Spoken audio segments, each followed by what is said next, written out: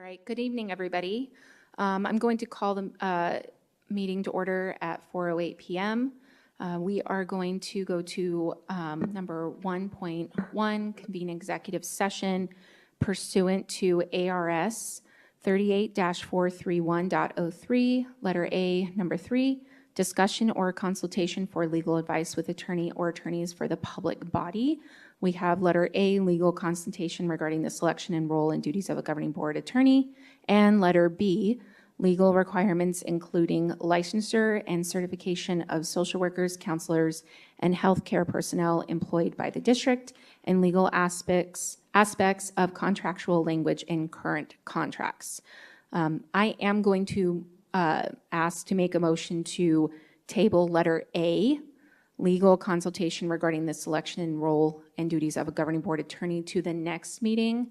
I just really thought about this of making that section more open to the public and wanting to be transparent with the public of our process of selecting a board attorney versus going behind closed doors. So I wanted to table that, make a motion to table letter A to the next board meeting to be open to the public. I will second. Thank you, Mrs. Ewing. So I just want to make sure that we have a motion made by myself to table letter A and a second by Mrs. Ewing. And we can run through a voice vote, as I believe we're still waiting for some to log in. Mrs. Ricks? Yes. Mrs. Ewing? Yes. Mrs. Proudfit? Yes. Mrs. Bowles? Yes. Clerk Toby? Yes.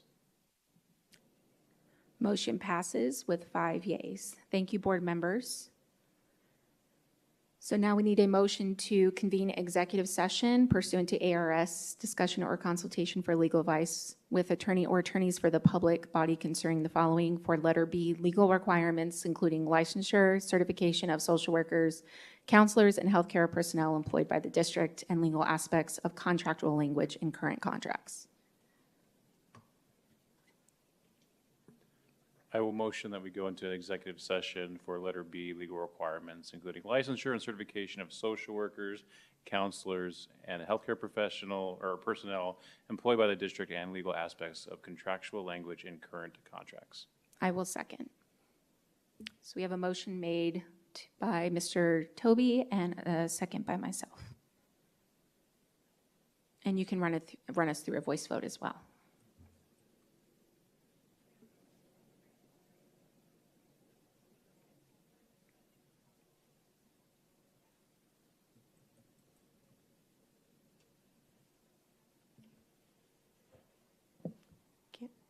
President Rooks, members of the board, please allow me just a moment to make those changes for you. Thank you.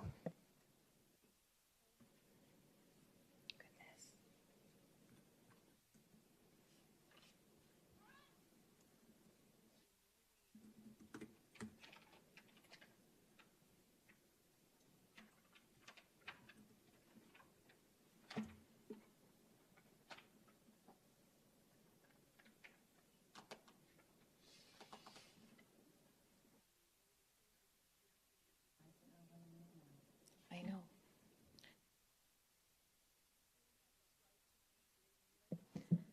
President Rooks, Yes.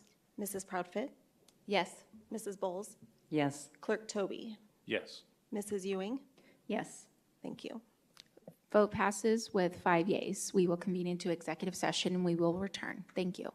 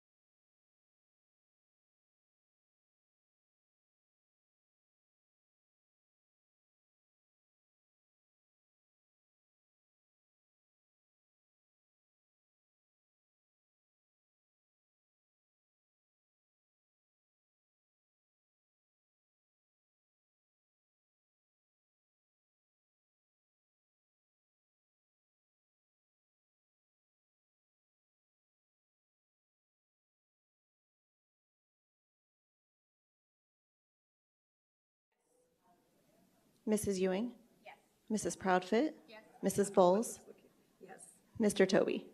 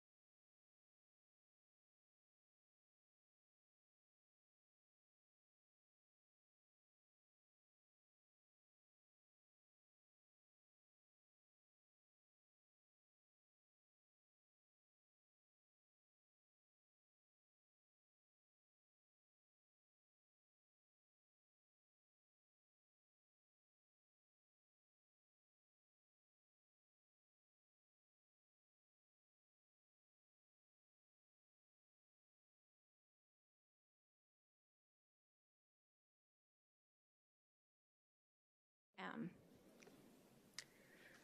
We are going to move on to opening exercises, 2.1 moment of silence and 2.2 pledge of allegiance. Mr. Jeff Toby, would you like to lead us? Thank you.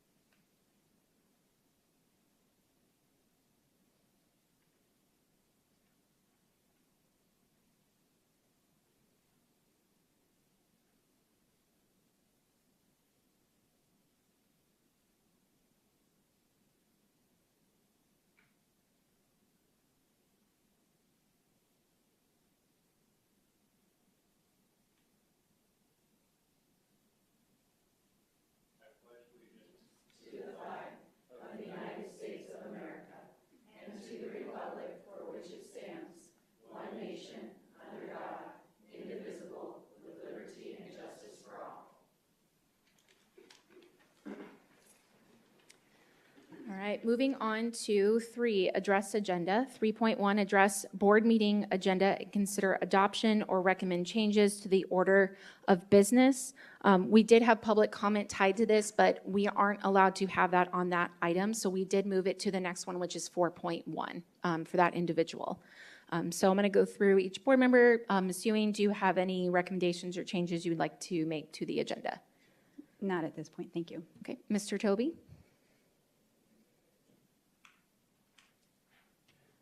No, for me, thank you. Okay. Mrs. Bowles? No, thank you. Mrs. Proudfit? None for me tonight. Okay, so I just need a motion to adopt the board meeting agenda as presented or recommend changes to the order of business. I will motion to adopt the agenda as listed. I will second. So we have a motion made by Mrs. Proudfit and a second by myself. Board members, we are going to go through a voice vote as one of the members are not logged in. So could you please run us through a voice vote? President Rooks, Yes. Mrs. Ewing, Yes. Mrs. Proudfit, Yes. Mrs. Bowles, Yes. Mr. Toby. Yes. Motion passes with 5 yeses. Moving on to 4, public comment. 4.1, request to address the governing board regarding matters not included on the agenda. We do have 2 public comments submitted here. So you will see tonight there is 2 public comment sections, one 4.1 and one at the end of the meeting. So we're going to spend about 15 minutes per public comment. First one is Jen Harmon.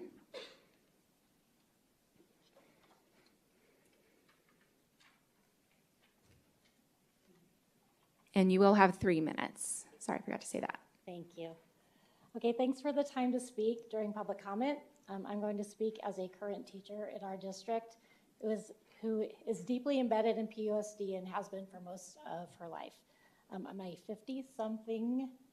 I'm 50-something and have been continuously connected to our district since I was 6 years old and began first grade at Heritage Elementary when my mom began teaching there with our police officer. He was in my grade at the same school. She taught in the district for 23 years, and I began teaching at Cheyenne Elementary right before she retired. My daughter soon began kindergarten at Frontier Elementary, followed by her brothers, who attended Lake Pleasant, Zuni Hills, and Coyote Hills. My middle son has autism and was blessed to be in the Arise program at Frontier and Sunrise Mountain. I was able to stay home and take care of his needs for a while, so I stayed home and I returned to teaching. My daughter also attended Liberty. All this to say that PUSD has been a big part of my life, almost my entire life. Over the past few years, there's been a distinct change in the tone and atmosphere at our board meetings. As someone who deeply loves PUSD, it has been absolutely disheartening to have board members sit in front and tear down our district, paint it in a negative light, speak aloud that our district is not for all children who walk through our doors, and even tell people to take their children out of PUSD. As someone who loves the kids who walk into my classroom every day, and has devoted herself to educating, supporting, and creating relationships with my students. It's broken my heart to have to listen to the vitriol, negativity at the meetings. I'm making a plea to you, our new board. Please be the good, be the light, shine a light on all the good that our district does. I work at an incredible school. It's full of devoted teachers, paraprofessionals, and other support staff. We make a difference every day. We're committed to our purpose of educating every child who comes through our doors each day, whether it be in our ABLE program for students with intellectual disabilities, kids from all types of families and backgrounds, kids whose only contact with a truly loving adult may come during their school day, or kids that have supportive families. Please remember them. Remember those of us who serve them, and shine a light on the beauty of PUSD. Your voices and how you speak matters. Thanks. Thank you for your comment. Next public comment is from Charmel Bolster. So we did move from 3.1 for you to 4.1. Thank you. I got it on the wrong one. Okay. Good evening, Board, President Brooks, and Clerk Toby, and all the members of the Board, Cabinet, and guests tonight, and those that are listening online, and our wonderful Superintendent. I'll be very brief. I just have one comment. When I saw the order of this, and this part was being moved to the very beginning, I'm not so concerned that it's at the very beginning, but I do have a concern that it comes before the recognitions, because oftentimes we have young children that are here and parents that are here for those recognitions, and sometimes these comments from the public can get very heated, and we talk about very serious and very challenging things. So I just have kind of a concern. I'd like to see this moved after the recognitions. It can still be at the beginning of the meeting, but I just have a concern when we have young children here that they may not need to be privy to listening to all of the things that are aired out at these board meetings. Thank you. Thank you for your comment. So that is all for 4.1 public comment. We are now moving on to 5 recognitions. 5.1 recognitions. Mrs. Airy. Good evening, President Rooks, members of the board, Dr. Summers, cabinet, and guests. We have a couple of recognitions this evening, and we do have some students with us tonight. But first, just one more welcome again and congratulations for our new board members. We were pleased to have a brief reception for you prior to the start of the meeting and in between that executive session and the meeting. So President Rooks, Mr. Toby, and Mrs. Proudfit, your official welcome reception. And on behalf of the district, we are very glad to have you here in Peoria Unified and serving in your capacity on our board. Miss Airy, it was Mrs. Bowles, not me. Oh, Just I apologize. I'm looking right at you. Mrs. Bowles, Mr. Toby, and Mrs. Proudfit. So welcome. I want to transition now as we are heading into a very important month. I'm going to see if I can switch, getting the okay, that I can switch microphones here to this one just a little bit better. We're heading into a very important month and celebration in our district. We are gearing up for CTE month, and so that is upon us and starting in the month of February. So fitting that we have some students that are really shining brightly in one of our wonderful CTE programs. So I know it's a program that most of you in this room are quite familiar with, our DECA program. It's one of our CTE student organizations for students who are interested in marketing, business, personal finance, and entrepreneurship. And if you have met any of the students that have been involved in this program, it is truly incredible to see the poise and much of the business acumen that they develop by being a part of this program, interacting with other students with similar interests, and certainly other industry leaders across our state. They just have access to so much opportunity as part of this program. They demonstrate just a wonderful skill set, things like written reports, industry action plans, solution-based role plays with industry professionals. 2 of our district chapters will soon be recognized at the International Career Development Conference that's coming up in Orlando. And so really exceptional work. That is Raymond S. Kellis High School and Ironwood High School. I am going to move out of the way and turn the time at the microphone for this recognition and celebration over to some of the wonderful students from Ironwood High School. It is my pleasure to bring Abby, Nick, and Karen up to the podium to share some comments about their experience with all of you.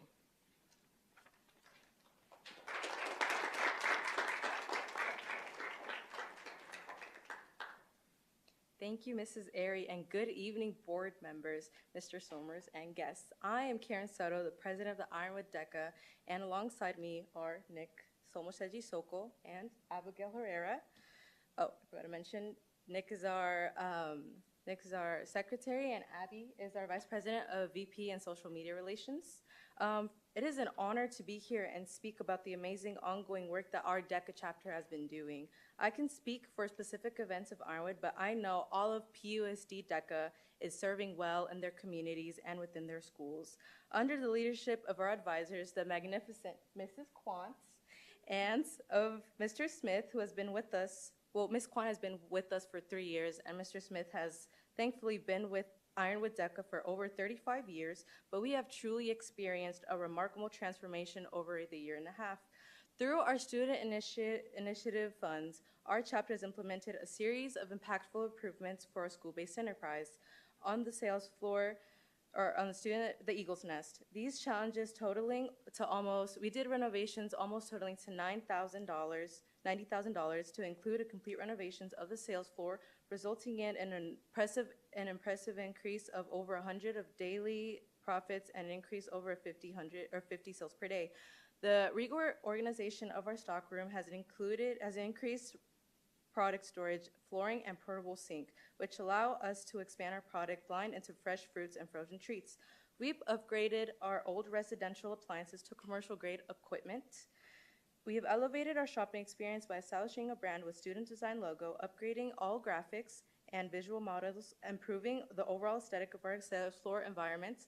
Additionally, with the help of our SO officer, Sid Noor, we upgraded blinds of the storefront wrap to improve our security without compromising the visual appeal, and the addition of a patio sunshade has created an inviting outdoor space for our guests. You should come by and grab some spiritware. That's new too. Thankfully, to thank the Marketing 1 students who have come up with this amazing idea as well. Beyond these physical improvements, our chapter has excelled in building a strong presence, both in competition and within our community. Last year, our chapter celebrated 3 national competition qualifiers as well as 2 national conference qualifiers. This year, our impact has grown even further, with one of our chapter officers now serving on our state council for public relations, as well as 2 members taking on social media internships within the community. Notably, our chapter anticipates having over 40 students qualifying for the state competition, which is an increase over last year, showcasing their dedication and teamwork in the career-building areas of marketing, entrepreneurship, personal finance, hospitality, tourism, and business administration. Our social media presence, under Abby's expertise, has been a pivotal tool in our chapter's success, amplifying engagement, promoting events, showcasing products, and enhancing communication with members, alumni in our community. Our digital outreach has helped boost membership, attract partnerships, and draw attention to our chapter's ongoing initiatives and our campus programs. Our chapter has also cultivated valuable partnerships with campus organizations like the Student Council, HOSA, Key Club, and NHS, as well as local businesses and community leaders. Industry speakers like Mrs. Myers and Mrs. Vesley and Ironwood DECA alumni have played a pivotal role in mentoring members in our Spotlight on Industry Speaker series, sharing insights that inspire and prepare our members for future competitions and careers. This growing network of support has translated into increased participation and commitment from our chapter's members, who actively engage in community initiatives like My Life Day, the CTE Expo, Homecoming, family movie nights, book drives, and blood drives. Our chapter's hard work has not gone unnoticed. National DECA has already notified us that we will be recognized with the prestigious Thrive Award at this year's national conference in Orlando for completing 3 challenging national campaigns in the areas of improved membership, community service, and chapter promotion. Looking ahead, our chapter is already, poised to achieve the highest state award, the Diamond Chapter Award, at this year's State DECA Conference at the end of February. Finally, after submitting our store's business plan for national review in not one, but 2 categories, we expect to receive DECA School-Based Enterprise Certification for our store. This is the equivalent of winning the Triple Crown.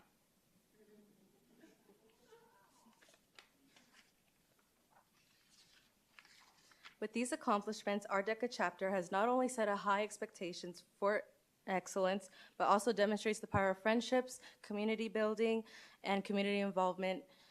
We couldn't have accomplished any of this without the support from our campus administration, district personnel, industry partners, and community members. Thank you.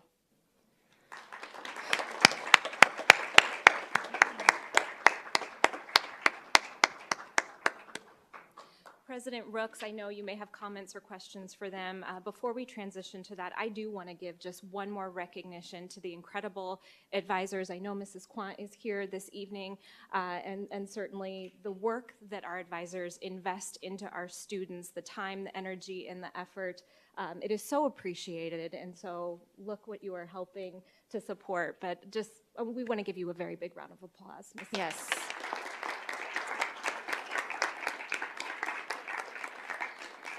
I also would like to recognize we have our director for CTE here with us tonight, supporting all of the programs and with the team here at the district level. Very grateful for Mr. Chad Eichenlob and his team, so thank you. And we'll turn it back over to you, President Rooks. Thank you, Mrs. Airy. I'm first going to let Mrs. Ewing speak first, give comments. Thank you. Thank you. Wow, you guys are amazing. You know, when I first, one of the first visits I had as a new board member 2 years ago was actually coming out and witnessing the DECA competition, and it was amazing. And it is very fitting that you guys are up for the trifecta with the Diamond Award, because any employer would think that you're a diamond in the rough as far as just so much you're going to bring to any organization that you end up with. I commend our CTE director, and I commend the advisors' work and everything you do to make this possible. I have so much gratitude that this district provides opportunities for students like you to be able to have such success and excellence, and I cannot wait to see what you continue to do beyond Peoria. Stay in touch with Ms. Airy so we can know what you're doing in the alumni and highlight you guys in the Peoria Unified magazine. So congratulations. Mr. Toby? Yes, Karen, Nick, Abby, congratulations. You guys should be proud. Definitely, you guys are leaders, right, in your guys' own realm. You guys should have your chins up, shoulders back. This is an amazing accomplishment, and I'm excited to accompany Dr. Summers and go to your guys' store when we do our visit. I'd be proud to get some merchandise from you guys and support you. So, as long as you have extra large, I'm just saying. And Mrs. Bowles? They've said most everything. Wow, I was a student in DECA a while ago. It's changed a lot. But wow, these are big awards, and I know that doesn't just come overnight. And I know there was a lot of help for excellent teaching, and I don't really know what to say except congratulations. And yes, like Mr. Toby said, leaders. I mean, that's what I see. And you know, don't stop with DECA. But it sounds like you've paved the way for the ones that are coming up behind you as well. So, and I'll take some. I'll represent as well, but I might wear the same size or bigger than Jeff. Mr. Toby. Thank you. Mrs. Proudfit? Congratulations. I love when students are able to come to these board meetings, because I think it sets a tone for us remembering exactly why we're here, and that is the success of our students. One of the things I wanted to point out, in addition to on track to win the Triple Crown, which is incredible, is just something I noticed about the leadership qualities you demonstrated as you were speaking about your project. And not one of you took credit or said, well, this is what I did. You all were talking about the value that everyone brought. And that's kind of something that's a little bit magical, I think, about DECA and speaks to what it really means to be a leader, is to bring out the best in people, to find value in each other, and to work together for a common goal. And clearly you're doing that in an exceptional way because you're being nationally recognized. In Orlando, if you need chaperones, I mean, we'd be willing. But congratulations, keep being leaders, and as a business owner, definitely keep in touch, because I'm sure there's other business owners in here too, but we will definitely want to hire you as soon as you're done with school. So keep in touch. We would love to know what you're doing, and congratulations. Yes, I'm going to echo a lot what was said up here, because I just think this is the part that we all can agree on, is seeing this in the boardroom and hearing you guys, just the way that you presented yourselves, how you talked, what you talked about with the sharing of the ideas of what you all did together, but also how you all intertwined to let each other speak, I think was amazing. And just hearing about what you guys have accomplished, it's amazing to me. I'm blown away by what you guys have done, and I think it's going to take you guys even further, and absolutely stay in touch with Mrs. Airy, because what I think is great too about what you guys have experienced through DECA, can you bring that back to the students that come forward? I think that is just great to hear from, students that have gone on and what they have accomplished because of what you guys went through with DECA. It's amazing. And yes, CT director, thank you for what you're doing for the program and for the kids, and your advisor. I know it's probably a lot of hours and a lot of trips and planning, and so thank you for that, and congratulations. This is just great.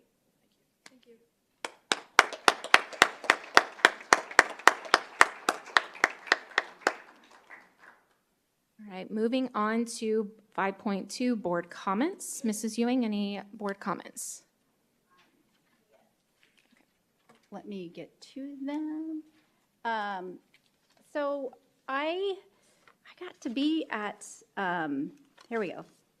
I got to go to a bunch of school visits, and I was there with Mr. Jeff Toby on most all of them. So that was a real opportunity to get to know him a little bit more. He had to deal with me being really excited about lots of different things at each one of the schools and hoping he could match my level of excitement. So anyway, we visited Peoria High School, Flex Academy, and the Met. And throughout some of that, we had the students walk us around. I did not get the wings. We missed the wings at the Flex Academy, I think it was. We missed the wings there. Jeff will have to tell you all about that. He got them. And then the next day, we went to Peoria Elementary and Skyview Elementary. So I want a big shout out to the principals that put those tours together and that really work hard to showcase what is great about those schools, especially to our new board members. And I want to, one of the things I always ask every school we go to is I say, I want to see the data room. I want to see how you're working with your students and your families and your staff on making sure that our interventions in the classroom are really helping those kids not only meet proficiency, but growth, and also if they're having any stumbling blocks, how are we intervening with that? So I'm very appreciative of the hard work that goes into all of the individual attention we give to student achievement. We also got an opportunity for those of us who were in town, to go to the luncheon that was put on, I'm going to forget the name of the location, but it was at the racetrack by the governor, who was inviting all education leaders, and got an opportunity to listen to her talk about what are her initiatives for this next year. I'm always excited when I hear any legislator talk about their emphasis and on providing more for our teachers. So that was something that was really, really great to see or to hear. And then the rest of the week was spent preparing for all of the all of the details and all of the material for this particular board meeting, as we're really, I think this new board is really trying to hit the ground running and very enthusiastic and so forth. So I'm looking forward to learning more about the new governing kind of style and how we have more conversations around collaborating. And one of the things that Mr. Toby was talking to me is he said, you know, his vision was we want to make sure that we're using each board member's skill and everybody comes forward with a skill. He said, you know, I don't want this to be like a 4-1 board. I want all of us to use our skills that we have and come together and have an opportunity to really bring forward great things for our staff and students. So as we're navigating, working with each other and navigating the new board style, governance style, I'm looking forward to it, and I will lean into difficult conversations, but I'm looking forward to new collaborations. So thank you. Thank you, Mrs. Ewing. Mr. Toby, board comments. Hello, everybody. Thank you guys for your patience, and appreciate everybody that came earlier to say congratulations. And thank you, Dr. Summers and Mrs. Ewing, for figuratively holding my hand when it comes to these site visits. And yes, she is very passionate, and I learn a lot just listening. So she does most of the talking, and I kind of absorb, which is great. But yes, those chicken wings that she mentioned from the Peoria Flex were great. They had different rubs on them. I took all of theirs because they left earlier. So my daughter thanks you again. But they were fantastic. Thank Mr. Fish, please, when you return to your school, and those students that made them. I did have the opportunity to come by the district office and see the tail end of the spelling bee. I just want to say I won't steal Dr. Summers' thunder, but congratulations to all of our winners, and especially to our champion. I wish I could have seen a little bit more, but it's just astounding to see, you know, these minds spell these incredibly hard words, and I would not have been a winner. I would say we also went to the Met. I'm not going to repeat what Mrs. Ewing said, but I will throw out that I asked, what do they need? What do they want on each of these campuses that I go to? And the Met students are very quick to throw out. The first thing that they threw out was, we want a full-size gel mannequin with organs and bones to work on. And so I'm like, that's a great request. So if anybody's listening out there that knows how to get their hands on one, that and also an ultrasound machine.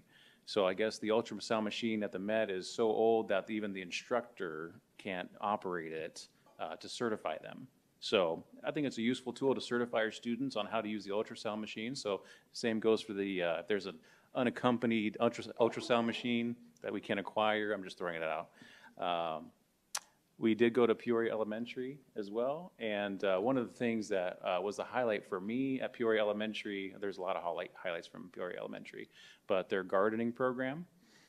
So they have community members, and then the community is certainly invested in all of our schools, but this one, it was real tangible. So the principal brought in these community members that are integral in their gardening program. So the students grow these plants outside the classroom, and these planters, they do all of the work, from shoveling into the, you know, the planter soil to planting the seedlings to sometimes even take them home.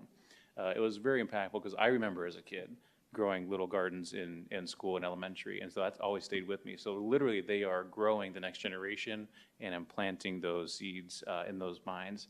Also Angela talking about the food bags that they do, totally outside of PUSD. This is really a community effort where they collect 100 food bags that they give out to the students for food that they can take home for the weekend. I think it says a lot about the character, not of just of Peoria Elementary, but also Peoria Unified, that every school site visit that we've gone to, heavy investment from the community, very, very culturally, like, it's part of that culture, and you can see it, especially when you run into teachers that were former students and other employees that were former students, and hopefully the DECA students will come back and maybe join business services. Ms. Virgil, where'd you go? Oh, yeah, so future DECA students over there, but anyway, we also toured Skyview, and that was an amazing campus to tour. I learned a lot there. Again, thanks for helping me along the way, but it was overall a great start to learning about our campuses, about our students and our teachers, and I'm excited to do the others. So thank you. Thank you, Mr. Toby. Mrs. Bowles, board comments? Yes, went to Canyon today with Mr. Toby and Dr. Summers on their sunflower program, which is very close to my heart. I was part of not writing the grant, part of the brainstorming for the grant there for their playground. And it's changed a lot. It's changed a lot. But just to see the excitement and, you know, when you walk into, you can tell a climate, I guess, when you walk into a classroom. And every classroom we went in, the kids were, you know, laughing. And one of which I believe was a first grade classroom, and they were on the floor playing, doing math, but doing the game of Uno, and just interacting, and you know, it was amazing.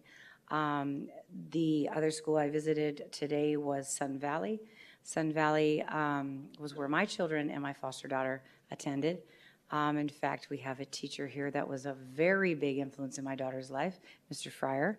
I had to take a selfie, which I'm not too great at, but just it's so encouraging for me as a community member, parent, you know, even alumni in the district, to see people still here, quality teachers, and you're making a difference.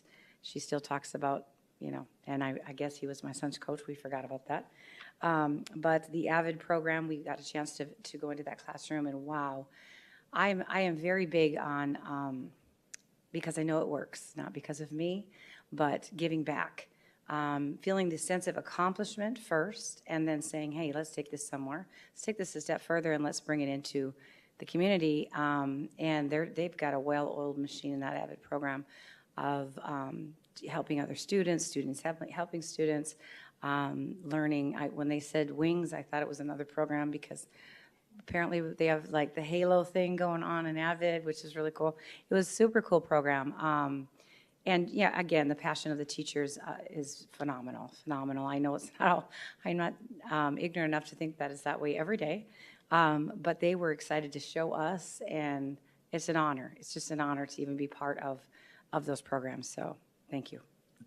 Thank you, Mrs. Bowles. Mrs. Proudfit, board comments. I'm going to keep my comments brief tonight because it's a lot of redundancy. And actually, I didn't have any school visits this week because as board members, we try to limit the amount of board members on any given campus. And this week's spots got taken really quickly. So I guess I didn't check my email quick enough. But anyway, so I have a lot of upcoming visits. I was able to go to the governor's luncheon. I did want to recognize another student, Nico Keene. You want to stand up?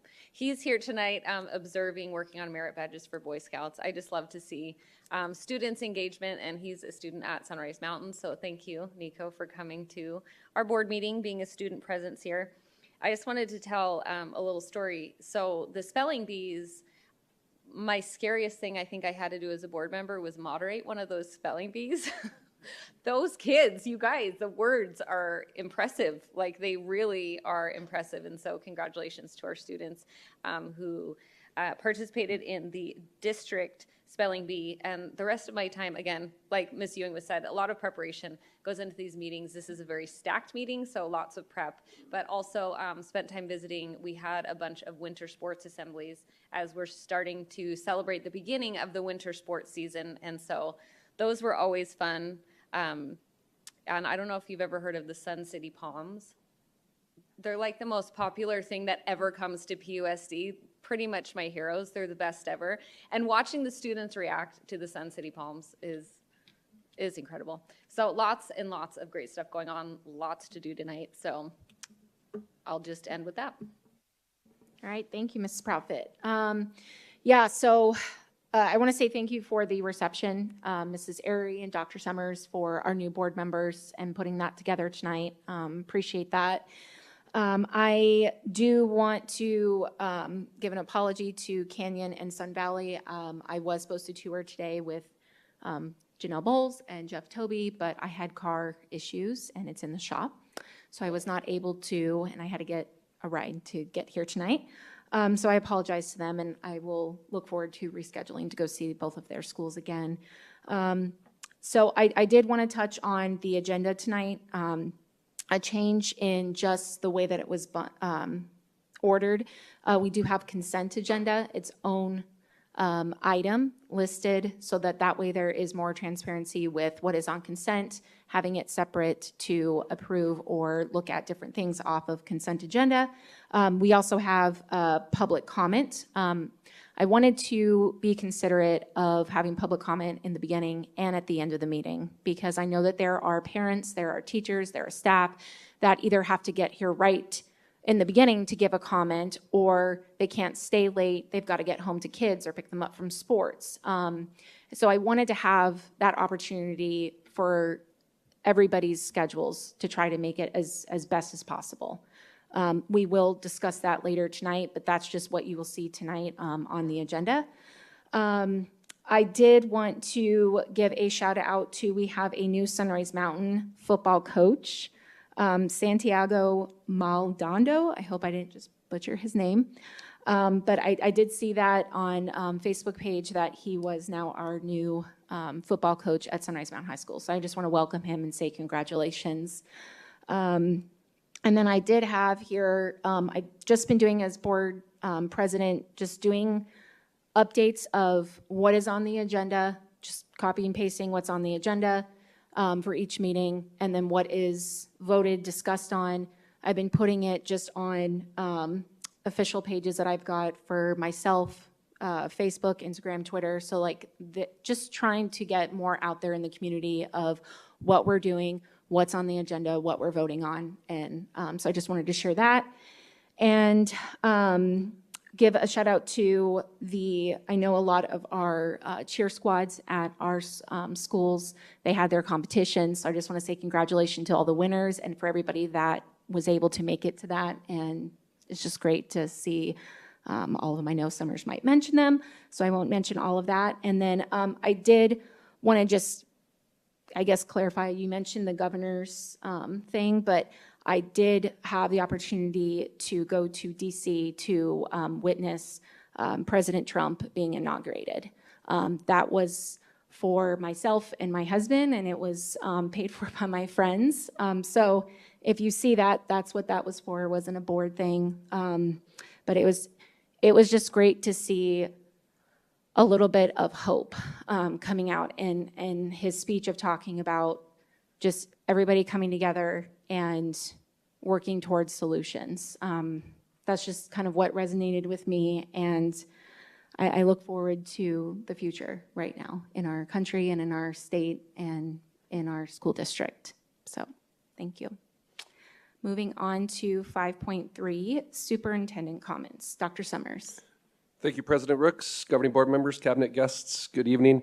So a lot to celebrate, a lot of student and staff recognition, but I'm going to take a brief moment here as we begin with a announcement that is part of our board HR report that will be in consent in just a moment. So we did receive notice from two of our incredible and invaluable leaders on our cabinet, so Ms. Michelle Myers and Ms. Laura Vesely, that they are making the decision to retire. And I know our time together has been a bit brief, although I think a lot happens when you work together on a day in, day out basis.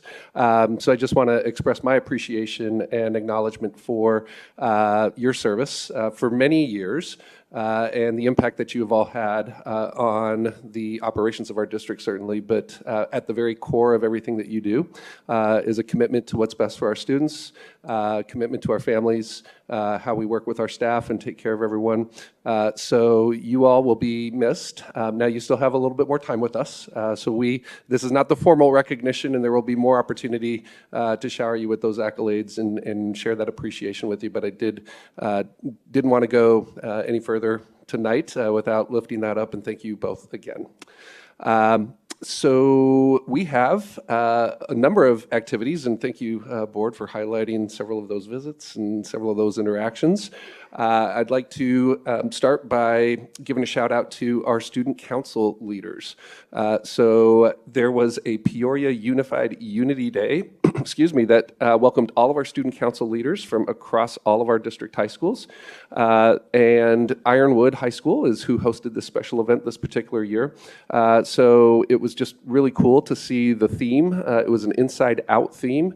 I had the opportunity to share a few words and to spend a little bit of time, but a big shout out to all of the effort that goes into producing an event like that and elevating leadership across our community. I want to congratulate Coach Tim Beck, also from Ironwood High School, for being named National Coach of the Year by NFHS. Coach Beck has dedicated 30 years of coaching to boys soccer at Ironwood, achieving 5 AIA state championships. Additionally, congratulations to the Liberty Lions Palm Line on their 3rd consecutive state hip hop championship under the direction of Coach Devney Smith. In particular, I want to shout out Devoni Lira and Avery Johnson from Liberty High School for earning their 4th state championship in hip hop, making history for the Lions. As was mentioned a little earlier, our district recently held our annual district spelling bee, where Ricky Gross, 8th grader from Oasis Elementary School, won with the word Argo, A-R-G-O-T. Ricky and 7 runners-up will advance to the Maricopa County Region 4 Spelling Bee. We wish them the very best of luck. Also, big shout-out, our communication and public relations team received another Copper Medallion Award from the Arizona School Public Relations Association for the 3rd consecutive year for their My Why campaign. The district also earned 3 awards of excellence and a certificate of merit for other publications. Congratulations to our whole team. Danielle, another big shout out. And this week is also National School Choice Week. And I want to thank all the parents who choose Peoria Unified School District. As Arizona continues to lead in school choice, I am proud that our district remains competitive and invests in programs that matter most to our students, families, and community. So in honor of National School Choice Week, I'm going to highlight just a few of some of our exceptional programs, including Apache Elementary School's Gifted Program, Copperwood Elementary School's Center for Differentiated Instruction, Peoria's eCampus, who offers virtual learning options for students, Ironwood High School's International Baccalaureate Program, the Met Professional Academies, programs in medical, engineering, technology, cybersecurity, and global business. Peoria Traditional School's Back to Basics approach with high parental involvement and school uniforms, and Santa Fe's Spanish immersion program, to name just a few. So we recognize the many choices families have for their children's education and are grateful for those who choose our exceptional public schools. President Rooks, that concludes my comments. I'll turn it back to you. Thank you, Dr. Summers. All right, moving on to 6, address consent agenda. 6.1, address consent agenda and consider approval of recommend changes. Mrs. Ewing, do you have any changes you would like to recommend on consent agenda? I do not, thank you. Okay, Mr. Toby? No, thank you. Mrs. Bowles? No, I do not, thank you. Mrs. Proudfit? None for me, thank you. Okay. I would just like to pull 7.13. It's update course fees and non-class fees for the 2024-2025 school year. I just would like to have a little bit more in-depth on that one.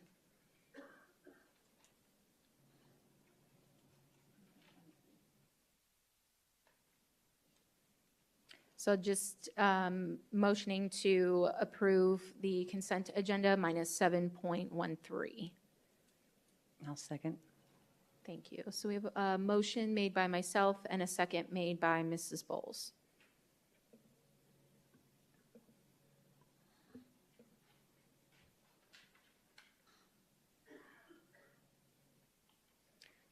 We'll run through a voice vote again. Mr. Toby? Yes. Mrs. Bowles? Yes. Mrs. Proudfit? Yes.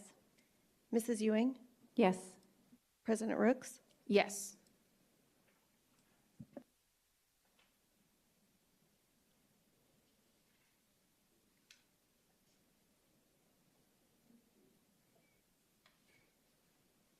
Motion passes with 5 yeas. Go ahead and refresh your screens too, board members.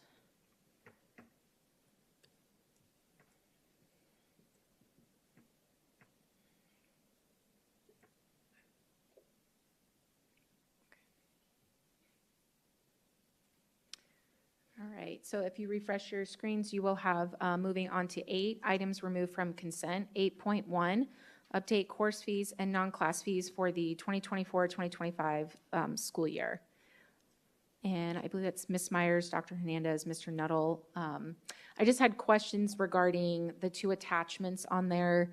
You have here high school parking space personalization fee, e-campus fee, student learning environment, apparel, scrubs, et cetera, and then updated loss calculator fee. So could you just walk me through what those are?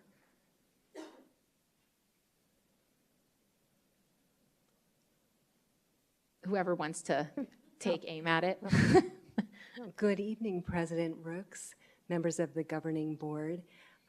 Each year we do bring our list of class fees and non-class fees for governing board approval, and on May 29th, 2024, we brought the list, there were several actually, forward for approval. What we're doing tonight is bringing, and I don't know if we can pull up the 2 attachments for additional fees for this year. So the attachments in board docs, all of the non-blue highlighted fees were already approved. And so here, if we look toward the bottom, you'll see the 3 new fees.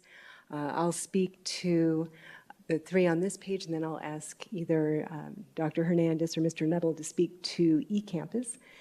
But our high schools have asked that we include the opportunity for students to be able to personalize their parking space with paint just for a semester or the year. So that's at the principal's discretion, working with the students. So that's what that fee is.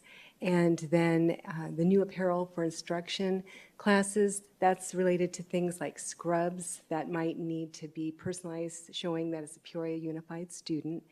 And then we do already have in place a lost or damaged calculator fee, and due to the cost of the replacement calculators, there's a $10 increase. So that's the background on those 3 particular fees, and now I'll turn the rest of the conversation over to my colleagues. Thank you. Thank you, Ms. Myers. President Rooks, members of the governing board, you'll see on the second attachment that you referenced the specific fees for eCampus. Just wanted to point out that these fees are not for our eCampus students that attend eCampus full-time or part-time. So these fees are for students that are trying to advance. So if they're a full-time student and taking additional courses, whether it be in the summer or whether it be in time that their schedule permits throughout the course of their day, these fees are what are applied. So in many cases, students want to advance and take additional courses, or their schedule permits them the opportunity to take other courses that fulfill graduation requirements, but they can't fit that necessarily into their schedule because of other commitments and things of that sort. That is the nature of these fees. Okay, and I guess I know you're bringing it to us tonight, but has that been explained to parents yet of the possible changes? It has, and I actually have invited Mr. Fryer here to talk a little bit about that. He's ready and able to answer any questions specific to his communication strategy. So. Okay, yeah, if you could just maybe just fill me in on how you communicated with the change. Happily. Yes, nice to meet everybody. I'm Jeff Fryer. I'm the eCampus coordinator. So as Mr. Nuttall said, the $300 fee is only for students who are taking classes in addition to the full course load that they have. Out of that $300, the majority of that is paid towards the teacher as a stipend, because all of our eCampus positions are paid for out of that. So every teacher, we basically pay per student in those courses. So $200 of that $300 goes straight to the teacher. The other $100 goes into the 529 fund, and that becomes part of the benefits and all the pieces that I am not educated enough to speak on. That would be definitely in Ms. Myers' purview. So that's really what that is. The reason you see a difference in price is obviously because there's full credit courses and there's term courses. So for term courses, the teachers are paid half the price, the students are charged half the price. As for the $300, that's communicated both on the website and as soon as teachers or as students apply for it. It's part of the form the parents fill out. where they acknowledge, they understand these things, and it's part of the communication because all of those things happen. They fill it out online, and then communication happens from our office to every parent that comes in to make sure that all of those fees are understood before they go in. We even have, I think currently we have about 25 students taking courses in addition to their course load, and another 1 or 2 that are taking 2 courses in addition to their course load. So it's not something that's used extensively, but for the kids that do it, we love to be able to offer that opportunity for them so they can kind of excel or push for something that they're looking forward to. Thank you for that. I appreciate it. Board members, do you have any questions, comments? I I heard do. you over there, so I was going. My daughter's one of the students that takes extra classes. You know, you've done a great job communicating that. So as a parent, I felt like it was communicated. I also wanted to point out this is not the only option for students to take classes during the summer. There is another option that is free. So for students that might need a free option who are looking at, that is something that our guidance counselors are well versed in and communicate to students. So I just, in case anyone was wondering if there was a free option for any student that wanted to work through the summer, my daughter did that as well. And there is. So this isn't the only option, but it's just a way to subsidize. And I'm just saying thank you for being able to offer these things. I think one of the strengths, and we're really leaning into in Peoria, is having our education be as unique as each of our students and leaning into choice in education. And, you know, utilizing eCampus has provided a way for my daughter to be home more and able to work on other things and work on different things that are important to her. And so it's been great as a sophomore for her to be able to utilize this different way of learning. And it's really great, I think, prep for college because it's very self-led. So thank you for your work. Of course, thank you. Yes, thank you. Is there any other questions or comments? Mrs. Ewing? I do. Thank you. About how many students are in your program? I think I've asked this to Dr. Summers before, but just remind me. Definitely fluctuates from semester to semester. I think currently we have about 700 students actively taking classes right now on eCampus.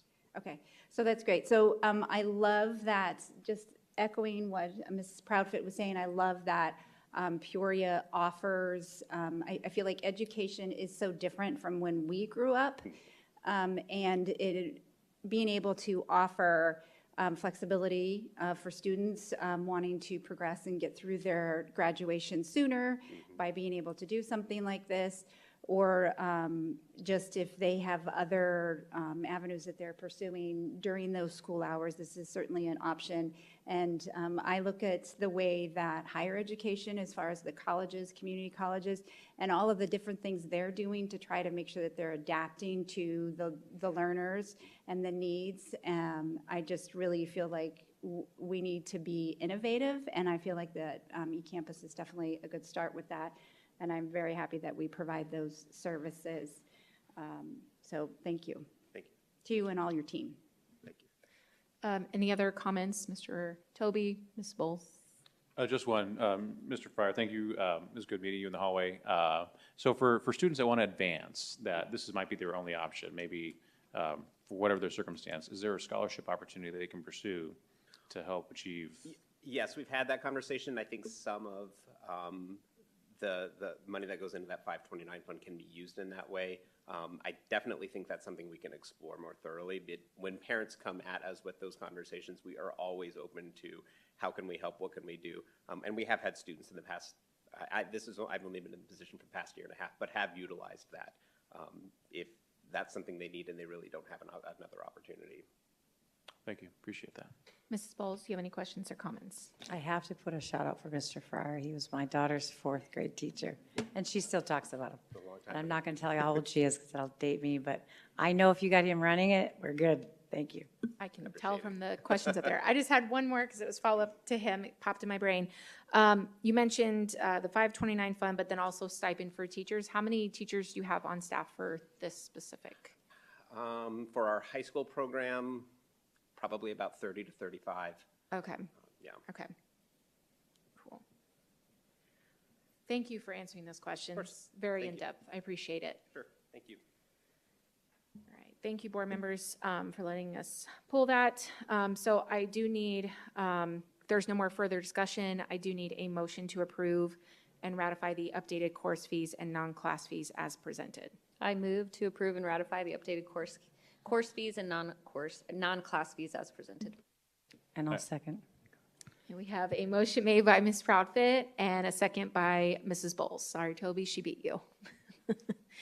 And if you could run us through a voice vote as well, please. President Rooks, Yes. Mrs. Ewing, Yes. Mrs. Proudfit, Yes. Mrs. Bowles, Yes. Mr. Toby. Yes.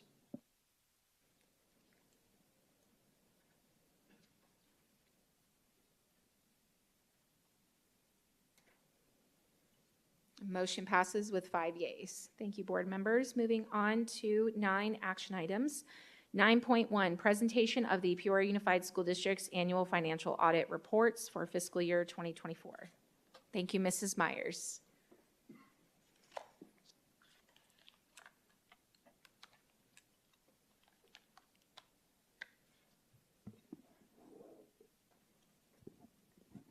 Well, good evening, President Rooks, members of the Governing Board, Dr. Summers, Cabinet, and community. Thank you for the opportunity to provide an overview of the fiscal year 2024 financial audit, single audit, and USFR compliance questionnaire for the Peoria Unified School District. This evening, I am joined by Mr. Dennis Maschke, CPA, partner with CWDL Certified Public Accountants, the district's audit firm. Mr. Maschke will provide an overview of the issued audit reports and fiscal year 2024 USFR compliance questionnaire finding. Later in the presentation, I will provide additional comments on the annual comprehensive financial report and the USFR compliance questionnaire. At the end of the presentation, we will be available to answer your questions. I will now ask Mr. Maschke to begin his portion of the presentation. Thank you. All right, good evening, President Rooks, members of the Governing Board. Thanks for meeting with me today and letting me talk about the fiscal year 24 audit. So when we do the audit, there's 4 reports that we issue as part of that. We say we come and we do one audit, but really I like to break that down to 3 different things we do. We review your federal compliance, we review your financial statements, and we also review the USFR state compliance questionnaire. The 4th report that we give is what's called the governance communication. It really highlights some of the main things, any changes or things like that that have happened during one audit to the next. I also want to talk a little bit about the timeline. The audit, we don't just come out and do this in a couple days. It's a really long process. We come on site for 2 weeks, and then we do a lot of work remotely as well. We come one time in the summer where we test a lot of your federal and state compliance requirements.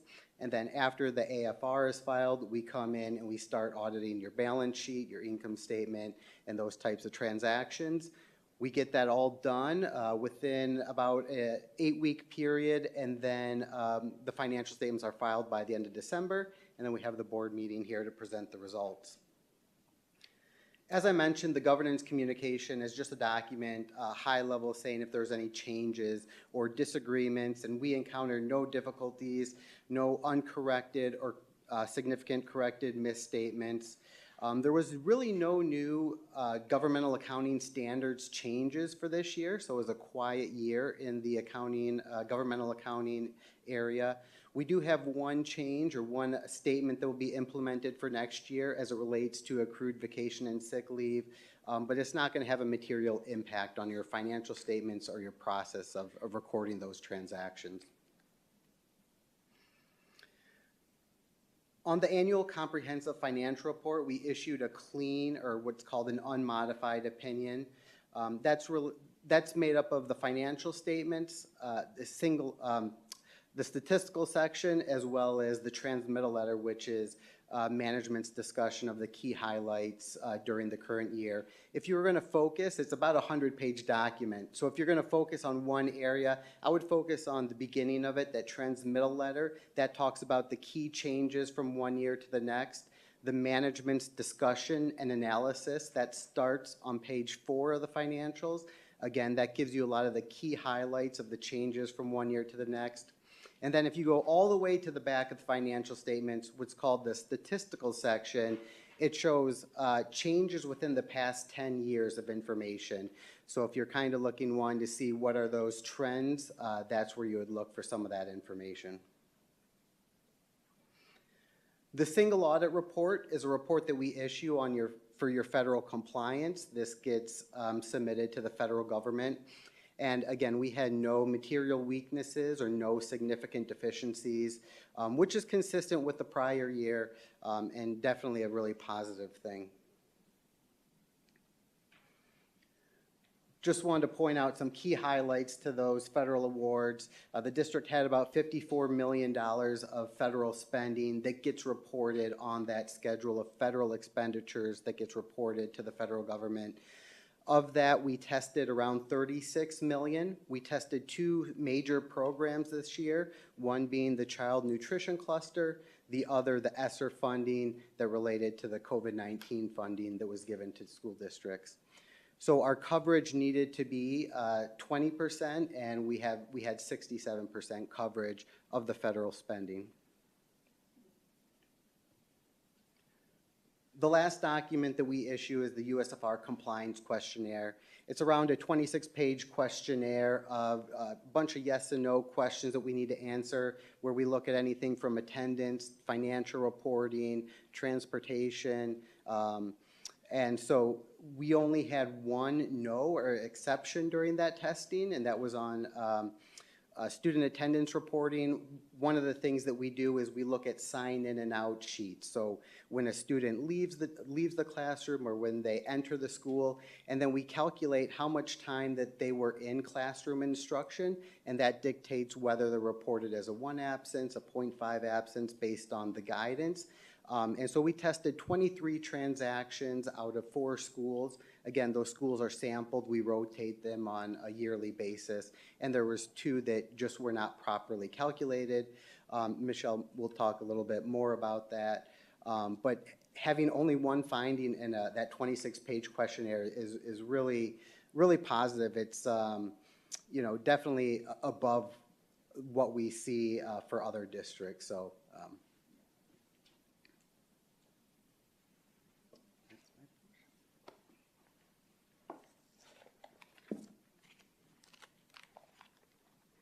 Thank you, Mr. Maschke. I will now provide additional information about the district's annual comprehensive financial report and uniform system of financial records compliance requirements from the Office of the Arizona Auditor General.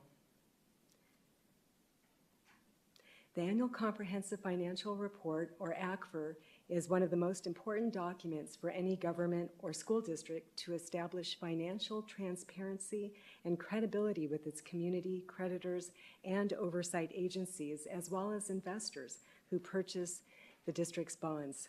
The report provides a complete overall financial picture of the district, and we publish a copy of the ACFR on the district's website for our community to access and review, as well as tonight, as part of the agenda item, all of the audit reports that are being discussed are available for the community.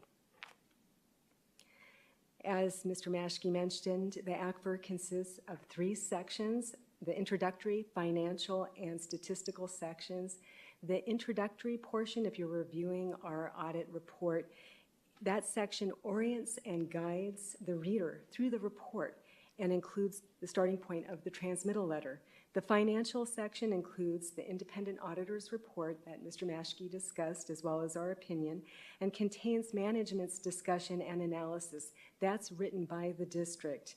And that information supplements the financial reports, as well as the statistical section, if I can say that word, which includes financial, economic, and demographic information. In the transmittal letter and management discussion and analysis in the report describe the fiscal year's results and key factors influencing the results. Examples of the factors affecting financial condition include long-term financial planning, financial analysis, economic impacts, and future budget considerations. And those key sections and related pages are noted on this slide. And I'd like to thank the entire Business Services Department for their work during the audit field work, as well as the associated annual reporting.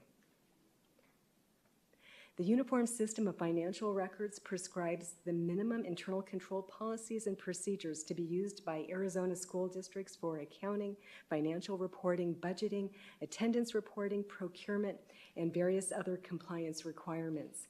To help the Arizona Auditor General determine whether a district has attained an acceptable degree of compliance with the USFR requirements, the district's audit firm must complete the USFR compliance questionnaire, and that entire questionnaire is attached again to this board agenda.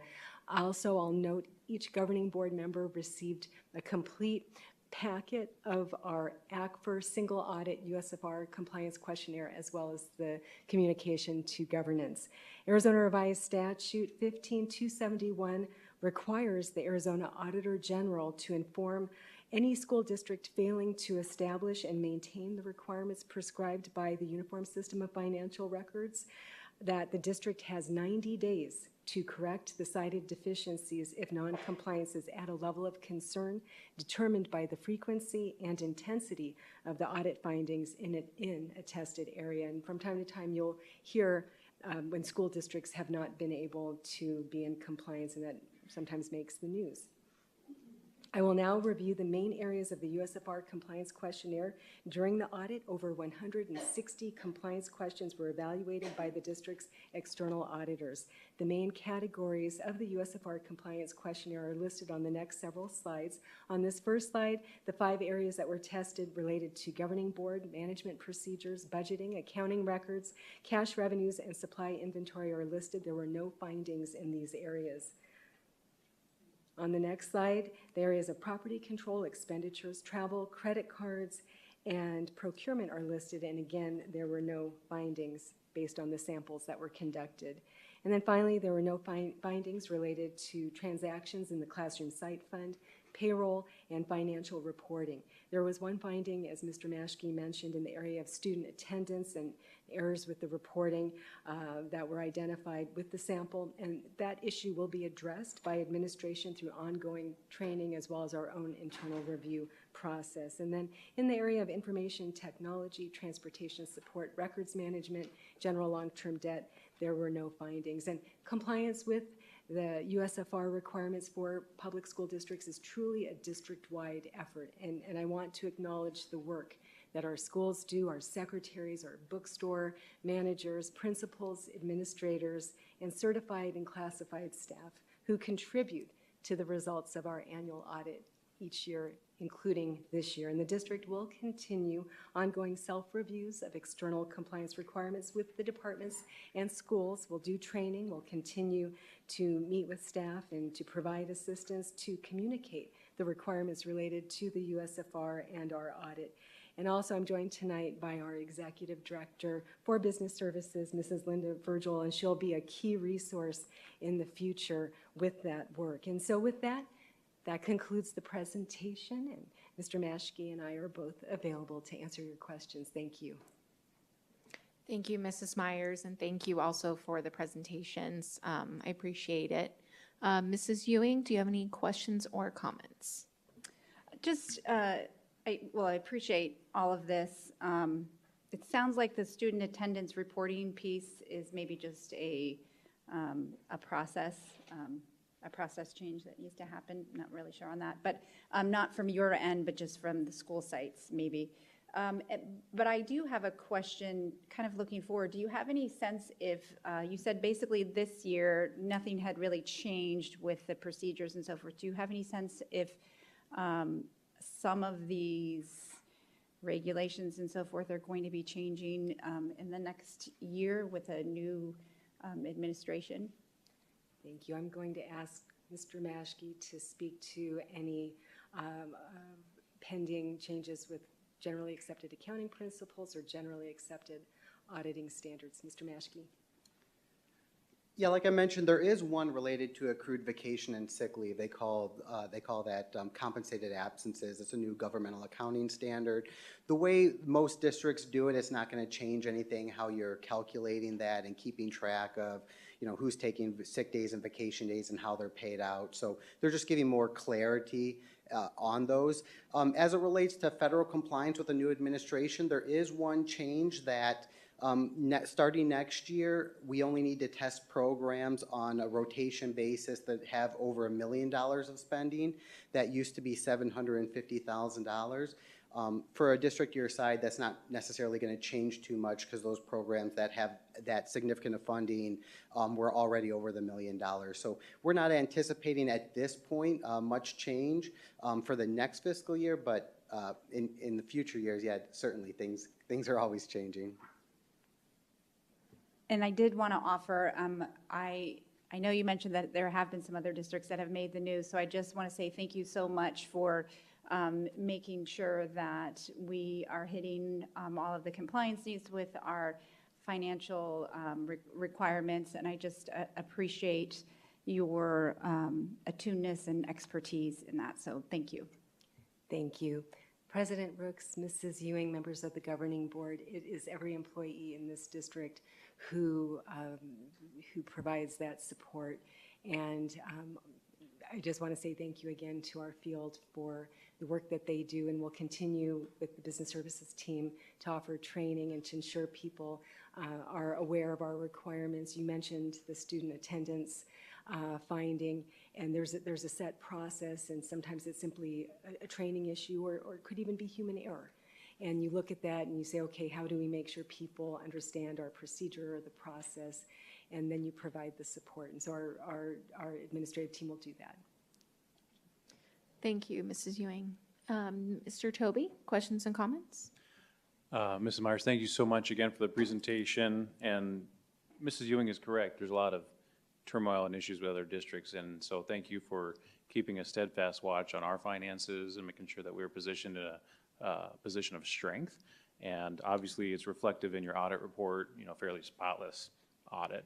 I had one question. It's somewhat tied to the audit here, but how are we doing health-wise when it comes to our unfunded liabilities with our employee pensions? Thank you. I'll offer a comment, then I'll ask Mr. Maschke to add anything that he would like to.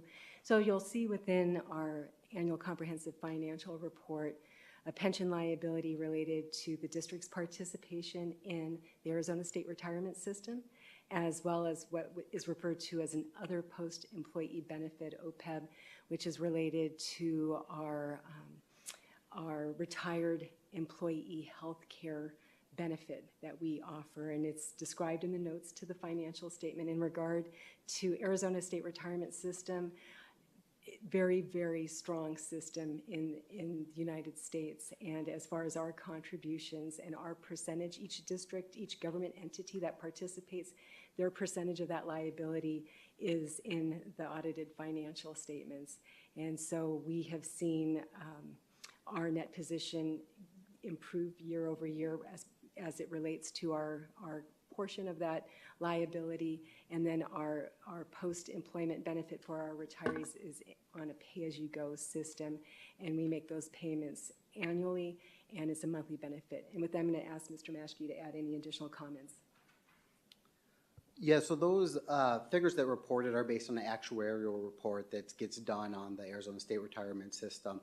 This year, we did see a decrease in the liability. And so that's based on a lot of factors. Obviously, investments are doing well, so there's more of that that's affecting it positively. And then they'll change the contribution rates based on that actuarially determined liability. So, that's really more of a question for the retirement system. Like Ms. Meyer said, that gets proportionally distributed down to all the participants, and that's what gets recorded on the district's financial statements. Thank you so much, and congratulations on a much-deserved retirement. Appreciate all your work you did. Thank you. Mrs. Bowles, any questions or comments? I don't have any questions, but I just want to say thank you. Thank you, because if you're paying any attention to any school districts, we've got, others that are not managing money so well, and that's screams, mirrors, whatever you want, a word you want to put to that, that you've done a great job, and I appreciate that. And I'm sure I'm speaking to all constituents out there. And congratulations on retirement, and hopefully you'll find a safe place to land out there somewhere. But I do appreciate that at a time when money is very tight on every front, that that you've kept this district afloat with everyone, you know, helping you. I realize there's other people behind you, but that's a lot of work, and we just appreciate that. Thank you. Mrs. Proudfit, questions, comments? Okay, so I just want to make sure that I understand the student attendance. So is basically the discrepancy, because you were saying it's based on the sign-in and the sign-out. So a student is leaving after second period for whatever, a doctor's appointment, and just doesn't sign the sign-out paper? It's not necessarily that they're not signing out the paper. It's that the calculation of how much time that they were present in school differed than what was reported to AD, reported to the state. So it could be that that person put in the wrong time. It could be something like that. It could be a clerical thing as the information that was uploaded into the system. So this is a pretty common thing, or a pretty common finding we find with a lot of districts. But you know, that's what it is. It's the calculation of the amount of time that we're calculating that they were present based on the time that's put into that log.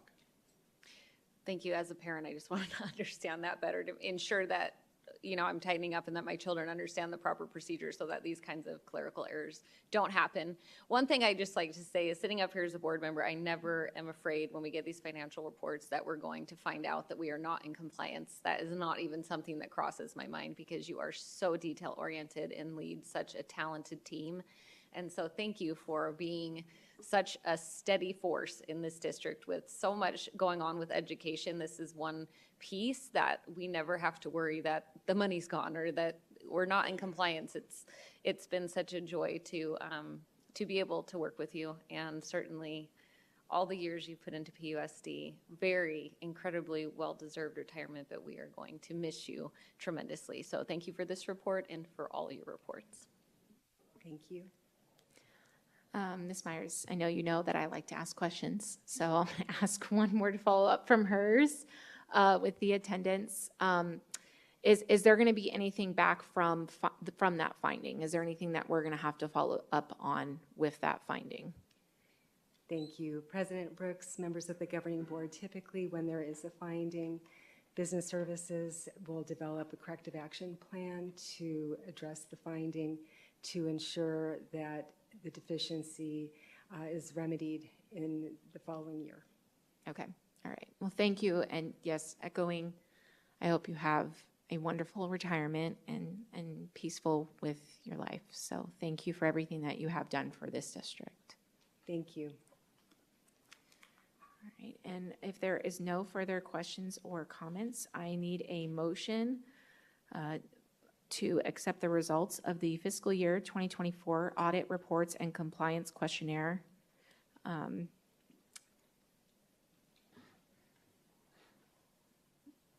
I will motion that we approve the governing board to accept the results of the fiscal year 2024 audit report and compliance questionnaire. And I will second. We have a motion made by Mr. Toby and a second by Mrs. Bowles. And if you could please, we are able to do regular voting system now, so we will not need a roll call vote. If I may, President Brooks, actually, state statute requires a roll call vote for the governing board to I just saw that there. Yes, Sorry. thank you. Recommended action. So now we will do roll call vote. This will be the last one we do this evening. Mr. Toby. Yes. Mrs. Bowles. Yes. Mrs. Proudfit. Yes. Mrs. Ewing. Yes. Yes. Thank you. And President Rooks. President Rooks. Yes. All right, motion passes 5 yeas. Thank you, board members. Moving on to 9.2, Peoria Unified School District RFP, IFB, and bid fiscal year 2025 multi-year contract extensions. Ms. Myers. Thank you. Good evening again, President Rooks. Dr. Summers, members of the governing board, cabinet, and community. Administration previously provided a comprehensive procurement presentation to the governing board on February 22nd, 2024, regarding school district procurement and related requirements in state statute, the Arizona Administrative Code, and the Arizona Procurement Code. And I'm going to ask our team to please pull up that agenda item so everyone can see what I'm referring to, please.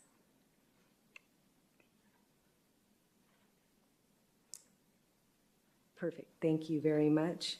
The governing board approves requests for proposal, RFPs, invitations for bid, IFBs, and bid awards that are made by the district for the procurement of goods and services that will cost $100,000 or more each year. The awards are up to 5 years, renewable annually with governing board approval. RFP 12-5551-56-13, student travel and group tour services, was originally approved by the governing board on January 27, 2022 as a multi-vendor award. Tonight, administration is bringing forward the vendors that are being renewed for year 4 of the 5-year contract for your consideration and approval. The estimated expenditures for this RFP with the listed vendors is approximately $550,000 a year. Thank you. Thank you, Mrs. Myers. Ms. Ewing, do you have any questions or comments? I don't. They just all look like amazing vendors, and I'm happy that we have those partnerships. Thank you. Thank you. Mr. Toby? No, thank you.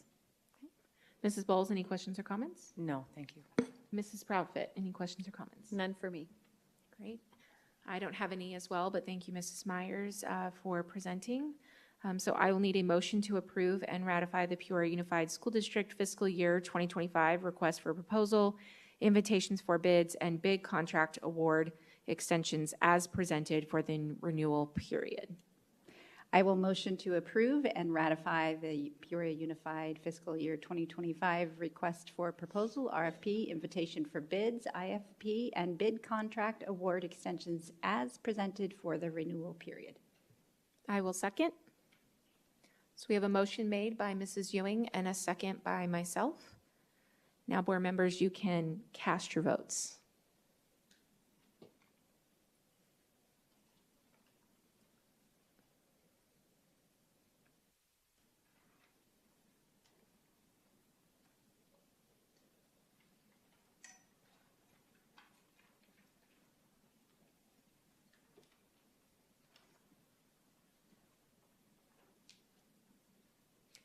And motion passes with 5 yeas.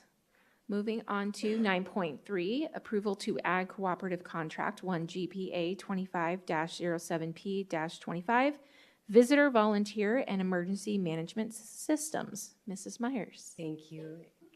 Terry, if you would please launch this agenda item. Thank you, Mrs. President Rooks, members of the governing board, Dr. Summers, cabinet, and community. On June 26, 2024, the governing board approved the district's continued participation in a number of cooperative purchasing groups and consortiums as is permitted under the school district procurement rules. Membership in the cooperative purchasing groups and consortiums assists the district in obtaining lower contract pricing through volume bidding in an effort to obtain maximum services and quality commodities.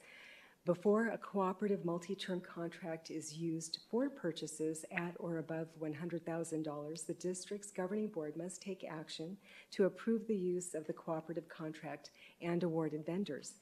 Approval to add cooperative contract 1 GPA 25-07P-25, visitor, volunteer, and emergency management system is being brought forward for your consideration and approval tonight. The district's purchasing department has completed the required due diligence for district use of the contract for 1 year, renewable for up to 4 additional 1-year extensions. Raptor Technologies, LLC, is the awarded vendor to provide integrated school safety software, and the annual cost is estimated to be $100,000 a year. Thank you.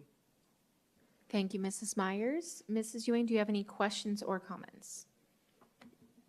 I believe all, I don't know if all of us, I believe all of us maybe received a email from a community member asking some questions about the emergency management systems. So I was hoping that I would be able to ask some of those things. One of the questions was that they had a concern about the system. Does it access state and local databases? President Rooks, Ms. Ewing, if I may, given the nature of this specific item related to the procurement of this specific contract, I would recommend and advise that we stay focused simply on that item. We are happy to address those questions at a different time and in a different manner. Okay, so it looks like that's outside of the agenda item. It would be. That's fine. So if we can just make sure we follow up with that person, that would be great. So Absolutely. as far as the contract, I don't have any questions on it, but thank you. Mr. Toby, do you have any questions or comments? I do think that, I mean, how is it not relative to the RFP, Dr. Summers? So Mr. Toby, what I would try to separate out here is, I think many of those questions are with an understanding that the system itself would be approved and then applied, which what I will tell you, and I think we've had a number of conversations around this, is that this is really about ensuring the safety and the visitor management and volunteering efforts of the district. So we have had multiple conversations around that. I just think if we go into the details of how that system is actually being executed, it would, some gray area there, but it would be outside the scope of whether or not the board is willing to approve this contract at this point in time.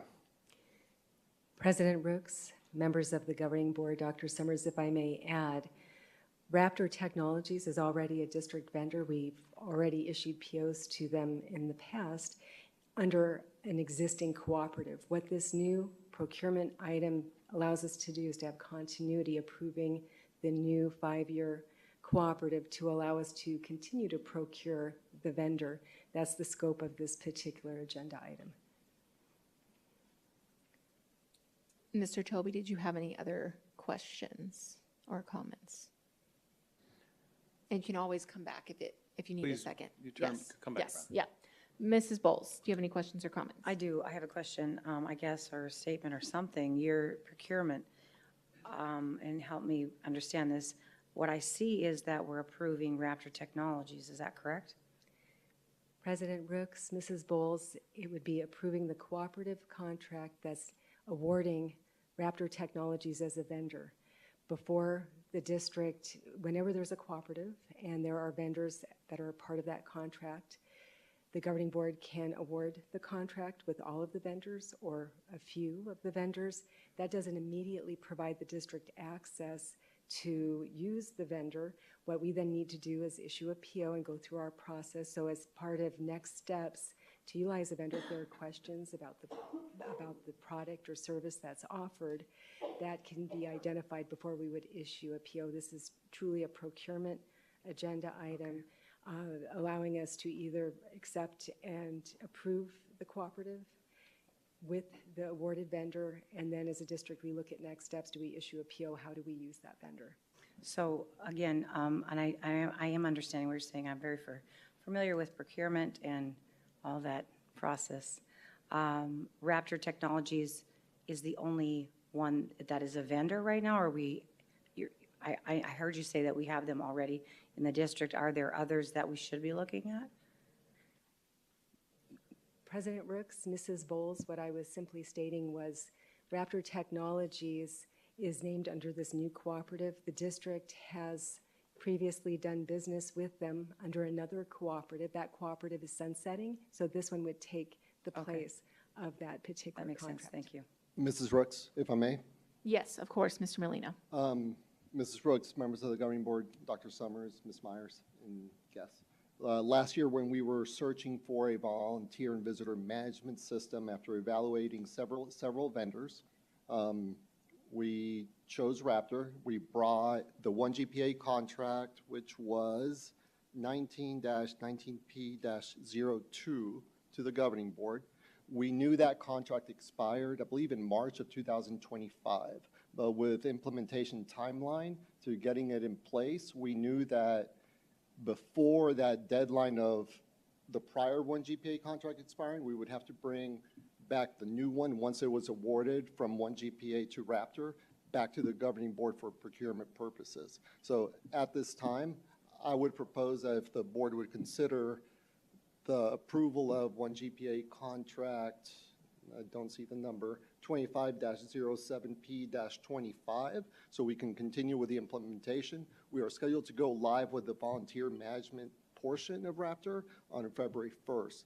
I would then ask Dr. Summers if during a study session in February, we can bring a presentation with a demonstration to the governing board how the Human Resources Department will be using the Raptor system for volunteer management. And then there's another portion to Raptor, which we will probably not go live till very late of this school year till August, which is the visitor management system. And we're still working through how that implementation is going to go, but the volunteer portion of Raptor is scheduled to go live February 1st, I believe, Ms. Pesley. Thank you, Mr. Molino. Ms. Bowles, do you have any other further questions from that or comments? No, I don't think so. Thank you. Okay. Mrs. Proudfit? As someone who is currently going through the approval to be a level 2 volunteer in the district, I really, really appreciate the level of care that we give to who is in front of our students. Both level 1 and level 2 volunteers, it's intense and it involves fingerprinting. And as a parent, I definitely sleep better at night knowing that the volunteers, we love to utilize the volunteers, but knowing that we have a good track on who is in front of our students. I was glad to hear about Raptor specifically because it's not the easiest process currently, and so I'm excited for how the introduction of Raptor will streamline that, both for a district who, for level 2 you have to do background checks, level 1 involves fingerprinting, but how it will kind of join the process to make it a little bit more seamless for both the sites and for districts. So I very much appreciate the level of care that we take, so thank you. Thank you, Ms. Proudfit. Mrs. Ewing, and then I'll go to Mr. Toby. You're good? Okay, Mr. Toby, coming back to you. Yeah, like Mrs. Proudfit, I signed up to be a volunteer at my kid's school and did the form online and whatnot and never got a phone call back. So I understand the frustration. I also understand the safety component of we want to be able to control who's coming on our campus. So I understand. I just want to make sure that we have an avenue to address citizens' questions before we expend additional monies. I know that it is already currently in progress. And maybe another question is, if it wasn't implemented until late, when was the contract that we initially got? What year was that, Mr. Molino? Mrs. Rooks, Mr. Toby, I believe we procured the first purchase order and quote around September of 2024, I believe was when we did the purchase and started implementing with Human Resources November timeframe, November to now, and we've been going through that process. Just yesterday, we were able to demonstrate what the volunteer management system and the process will look like for 2 principals yesterday, and we got their feedback, and HR is now ready to go live February 1st. Yeah, thank you, Mr. Molino. I just want to make sure we can have an avenue to address concerns from the community regarding this purchase of around $100,000, but I don't have any further questions. Mrs. Ewing? He covered that. I was just going to say that that could be something, unless you feel like you don't need it, is we can add that to requests for to be in a Friday report or that type of thing. So. Yes, thank you. I after kind of just listening back and forth, I appreciate you explaining, Mr. Molino, the process. And for me, I go back to, I've seen previous board members bring up the fact that you're bringing something to us to approve when we don't have all of the steps or the information quite yet. And we do have a community member that emailed that had questions. And I just have a hard time if I can't answer those questions before taking the vote. So I completely understand the study session and breaking that down. I would have loved to have seen that before this tonight, because I need to know, like, what are we approving? I'm totally for prevention, safety for our kids, who's coming on our campus, but we have to do our due diligence in making sure what we're approving, what are the steps, what is the process, and then answering any questions and concerns that we get as board members. That we're put in this spot now tonight with, this is right in front of us, and you wanted to go live February 1st. It would have really been nice to have that opportunity to be shown, like, this is what the steps are, before you brought this tonight, because it feels like a blind spot, walking in blind. And for me personally, I don't like that, not when it comes to the kids' safety. So that's just my thoughts and opinions on it, Dr. Summers.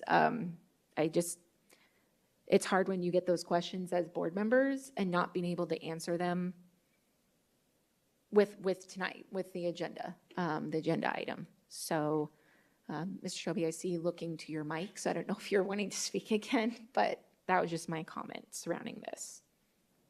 I just wasn't sure if there was a process to where we could, or what would the ramifications be if we were to, say, table this. I know that we're going live February 1st, so that way we can get the answers before we make the expenditures and the investment.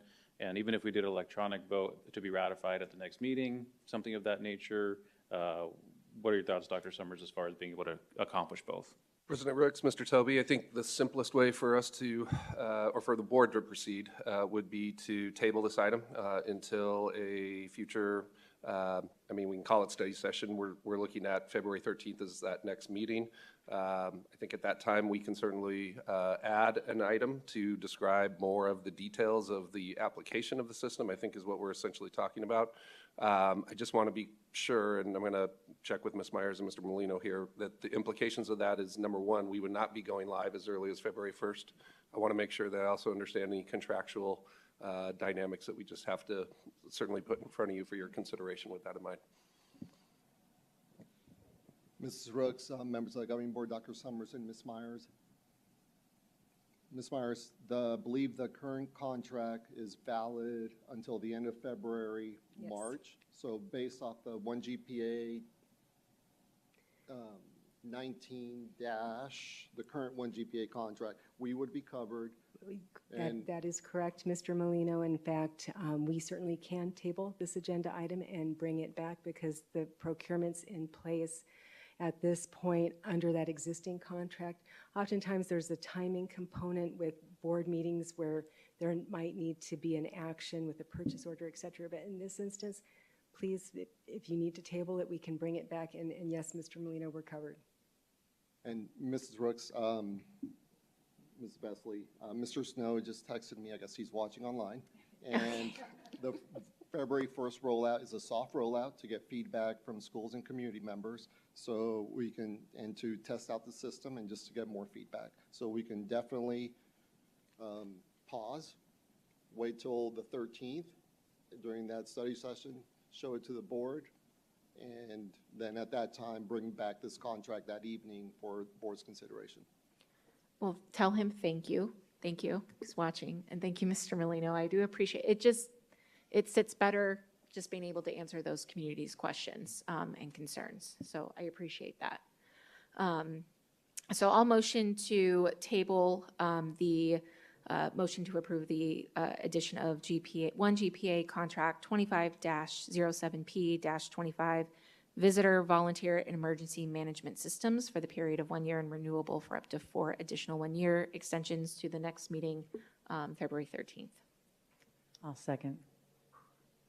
All right, so we have a motion to table by myself and a second by Mrs. Bowles.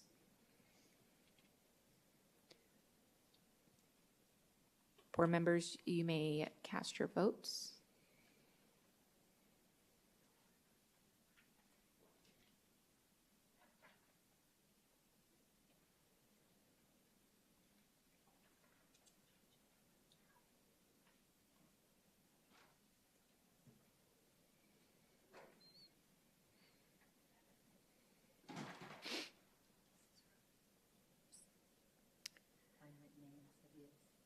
Motion carries with 4 yeas and 1 nay. moving on to 9.4, reconsider staff travel requests from December 12th, 2024 agenda. I believe that's Mr. Nettle. You're right there. So I was looking for you over there, and I was like, where'd he go? Hello. Yes. Good evening, President Rooks. Trying to shave a few seconds of walking time off. President Rooks, members of the governing board, this agenda item has been brought back this evening per governing board request. The staff travel request we're speaking of tonight is for Cactus High School to attend the Innovative Schools Conference. If I may, I would just like to take a few moments to share with the board and the community the process that schools follow to get a staff travel request presented before the board for approval. As indicated in the attached travel justification form, this was originally attached. I've reattached it tonight just for reference as well. There are several categories in the justification that the school principals must provide. Among those several items is rationale demonstrating the value of the conference, tied to school district data and school-wide data, school and district data, tied to our existing strategic plan, description of how the learning at the conference will support the needs of the school, school goals, and district goals, a description of how the learning will be disseminated among all school employees, as well as a requirement that the principals provide a rationale for each employee's attendance. And so in Cactus' case, federal programs reviewed the travel request first because the funding source is Title I. In addition to evaluating the criteria that I just outlined for you, federal programs reviewed the Title I funding availability or balance of Cactus High School, as well as adherence to the guidelines and regulations for spending of title funds. Just note that Cactus submitted their Title I fund expenditures last May, and those can be updated from time to time, but part of the Title I process that we go through with federal programs is so they can evaluate and ensure that we're meeting all of the title requirements. So in this case, after federal programs reviewed, Dr. Hernandez reviewed to ensure all of that criteria was met. This is our process, and then I reviewed the criteria to ensure that the criteria were met. In our review, it was evident that the attendance of the conference was aligned to school and district goals of increasing student achievement. It was evident that the focus of the attendance of the conference would be on existing data and the commitment to improving academic achievement. And it was evident that the session objectives to leverage and increase school improvement would be on the four following components: student engagement, research-based teaching and learning strategies, English language learner strategies, and effective strategies to address student discipline. In addition to the site administrators, the employees selected to attend are all department leads from Cactus who represent the departments of CTE, social studies, math, science, English, and visual arts, all who serve at Cactus High School. Ms. Hammer articulates in her rationale that she provides what each person who attends will be responsible for as a result of attending the conference.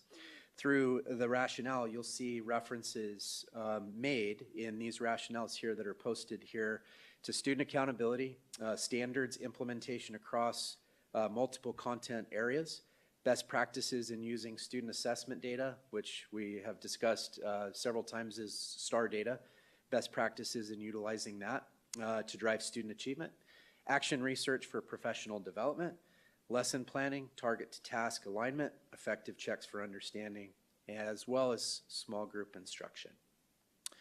On the out-of-state travel request form itself, Terry, this is just the first page that you'll see. I just wanted to also point out two acknowledgement statements that all of the employees who sign this, what they're actually acknowledging. It helps us to identify who's going, certainly, but it is an acknowledgement. So the first item, and it's real small print, and I apologize, it's just that's the size of the form. The signature of each attendee verifies that this professional learning aligns with Arizona state law and district vision, mission, and values. This is particularly important because the directives provided to school principals anytime they are going to a conference is that the focus on all conference attendance shall be on how to improve learning outcomes for students. Ways that teachers can improve their craft by learning and implementation of research-based practices in learning and teaching. It is crystal clear to our principals that our priority will be methods by which student achievement can be elevated.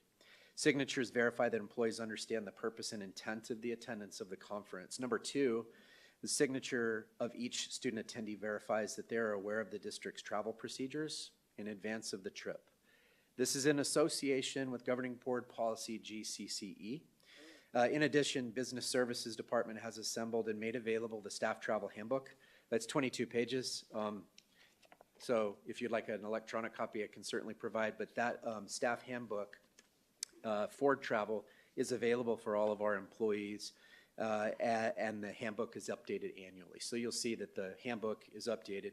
Really, it mirrors the processes and procedures that are to be followed, specifically outlined in the policy. I'll also just point out that there was some concern about the cost of the trip.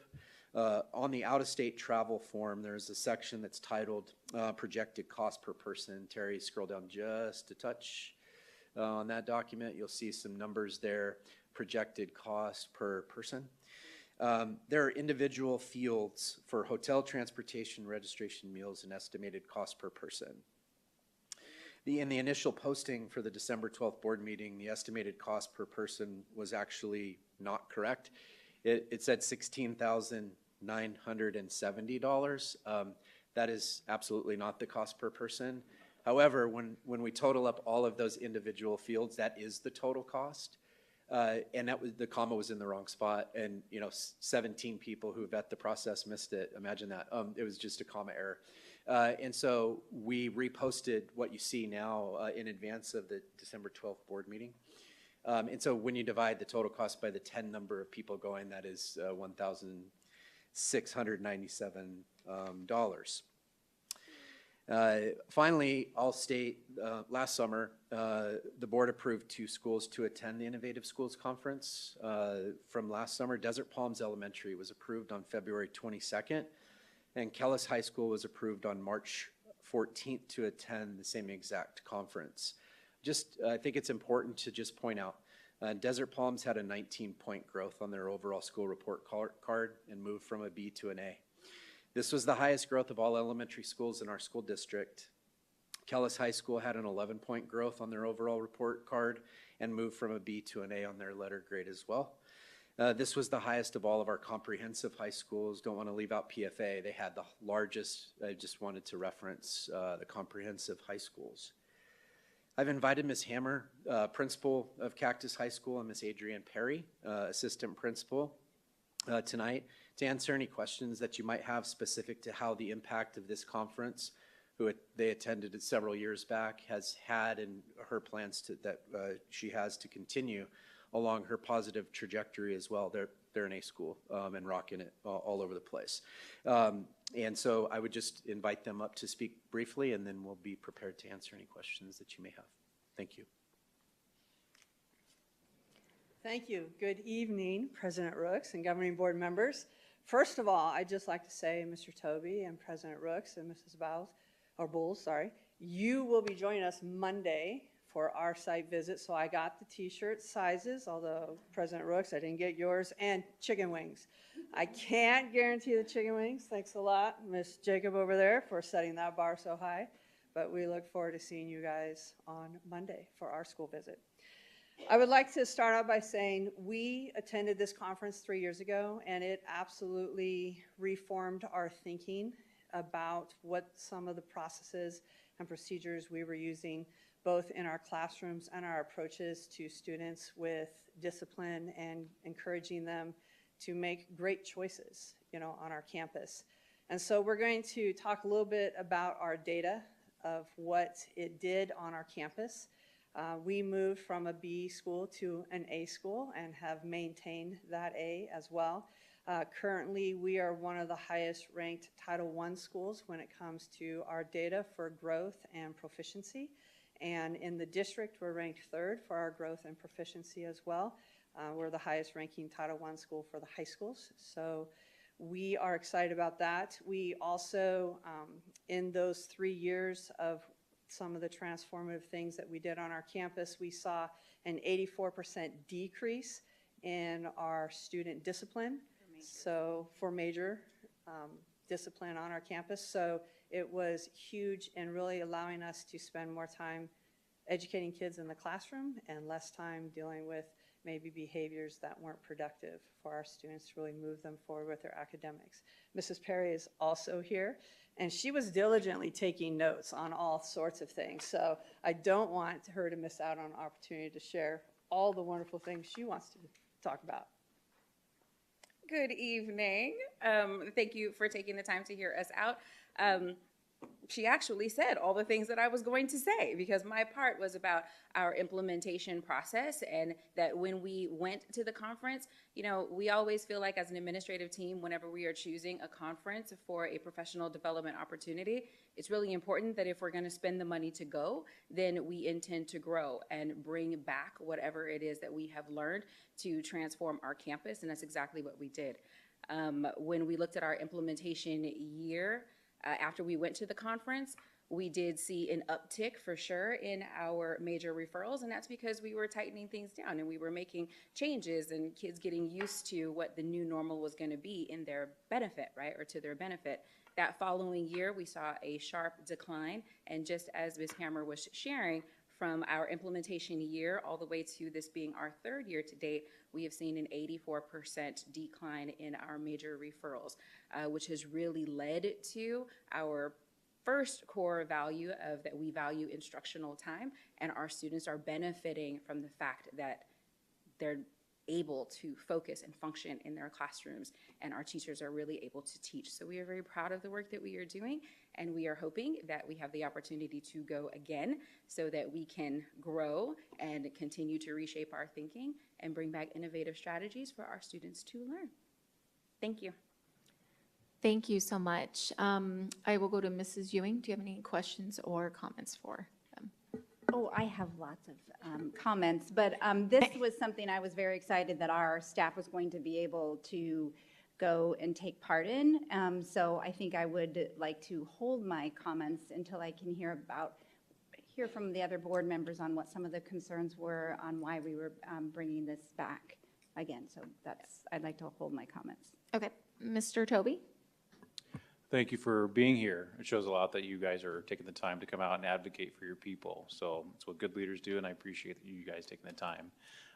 So the questions that I have as far as I definitely support professional development. I think it's super important, especially when you're dealing with a changing landscape of student behavior, and how do you arm teachers with the best ability to interrupt those types of behaviors and provide correction. And not only that, obviously the reading part, you know, I've seen some of these classes and the titles. The thing that gives me question is from when this was approved in December to even just as recently as last week, we've seen a lot of changes on our federal government level. And this is Title I money, which is federal government money. And so for me, I don't want to necessarily start a trend, but I almost would like to be better informed myself as far as some of these changing landscapes that have happened this last week. So I don't know if maybe that's something we can talk about as far as some of the different executive orders that have come down this week on what we can and can't spend it on, since it's federal money. Because, I mean, some of these classes and seminars seem to perhaps fall into the now prohibited use of federal funds. And I would just like clarification on that. So I don't want to deny the opportunity to better our teachers and our staff, but I also need to balance it as a governing board member with what we legally can now do. And we're just in a position of flux right now, so. Mrs. Bowles, do you have any questions or comments? I don't have any questions. Sorry, I'll come back to you. I'm sorry. Do you want me to go to them first? I can. Sure. Okay. Yes. Would that's you fine. like to answer Mr. Nuttall or any of Mr. Toby's? I'll just jump right comments? in. Okay. We do have an ever-changing landscape. Things are changing often, and we're not quite sure what's coming down the pipe, but I believe that our federal government, just like our state and our board and our district and our schools, student achievement and wanting our students to be the best that they can be, I don't necessarily feel like that's going to change. And the conference titles that we want to be able to attend are all about instruction and quality instruction. And I don't necessarily believe that they're going to prevent us or keep us from spending federal money in a way that's going to help our students grow our communities and be productive citizens. So I think that we're all going to be aligned in that way. So I don't really think that's going to be a problem. That's what I'm going to hope for. Mrs. President Rooks, can Yes. I offer a suggestion or a question? Yes, of course. Any of the staff might be able to answer this. Whenever a new piece of legislation comes through that changes what is allowable at a conference, because this wouldn't be the first time there's been some sort of law that's come across that's changed what's allowable to be taught at a conference. The conference, I'm assuming, would adjust to that.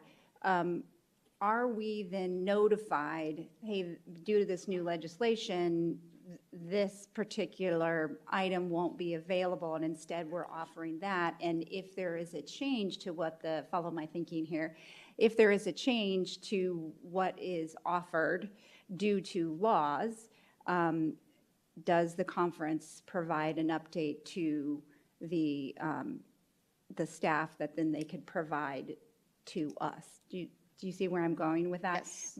Because there have been a lot of changes put forth, but it's going to take time to figure out what exactly sticks and how it's going to affect legislation I might and be so able forth. to help Yes. with this. I'm a conference pro. Let's remember, and this is coming from the business side, conferences are put on, they're for-profit entities.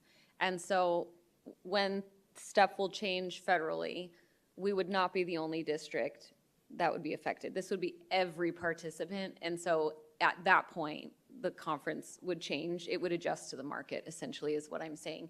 And if we move forward with this, certainly we would, lots of districts would be making this same decision. And so I don't think that it would put us at an unreasonable amount of liability as we kind of wait for both the markets to shift and what is offered. If it was something that was in direct violation, you would have everyone pulling out. And so at that point, the conference would adjust to make sure that they're following the law. Mrs. Bowles, do you have any questions or comments? President, I'm so Oh, sorry. I'm sorry. May Yes, I go just- ahead. I'm just going to address that. We have a director of federal programs that is in lockstep with both state and federal requirements. That is their job to ensure that we are appropriately spending the money, as I noted just a moment ago. So anytime we're spending any federal dollars, it goes to federal programs first, as I noted. So to the general questions or commentary that has come up, we have people in place to help support us with that, to ensure that if there are those changes, we can pivot and navigate appropriately. The intent of their attendance to the conference has been outlined, I think, pretty extensively, with a focus on student achievement and student learning, as well as the other schools who attended last year. So we do have safety measures in place with our employees through federal programs that will provide us the proper direction when those things come around. Mrs. Bowles, thank you for answering. Yes, thank you, and thank you for coming tonight. PBIS, all that, that's what I did here. I love that. There's a lot of good training in here. I have some concerns, I don't know if we can answer tonight or not, that there are legislative laws that say there's certain things that we cannot approve right now before the new administration in Washington, D.C. So, and that's regarding SEL, emotional inclusive classroom, the trainings. I've heard that we're doing, nobody's going to say no to student achievement, nor will I. But how do we tell constituents, well, they were going to go to this, but they went to this, and I don't want to be a micromanager. It's never good. I know you guys know how to do your job. You're doing it very well, but that is a concern of mine. And I guess that's all. That's the only concern I have. Thank you. President Rooks, Mrs. Yes. Bowles, I can address that. Okay. And so conferences are pretty tech savvy nowadays, not like long ago. There's actually a registration process for each particular session and track within the conference. So they've identified the particular tracks, and their next steps will be to register for those sessions within the tracks.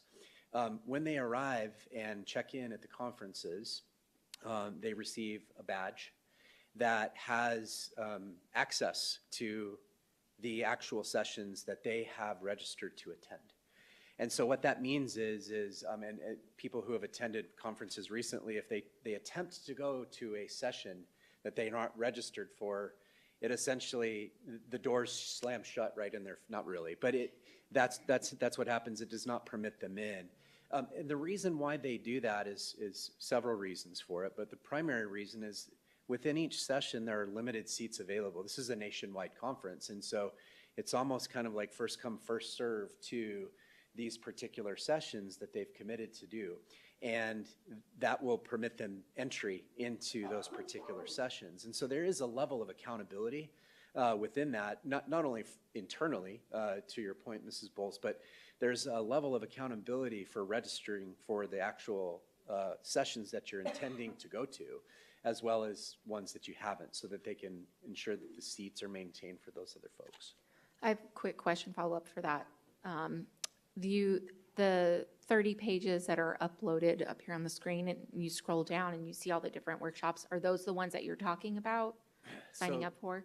That was just all of the sessions all in one. So that's why it's 30 pages, because in her original upload, she just wanted to include all of those pieces. At the time, the registration for those particular sessions wasn't available just yet. And so you'll see maybe some people who have registered, but those are people who have already been accepted and registered for the conference. We were waiting for governing board approval to do that at that time. That's why you see that the way you do. Okay. I guess my concern too is reading through the ones that were listed here. I pulled it up like on the actual website of the conference. And when I'm seeing the conference workshops of emotionally inclusive practice, it talks about developing the emotional intelligence of adults and children across our implicit bias, cultural consciousness, and understanding student and our own trauma. I also read another one, I believe on here, that equity in practice, one student at a time, emotional support in the lives of the marginalized students. I just see an overall theme for a lot of the workshops on here. And so that's why I was asking for clarification, which ones, because a lot of them are just questionable to me. No, absolutely, President. Okay. Brooks, I just want to say that's the SEL track, but we're not signed up for the SEL track. So we're actually signed up for the instructional practices, at-risk students, and classroom discipline and ELL. So those are the tracks that we signed up for. We did not sign up for the SEL. And even when we went 3 years ago, we didn't sign up for the SEL either, because that's not really what we're interested in. We're looking at those instructional strategies and how do we help move our students forward. Okay, because I mean, I see that on here. It's got innovative teaching strategies, right, at-risk students, school discipline, social emotional learning, and then ELL conference. When I'm looking at the packages that you mentioned, there's summit only. Right, so we're only doing the summit only. We're not doing the pre-conferences at all. So that's not what we signed up for. A lot of those pre-conferences are the SEL, but then we are only signing up for the track of the ones that were listed in our piece there. Okay, yeah, I see the summit only. It's got 4 conferences for the price of 1. Right. Entrance to all 4 conferences, and it lists all of them there. So when they come out, they have not come out with their new agenda. I requested that from them, but they have not come out with that 2025 agenda.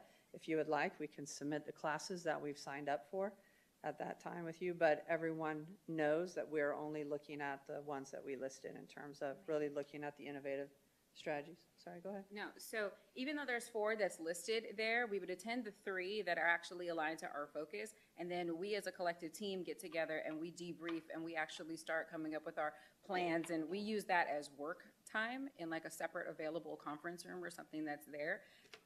So just because it's listed with the 4 in there, you have the option of attending the ones that actually align with your purpose for being there. And that's exactly what we did the last time that we went. We focused on what aligned to what we needed, and then we came together and we used the rest of the time to actually plan for implementation going forward in the next school year.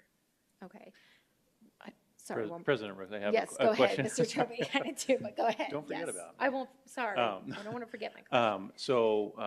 I understand about you guys not signing up for the SEL track and whatnot. But I think that, because you haven't got a response yet from the Innovative School Summit yet. So my thinking is maybe we can, like the other item, maybe push the pause button until we get a response. I mean, we're asked to make a decision on Title I funds when Title I has changed in the last 3 days. So we actually already registered for the track, if you will. They just haven't given us the specific classes in that track that we can choose from, but we actually already registered for the track. To put the pause button on, I understand that, we got the early bird rate, so it saved us, I want to say, over $150 or more per person registering, so that's what's in our budget.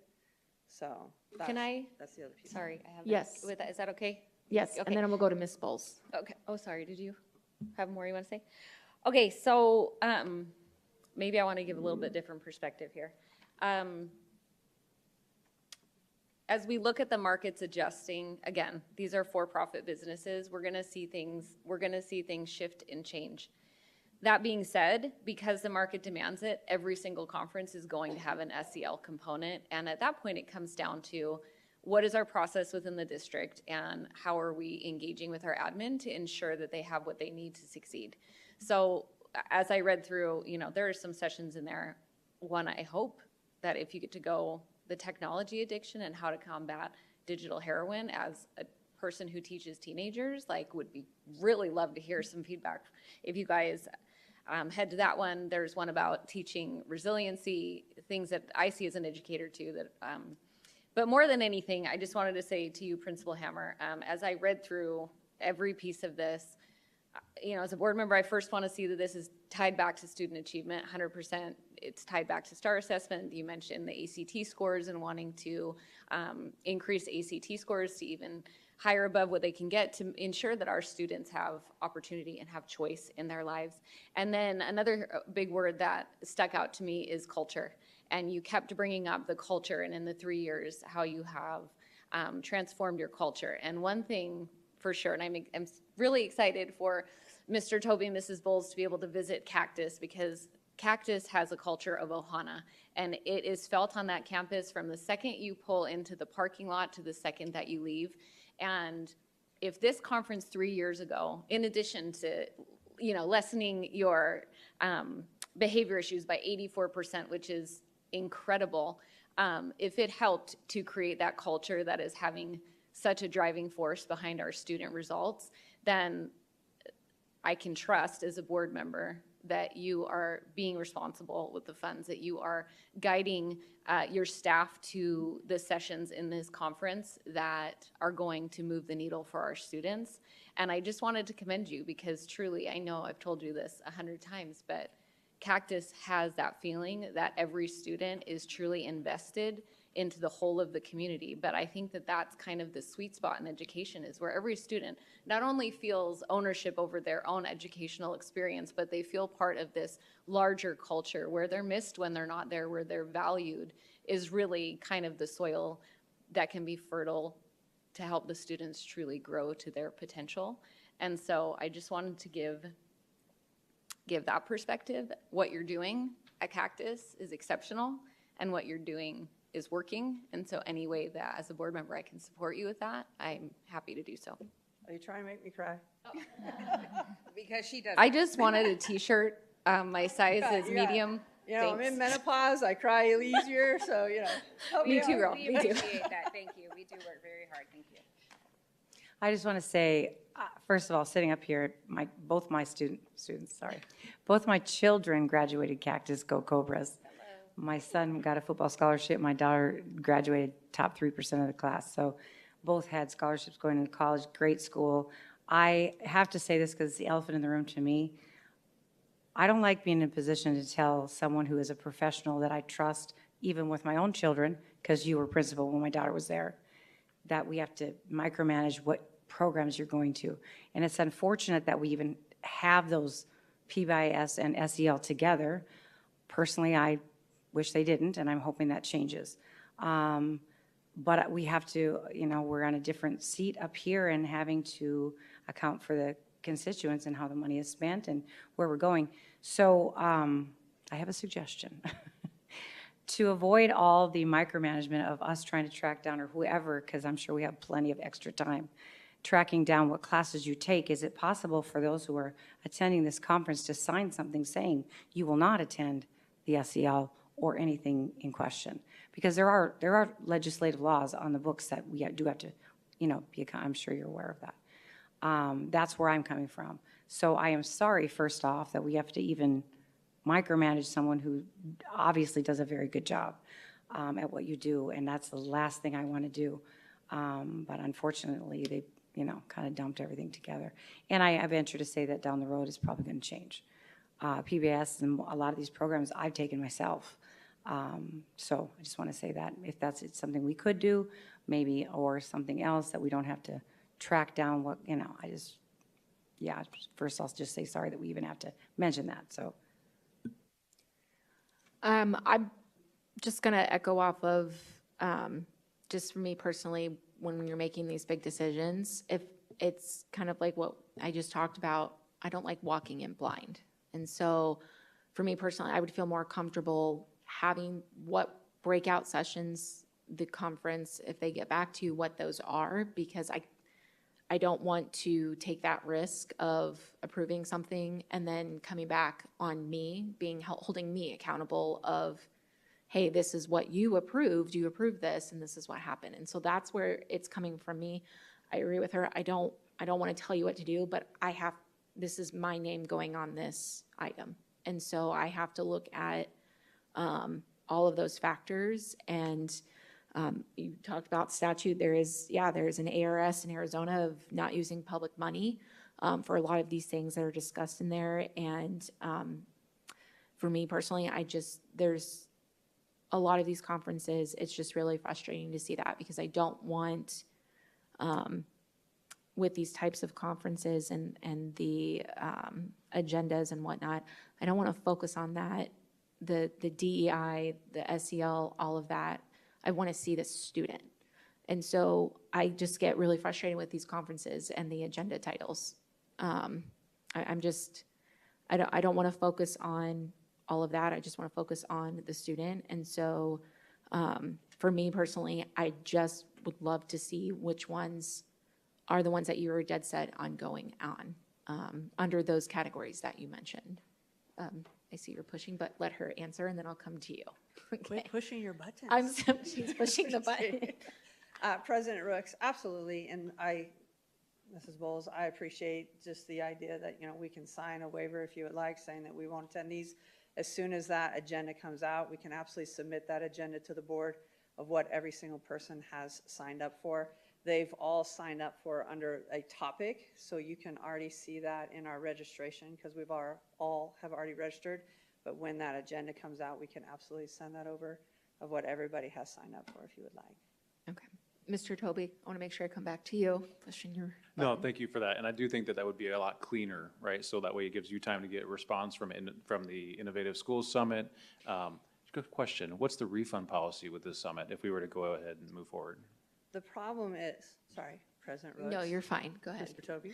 The problem is that we don't get the money back from Title I because it's already been allocated. So we can't do another re-look at it because that time frame has already passed. So we would lose out on that funding. So we get one shot. Well, we had 3, right? Because they looked at it 3 times. It was already in there from the beginning, but now we don't get another look. So now the funding is looked at for next school year, not this school year, if that makes sense. So we would lose out on that money, that Title I money. Right. So in my mind, I'm weighing as trying to be judicious with the money. Is it worth putting the $16,000 plus on the line, or risk the $1,500 it would cost for the late fee, just to get everybody's questions answered, make sure maybe our Director of Federal Programs could also update us on what's changed in the last 3 days, as far as if this is going to be an issue with our Title I monies. I just think it'd be a lot wiser and prudent just to take that step, so that way you aren't having to wait till next year, and we can provide your staff with that education. And I don't know when they're going to come out with the list for us to choose from. They've not given us that, so I don't really have an answer for that timeline. Yeah, in the past, I feel like when we did go, we didn't get access to even the site that let us choose those until, I want to say, like maybe 2 weeks, and that's probably generous, before we actually went. So we're slated to go in July. So that's going to be pretty late before we can get that back to you. Sure. That's fairly typical for conferences too. So in my previous life, speaking at a lot of these things, that's very, very industry standard because they're dealing with separate contracts with each of the presenters a lot of the time, and that, yes, that changes. I wouldn't say that that's unusual at all. President Rick's final comment just for me on that part is part of the reason why we try to provide as much lead time to the staff in most cases, not all, but in most cases when folks have made the decision to register for an upcoming conference, the current year conference agenda is not yet solidified. And so in most cases, what we do is we go back to the prior year's conference. They don't change a whole lot. Now, this year might be an exception, and that's okay. We'll pivot with that as well. But typically, we try and get a pretty good idea. The second component to that is when they fill up, the longer you wait on being able to register, they fill up and you don't have access to go any longer, even though that was in your plan and it was attached and tied to school goals and district goals. I think the third part is the transportation component of it. The longer you wait on the transportation, obviously, if it's airline, you increase the cost of that. And so we're trying to be as fiscally responsible with the available funds that we do have by putting forward that. So there's an inherent concern with not having like all of the particular sessions. If it's the pleasure of the governing board for us to look into having something to sign that is a commitment that our employees won't do that, I'll take direction from the board and Dr. Summers on working through that process for sure. Well, I'd like to know what Dr. Summers has to say about that. Actually, pardon me, President Rooks, Governing Board, I believe, and Dr. Hernandez, I'm going to let you loop in on that item. I believe that's part of the form that is already submitted. Is that accurate? President Rooks, Dr. Summers, that is correct. I did want to add that as Arizona Revised Statute 41-1494 and Local Governing Board Policy GCH is referenced in that first line underneath attendee information, and I make it abundantly crystal clear to the attendees that when they sign their name on that line, that is specifically what I am talking about in referring to when we select sessions, when we select conferences that we are attending to. And so this form was updated to ensure that component was there, and it is referencing statute that is referenced in our governing board policy. Thank you, Dr. Hernandez and Dr. Summers. Looking at the document there. Yes, Mrs. Ewing, go ahead. So, first of all, our number one, and every time we've done a planning session together as a new board, our number one priority has been student achievement. And I know that a big shift that has changed is there is going to be a bunch of things changing from the federal level, and it will take some time for everyone to figure out how does that affect everything. And usually with that, it's also at what point in time is the board going to be liable for things for going against those federal legislation things. We do currently have a membership with an organization who constantly keeps us updated on new legislative changes in addition to our Title I coordinator and our federal individual you were speaking about, who keeps constant on that. And so we have to make a decision tonight are, and this is what I feel like it is in our mind, in my mind. Do we jeopardize student achievement, success of our students, for a scenario that might not happen, and that we have until conferences in June, is that July? That we have until July. At that point in time, all of these agencies will have worked through, and all of the legislative processes will have worked through what is the requirement on schools, and are they even allowed to travel? And at that point in time, I feel like it is the governing board could ask to bring the approval of that travel back due to, and even in an emergency session, due to changes in legislative law, that would be 6 months. But if we don't continue with this, we are risking, and nothing changes, then our staff loses the opportunity to be experts in front of the kids. And I believe I've heard from every single one of us here that we want high quality educators in front of our students, and that is a big piece of student achievement. And we have to be able to work together and trust in the process, but also for us to be able to say to them, we have this personal liability, and our board has a liability that if we are doing something outside of the legislation, and if things were to change, we could be, there is that possible scenario that we could be liable, and we may have to look at this and change it.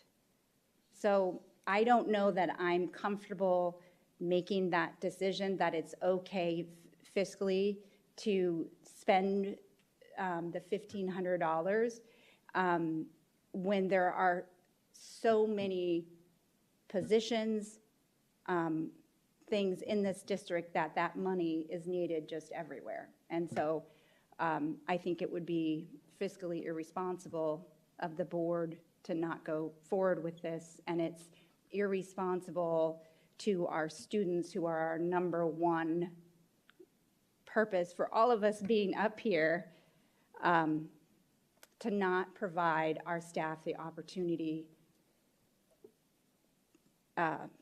for student growth. So that's my perspective. Thank you. Too, it's important that we uphold, we do have a director of federal programming for that purpose. And so I want to make sure that we're continuing to check in and rely on that person, because that's also taxpayer dollars that we're spending, and it doesn't help for us to double down and do that work as well, especially when that is not our scope of work. And she's here. So thank you. You have quite a job ahead of you over the next 6 months. So thank you. But I just think it's important, in organizations, that you really are leaning into the people and individuals you've put in leadership positions. And until such a time as something happens that we need to address something, I feel completely confident in our organization's ability to vet and to understand the legislation and how we need to shift as a district, and this is another extension of that. Thank you, Ms. Profit. I just was going to bring up a couple of things I'm reading on the documents. First, here on the form, because you have it zoomed in, it says this conference focuses on 4 areas of school improvement. You have innovative teaching strategies, working with at-risk students, effective school disciplines, and you have in there social emotional learning. Because we want to list all of the things. Sorry. We wanted to list all of the pieces. I didn't want to leave one off and say, oh, I didn't see that. Obviously they have it on there, but that's not what we're choosing to attend. Okay. Second is on the website, the school discipline one that you mentioned, they have here that workshop, overall the workshops, it says it provides a forum for educators to learn about various approaches to classroom management, but it's including progressive discipline, restorative practices. So I'm just looking at the different pieces overall. And, you know, I understand Mrs. Ewing's take on legislation and things like that.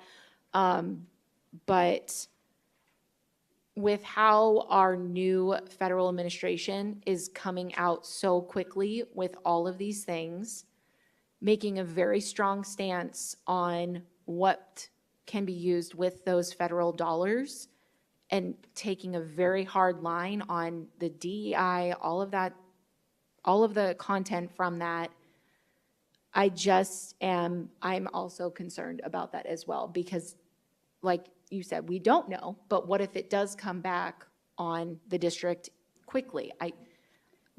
Ms. President President Rooks, we also have laws that protect us, that if we are making decisions in our role with the information we had at that time, that we are protected on that. And so there is that piece as well. And I know that there's lots of information coming out about DEI and SEL. But again, we continually hear that they're doing the student success, student achievement avenue, which doesn't doesn't have those things. And I think the other thing that you could add is that this waiver that Ms. Bowles was talking about, and is that you could add a piece in there that talks about that if there's legislation changes between now and then, the board has the option of being able to reconsider the attendance in the conference, at the conference. So I feel like there's some contractual things that we could put together to, and Dr. Hernandez can be very firm about that. It sounds like she makes sure that they toe the line, that we could add that so that we can let our employees know that we do, well, they're not our employees, excuse me, that the staff in the district, that we do trust them when we don't want to micromanage, but we're trying to figure out how to navigate through this. And if we really go the route that we don't want to approve staff professional development until we figure out with the legislator what's happening at the federal level and how that's coming down, then I would suggest that you make this board vote that there's no professional development until all of the legislative changes are understood, because that's the direction this is going. And I don't think that that's the direction that you want to go, and Ms. Bowles, I think, has said that as well. But that seems to be the only solution, because otherwise we'll be here having the same conversation each and every time, because I'm completely unclear about what even would be approved at this time, because you could say that there's concerns all for every single professional development that we do, that there's concerns any of it would be against the law. Can I interject? It's to get off of the future, because we don't have a crystal ball up here. Forget all that. We don't know what's coming. However, we know what's already there. And there is, as Ms. Hernandez spoke to, a legislative statute that says we cannot, as board members, approve funding to go to some of these trainings. So if there is a solution, I've already said my 2 cents of maybe how we could do that, so we don't have to upset the apple cart. I do see there's good trainings there, and again, it's unfortunate that you are in this situation and we have to, you know, be the, I don't know, I don't want to parent a well-skilled teacher principal. So back to Dr. Summers, Ms. Hernandez, is there any other thing that we can do to assure the board, because we have to give account for trainings? I mean, would a waiver work and just leave it well enough alone? Mrs. Bowles, or President Ricks, Mrs. Bowles, yes, it's that simple. I mean, we can tell you they're either going to those sessions, you're already hearing they're not going to go. If we need them to sign whatever else to assure to the board that there's that clarity, we could absolutely do that. So we will do whatever it takes to alleviate the discomfort, if that's the right word for it. I think the bigger question is there approval for the travel or, well, there was. So now the board's action is either to, you're either going to take action to rescind or just approve it.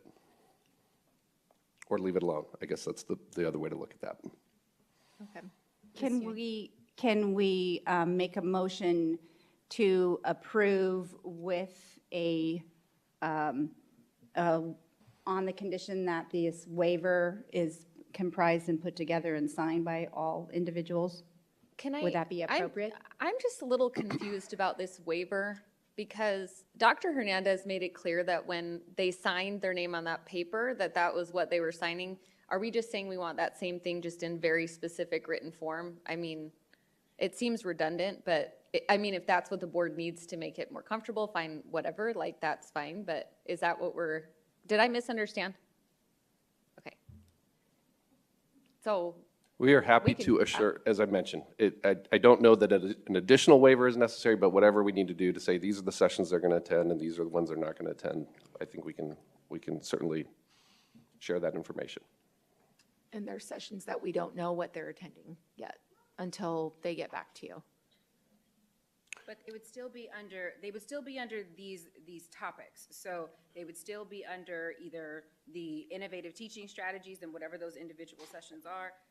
These were the umbrellas for when we registered. So all of those sessions, they have to be related to those things. We are not attending anything related to the umbrella of social emotional learning. It just doesn't align with what we are trying. But that's not what that's not what that's saying to me. When I'm reading it, it says, this is the conference, this is the umbrellas.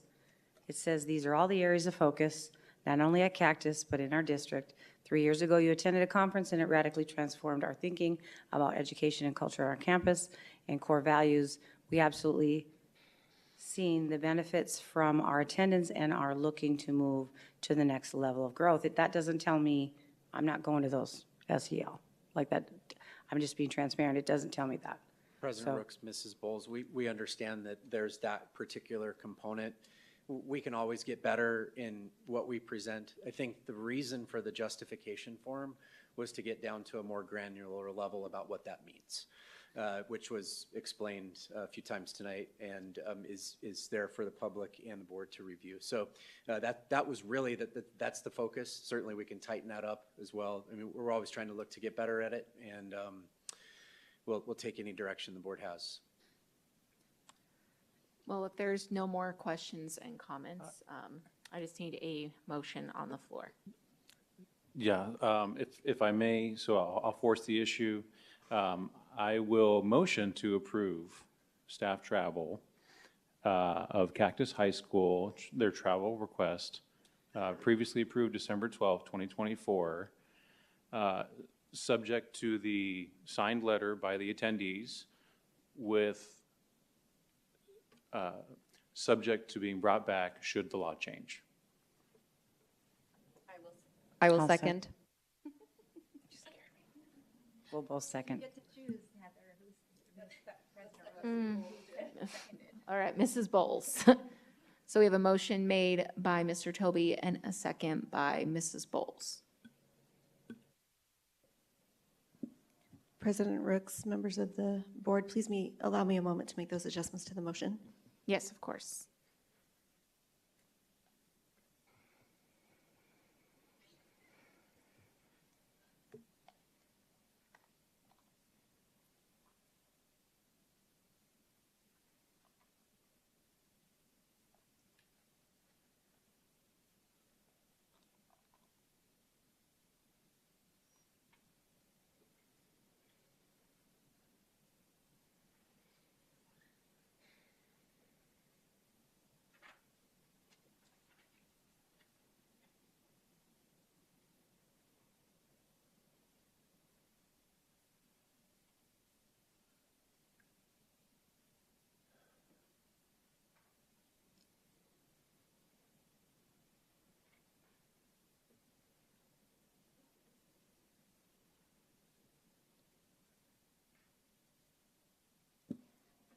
President Brooks, could you please repeat who the second was on that motion? Yes, Mrs. Bowles. Thank you. We are ready to proceed. Okay. Board members, you may cast your votes.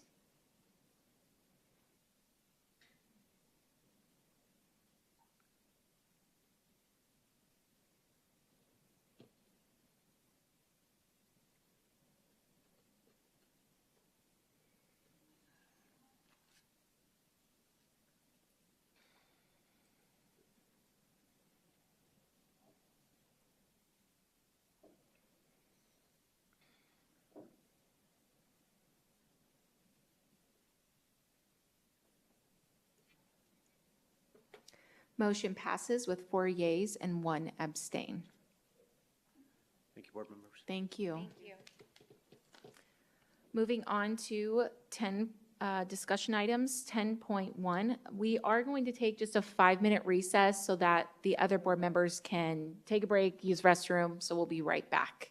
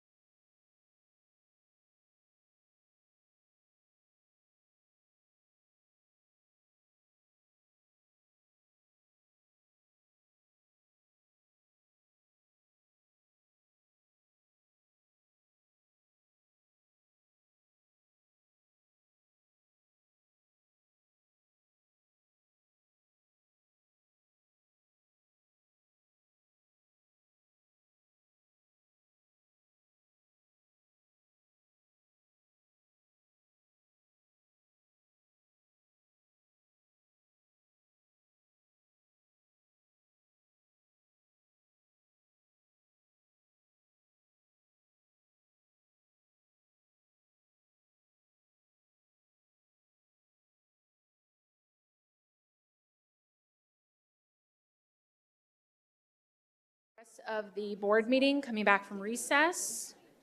We appreciate you guys' patience. Moving on to 10.1, first read of Policy A, District Vision, Mission, and Value Statement. Dr. Summers, I don't know if you want to kind of just give the background information, and then we'll go to public comment as well. Thank you, President Rooks. So per the governing board's request at the January 9th meeting, this item is accompanied by an initial draft provided by our board president. So that was uploaded for perspective. District administration is happy to respond to any questions as those come forward. So with that, ma'am, I will turn it back over to you. All right, thank you. So we will be going through public comment. You have 3 minutes to speak. First up is Jen Harmon.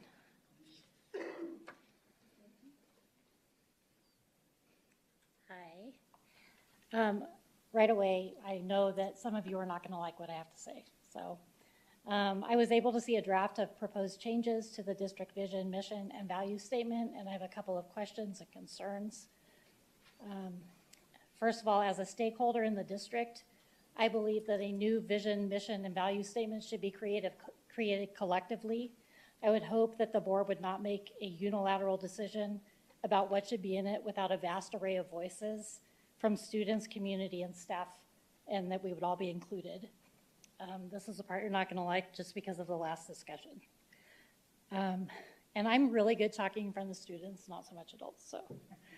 I have to speak to the crossing out of social emotional well-being of students and staff in Part B of the mission.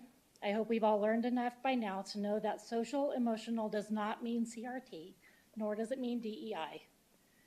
The academic excellence we're striving for as a district can't be achieved without addressing social emotional well-being of our children. I'm sure we've all heard of Maslow's hierarchy of needs. If a child comes to school hungry, abused, without clean clothes to wear, with major behavioral and mental issues, these students cannot learn. If children have a parent who is absent, neglectful, drug addicted, their learning will suffer. If a grandparent is raising them unexpectedly because of familial issues, or if children are mourning the death of a parent, sibling, or classmate, they bring their grief to school. And this is important. Not all children have parents who care for them.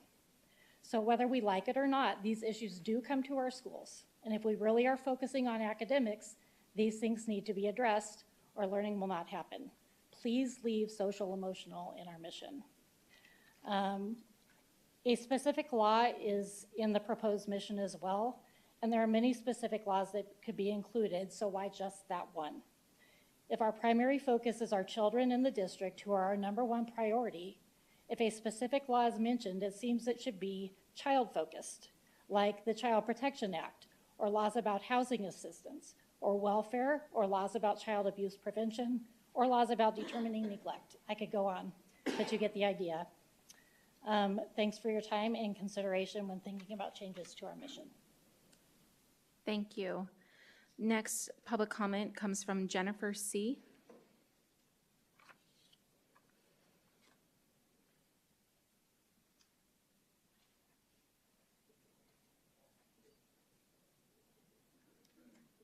President Rooks, Clerk Toby, members of the board, Superintendent Summers, cabinet member, guests and attendees today. I could echo a lot of what Ms. Harmon just shared. I was curious if there was any community stakeholder input beyond the board. It's my understanding, having been part of the district for some time now, that this mission statement was put together by staff, community members, board members, department members throughout the district, and so it really was a collaborative effort, and I think we see that in what we currently hold as our mission statement. I had some suggestions. I liked some of the things that were added, President Rooks, and I was wondering if for the part where it said fostering a community of active engagement and inclusiveness by cultivating trust among parents and stakeholders. I'm in a program, I'm learning about a class right now about exceptional learners. And it seems to be kind of an industry standard that we talk about inclusion when it comes to our exceptional learners. When it comes to them pushing into the classroom, the gen ed classroom for portions of the day where they can get more differentiation than they could get in a self-contained setting and things like that. And so I know that's a loaded word right now, but taking that out sends a really big message, and it hurts a lot of our community members where they can feel and believe they are part of the whole. And going back to our vision, every student, every day, prepared to shape tomorrow. I also wanted to know if the pieces on partnership, respect, and opportunity could be added to the existing values. I hear you guys up here saying, I want to make sure that we are being accountable for our decisions, making sure that we're doing the right thing. And that's integrity, right? And that builds trust within the community. Collaboration is important. You talked about unity and being inspired for unity this week at the inauguration, President Rooks. Collaboration is going to help us be better and come together and be unified in how we help every single student. Every parent should be confident that their students will receive the education and campus experiences for of their peers without prejudice, orientation, abilities, religion, gender, or other classifications that might emerge. And so thank you for your time. For your comment. Next public comment comes from Suzanne Yee.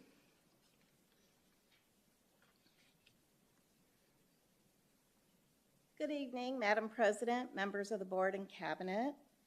Generally speaking, organizations from school districts to nonprofits to other government agencies to for-profit corporations involve multiple stakeholders over many months while crafting mission, vision, and value statements for their organizations.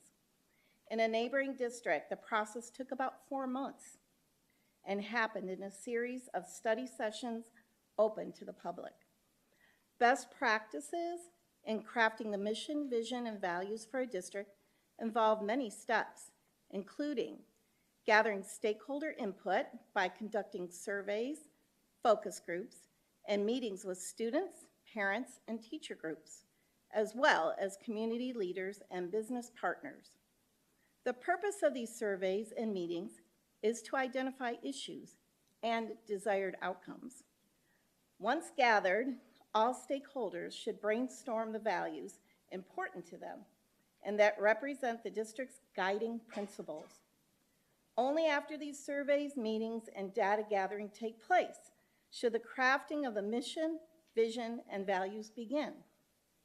While crafting these artifacts for the district, the focus must be on the purpose, outlining what it aims to achieve for students and community on a daily basis.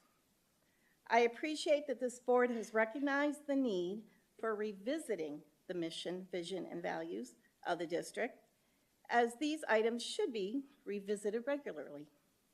However, the process must take place in the public eye and alongside the students, parents, teachers, administrators, and community stakeholders for it to truly be representative of the community. As candidates, you spoke frequently about transparency and community input. So I trust that you will understand the need for stakeholder collaboration during the process. Thank you for your time. Thank you for your comment. Next public comment comes from Charmel Bolster.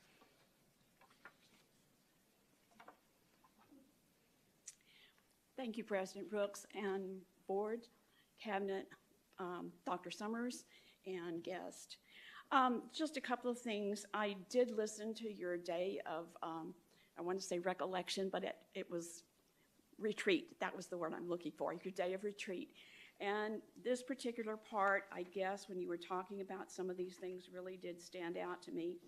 When I received this, the mission statement and so forth, the one I think that struck me the most, and it came up during your discussion, was the one on ethics, professional ethics. And that seemed to be the one that's a couple of you, or at least one of you, had some questions about and wanted to delete, and I noticed on this that it was deleted. On the second page, under integrity, that whole sentence in there was deleted and replaced with some other things. And I was really sad to see that, because I don't know of very many professional organizations that don't have a code of ethics. It's that code of ethics that binds us together. I looked up the word ethics, and it says it refers to a system of moral principles that guide our behavior, helping us determine what is right and wrong and how we should act in different situations. Essentially, it's the study of what is considered good and bad in terms of moral value and conduct. And so I think if you have a shared ethical system here that you can all agree to, that's going to unify you, and that's what we need to see in this board, is unification. So I'm hoping, I would like to really see that sentence on integrity, our consistent and uncompromising adherence to strong moral and ethical principles is illustrated through our words and behavior. And that came out so strongly during the first part of your meeting on that day.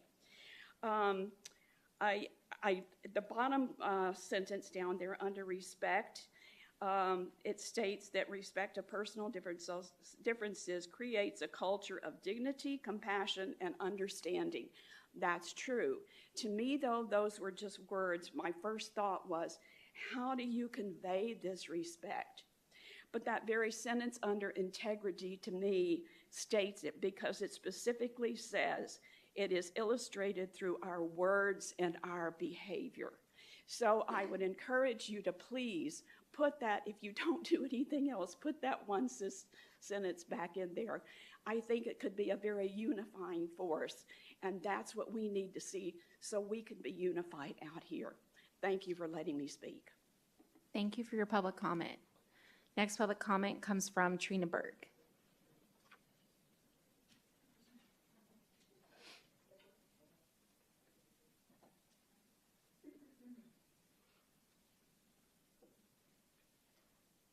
Good evening, President Rooks, members of the board, Dr. Summers, Cabinet. My name is Trina Berg. I'm president of the Peoria Education Association, and I want to echo a lot of the sentiments that have already been said tonight.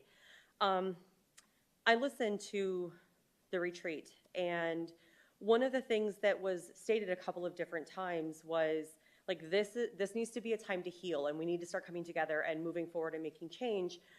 But then when we look at our mission and vision, which was created by a large group of people in the district at the time, to have one person come in and be like, here's my idea, I think it should be this.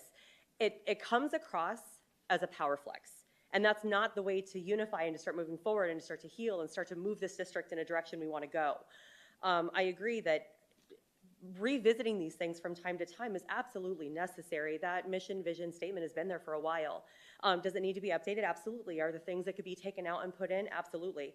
But I don't think that that is the right way to go about it. I think asking for this to become a committee of the district, that we start to do this in the public. Because one of the things that I hear a lot about in this district from this board is transparency, and the way this was presented was anything but transparent. It was, here's my ideas as the board president. And again, it comes across as a power flex, because now I'm in this position and I can just do this because it's my agenda and it's my district, it's my board. And I don't think that that's the message that was trying to be sent, but that's the way it comes across to people who are paying attention, I think. And I'm not speaking just for myself in that situation. This was a conversation that I had a couple of different times today with different people. While I respect that we need to come back and maybe redo this and revisit this, I also don't understand, and I don't agree with the removing of the social and emotional well-being of our students, because as stated before, it is paramount to education. If our students are not in a mentally good place to learn, they're not going to learn, no matter how engaging my lesson is, no matter how much they love me, no matter how much they like our school, no matter how much they like anything. If they're not mentally prepared and ready, they are not going to learn.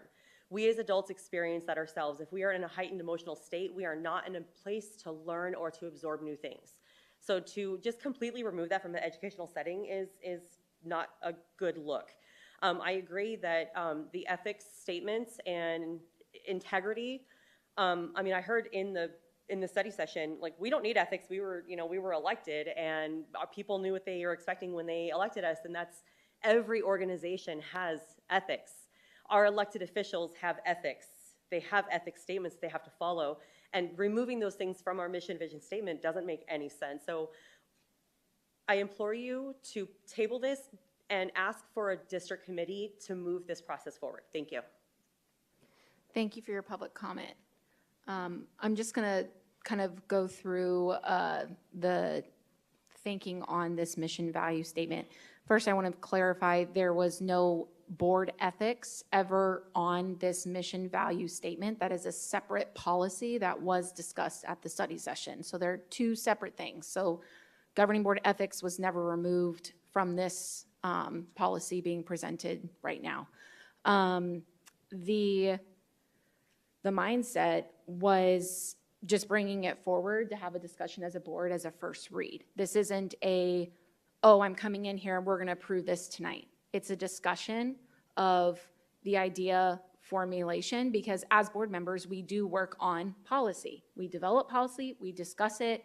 So that is where the mindset came from this.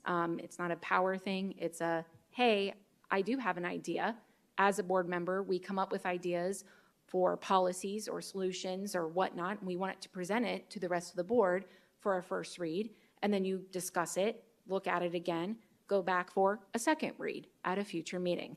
That's the process that I have actually followed watching board meetings for the last 4 years, is I've seen board members present different ideas, whether it's an elective course in 2020 or it is a policy.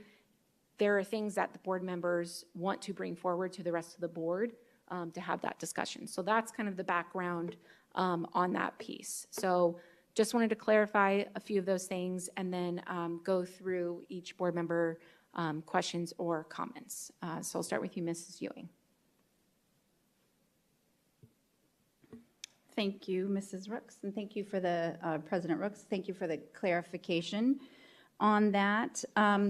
So I would like to say that I think part of the confusion on this is that this particular, although it's a policy, it's more than a policy because it is the mission, vision, and values. A lot of the policies, when they're tied to new state laws or just laws in general, those are pretty straightforward, and yes, they tend to follow that process.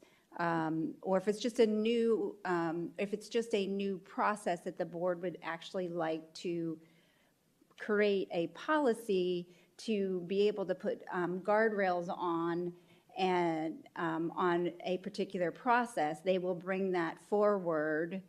And it's usually brought forward after it's already been vetted by the various different departments to determine what are the implications of this. Does it match our contract language? How is it going to affect the organization as a whole by putting something like this in place? So usually those things are vetted so that when a policy is brought before us, we have an opportunity to really understand not just how is this written on a piece of paper in the language and do we like it, but really fully understanding how does it affect all of our school sites and how is it benefiting our students and how is it affecting safety, all of those types of things. So that's like kind of the typical process, and then it's also within that vetting process, it's reviewed by legal. And it's also, you also look at all of our other policies. How does that particular change in one policy affect the rest of our policies across the board? So I think all of those reasons are good reasons for, especially when you start talking about the mission, vision, and values, and when we start to have conversations around the language, we need to understand that the language is tied to our programs, and the language is tied to the teachings in the classrooms. And if we substitute equity if we take out equity, does that mean that now all of a sudden we're not providing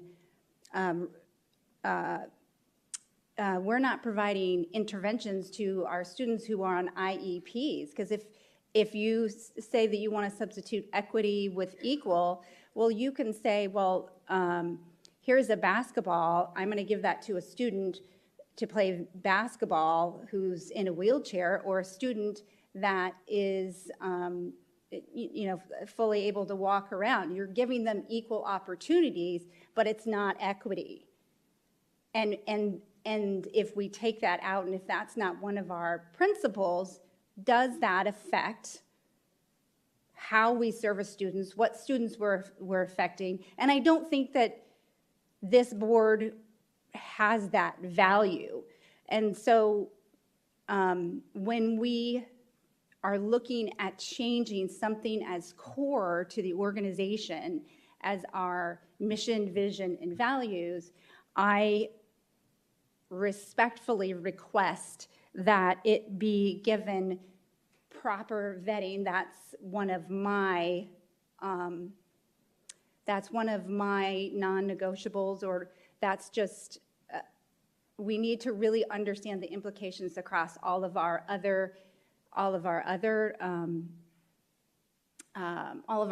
policies, all of our other, how it impacts the services that we provide, how it impacts the students we serve. And then the other piece of it is what I'm hearing a lot of people say is they want more inclusion. And I believe, President Rooks, that you brought this forward because we have been having a lot of discussions upon what are the board members' values and what are their biggest, the top three priorities. And so we have been having a lot of discussions, and you felt like this board was ready and this district was ready to start having that conversation about updating our mission, vision, and values. And I feel like kind of that's where it came from.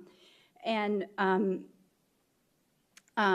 but it does need to be inclusive of all of our parents. It does need to be inclusive of our stakeholders. And I would question why we're not, why are we not using the same process that we did before? And if there was problems with that, let's update what that process is. But you're never going to get everyone's buy-in if you don't ask for them to be a part of this process. And one of the things that is part of all of these school visits is that you go to the school visits, and each school has a different motto, and they have, whether it's SOAR or this is liberty. They all have different things that each of those letters mean a different value. And I think that if we're going to be looking at a unified approach, we should also be including in that, well, what are the values of all of our schools? And let's take a look at that. And then let's really look at what is the core values that that should be included in the mission, vision, and values to make sure that it matches the things that we're doing that are really giving our schools success. Like, I don't believe we have in here making data-driven decisions. And every single one of our campuses are making, with student achievement, they're making data-driven decisions. And that is a piece that could be in there. And so I applaud you, because every single person and anybody out in the community that I talk to has said, we do need to update this. So I applaud you for pushing us to start having the conversation. I just want to make sure that we're having conversations and including those voices that it's going to be most impacting, which is our students, our staff, and our parents, and that we consider the implications of our words and the changing of this, how it's going to be affecting all of those different policies. Are we talking to industry experts? Are we including that best practices are something that we value. Accountability, collaboration, transparency, all of those things, we have taking the time frame to really go through and gather and do that longer period of really coming up with a great mission and vision and values is going to be what's going to unify and make this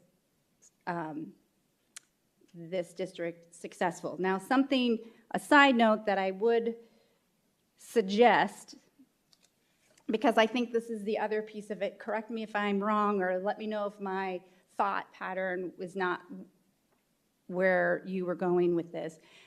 One of the things that this board is, we need to certainly, so one of the problems of waiting longer and including all other people is then that means that our community doesn't know what are our guiding principles for making decisions. And so what I have seen boards do is I have seen them do, when I was stuck in a snowstorm and had nothing better to do but to look at other states' board protocols, is that they have put together something like a protocol where what are the standards and what are the things that the governance is willing to do. So it's things like, this was from Maricopa or Monroe County, what is suggesting something like govern with a focus on future, on results, on continuous improvement, encourage collective decision-making and diversity in viewpoints. It's a document where we make a commitment on how we're making decisions and who is going to be part of that decision-making. There's a bullet point of judgment and trust. There's one of cooperation and trust. And it's just specifically a commitment that the board makes, that this is how we're making decisions, this is who we're making sure we're including.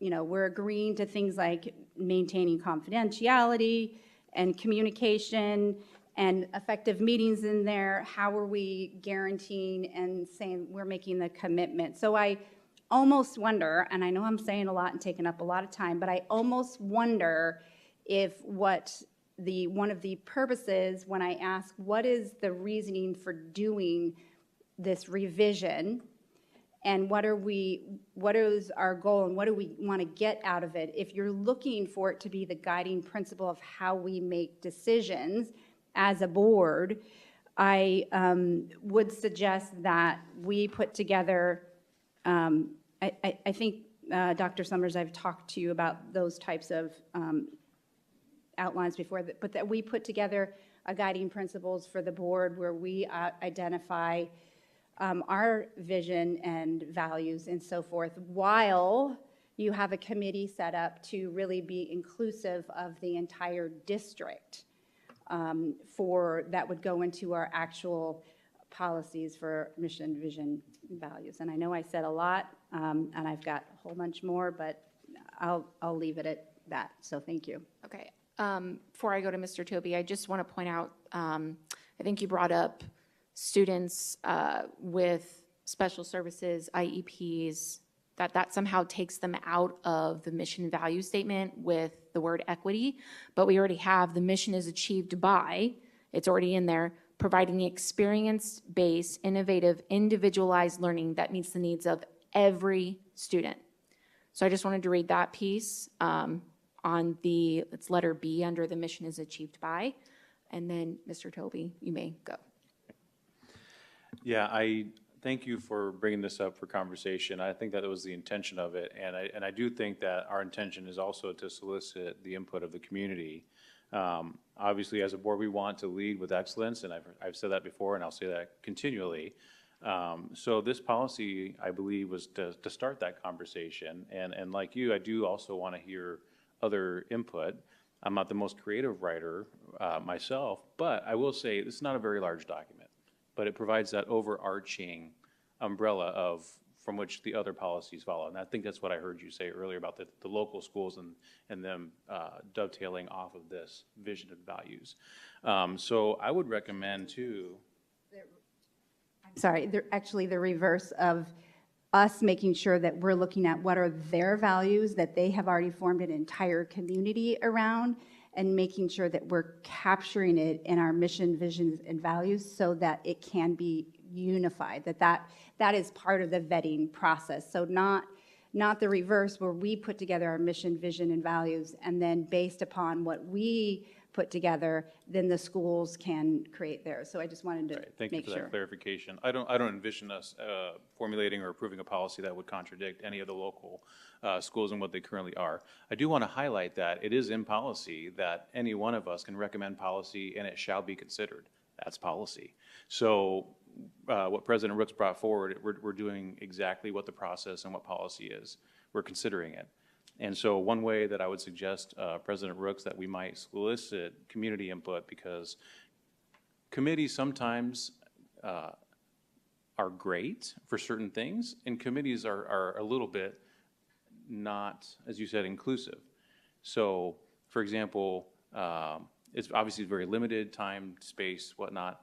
If we capitalize on technology and maybe solicit Mr. Molino's expertise, creating some type of QR code to where the community, not just people on a committee, but everybody that's our constituents can so basically read these 2 pages, put their input on some of these changes, and then all those comments can be brought to the board for consideration.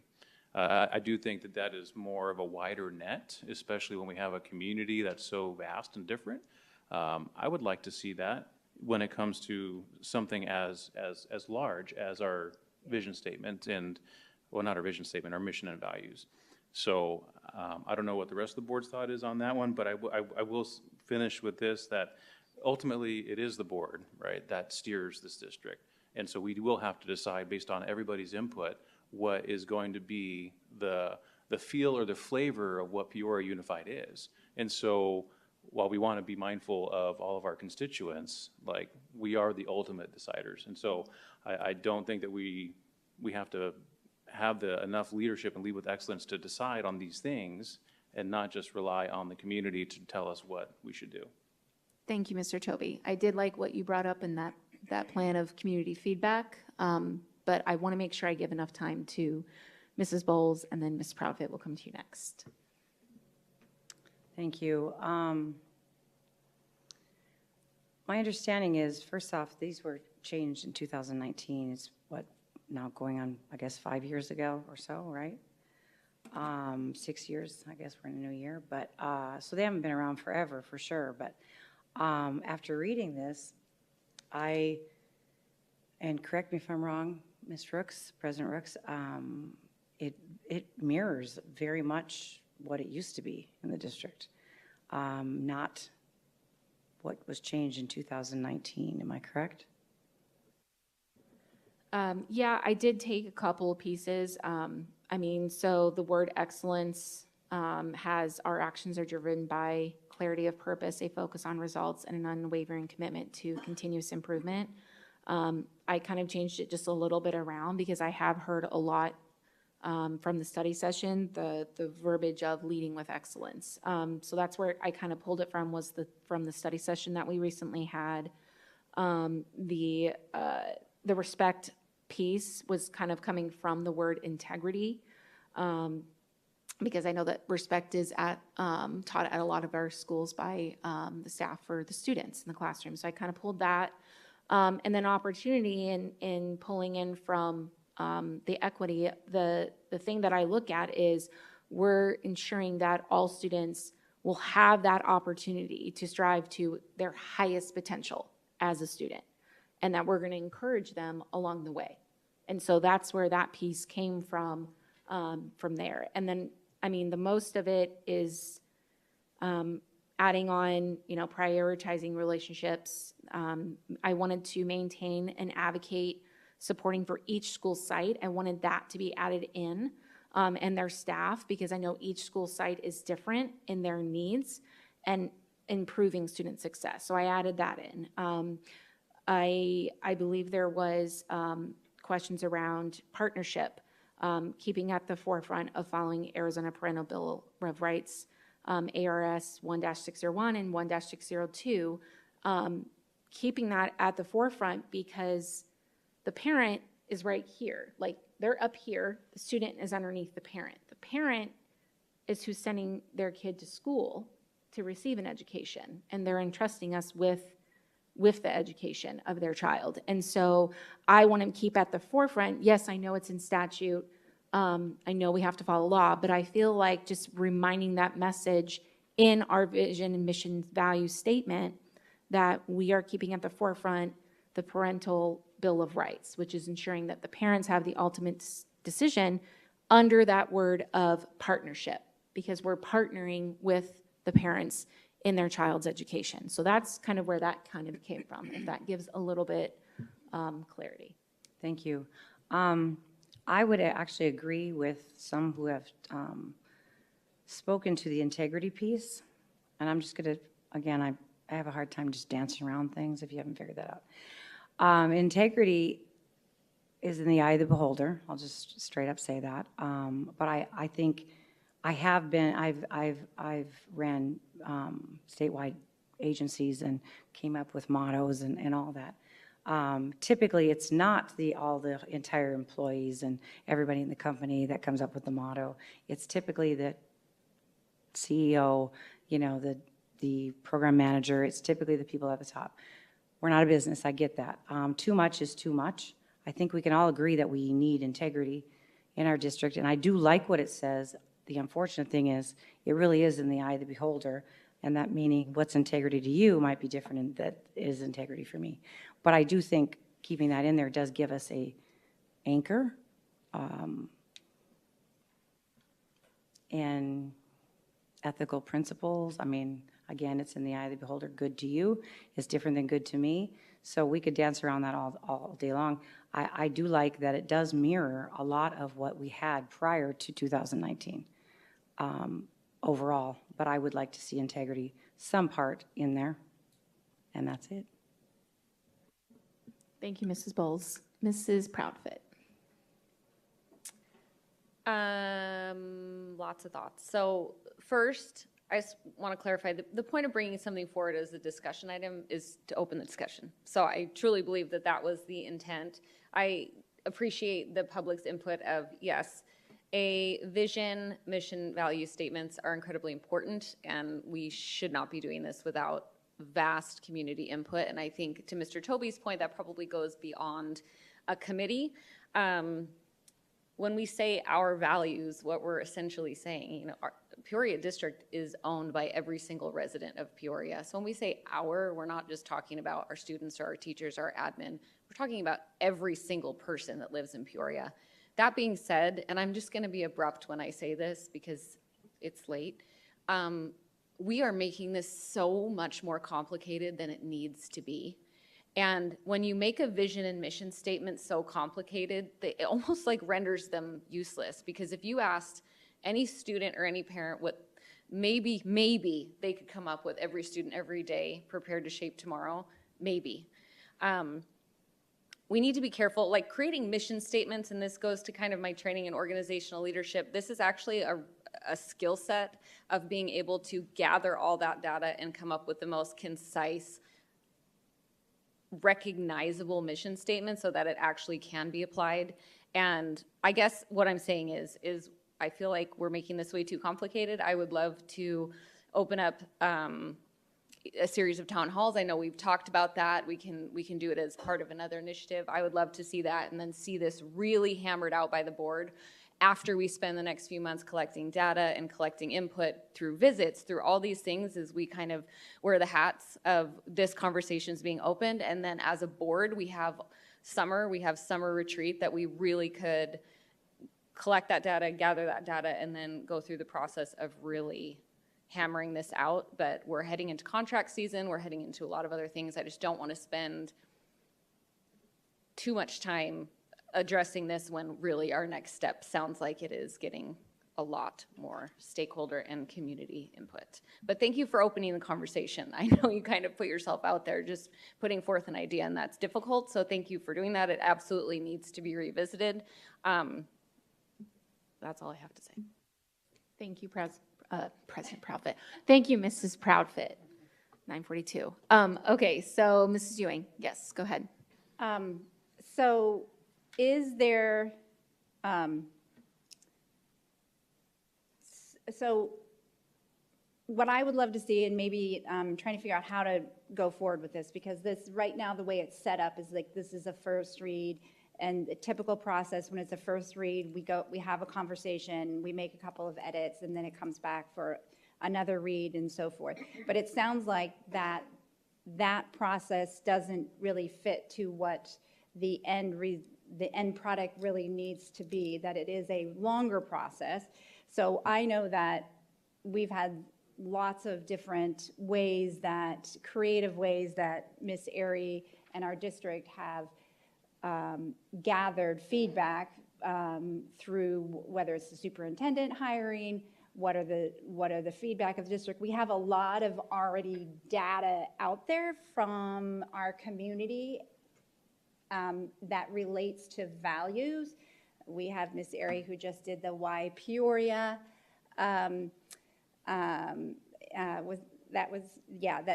did that on why people love Peoria and why our staff love Peoria and why they want to stay here, and there's values in that.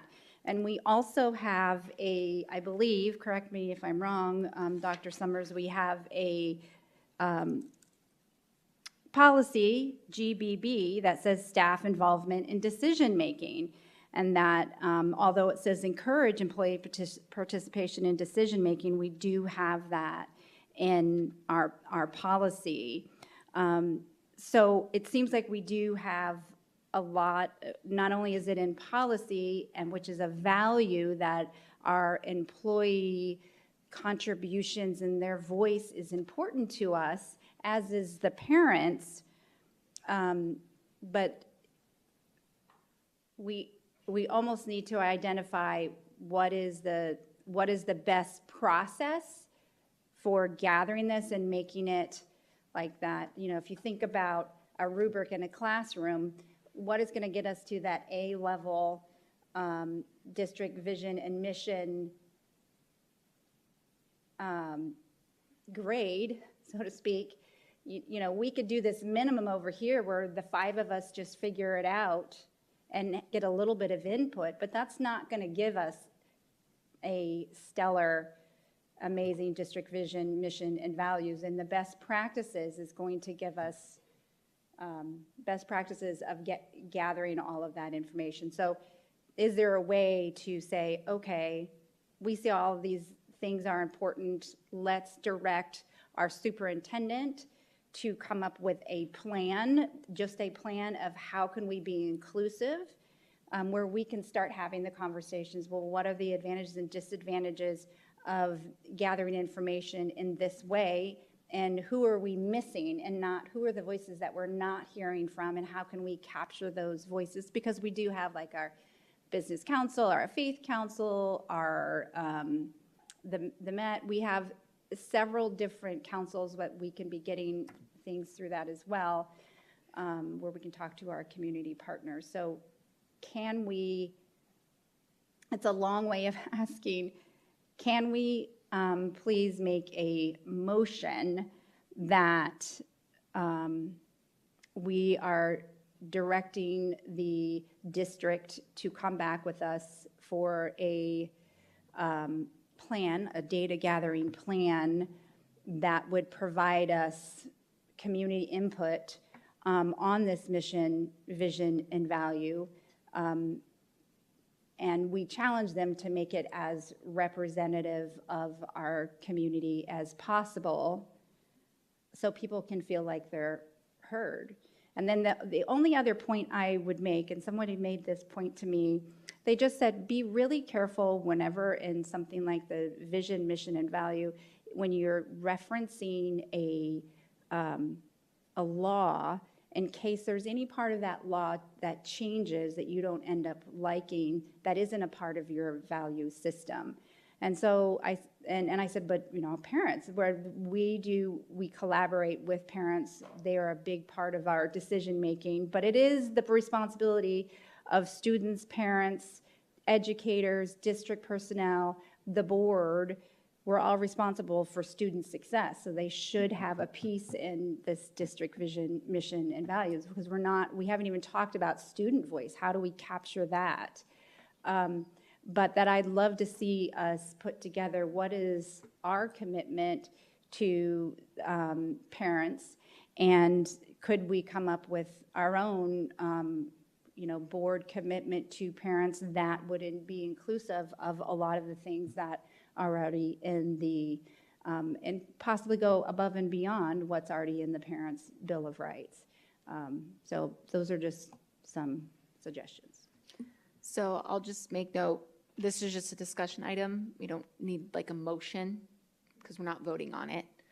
But I did mention, I did like Mr. Toby's idea of looking at community feedback, looking to Mrs. Airy on the, what you brought up for just getting that feedback. We have a lot of technology-wise, so looking at that, that's kind of where I was gonna just mention to the Dr. Summers, Ms. Airy, if they can look on something of a plan of that nature. And then obviously, Ms. Bowles, I want to take in the consideration of, adding back in integrity. And that's what this was all about, is just having a discussion and then going from there. And not necessarily adding it back in. Adherence to a strong moral and ethical principle is going to be different to you than it is to me. And that's okay, if that makes sense. Okay. So not necessarily the word for word, but I think there was a point made of more what I would consider an anchor to everything below it. I think that that would be good. Okay. All right. So, President Rooks, so what is the timeline that you were thinking? Because I think that would be helpful for our district staff. What is the timeline that you're thinking? Ms. Proudfit mentioned kind of a timeline, but what is the timeline you're thinking to be able to come to a solid first draft? Well, I would like to first give the opportunity for Dr. Summers and Mrs. Airy to collect the feedback from the stakeholders, the staff, parents, of the vision mission statement, maybe sending out what it currently is, and then looking at this revision, if they have thoughts, concerns, from what it was previous, or what it is now, to the revision of tonight's one. So just looking at both copies and then going from there. I would like to give them that time to work on that, getting that feedback. And I'm sure Dr. Summers will let me know when that feedback is ready, and then, requesting it for a future agenda item. That's what I was going to do at the end too. So, yeah. So can we, because there's a lot of data that we already have that is representative of the values, I would like to request that we be looking at certainly getting information from the community now, but also looking back at all of the other data that we already have, and to be inclusive of that as well. And I'm speaking, when I say that, it means like I would like to have what are the values of each of our school communities that they have, that their communities can know, hey, I know my, like, respect, I know they value this. And so to have that be inclusive in it as well, so that we're really getting a good cross-section of the data that's out there. Because we do have so much, especially like when we did the superintendent search, there was a lot of people who mentioned a lot of values that are important to them as a district and so forth. So, and I think that will be helpful in the big job of gathering all of the data if we have some already. Yes, that is perfectly fine. Dr. Summers, did you get that information?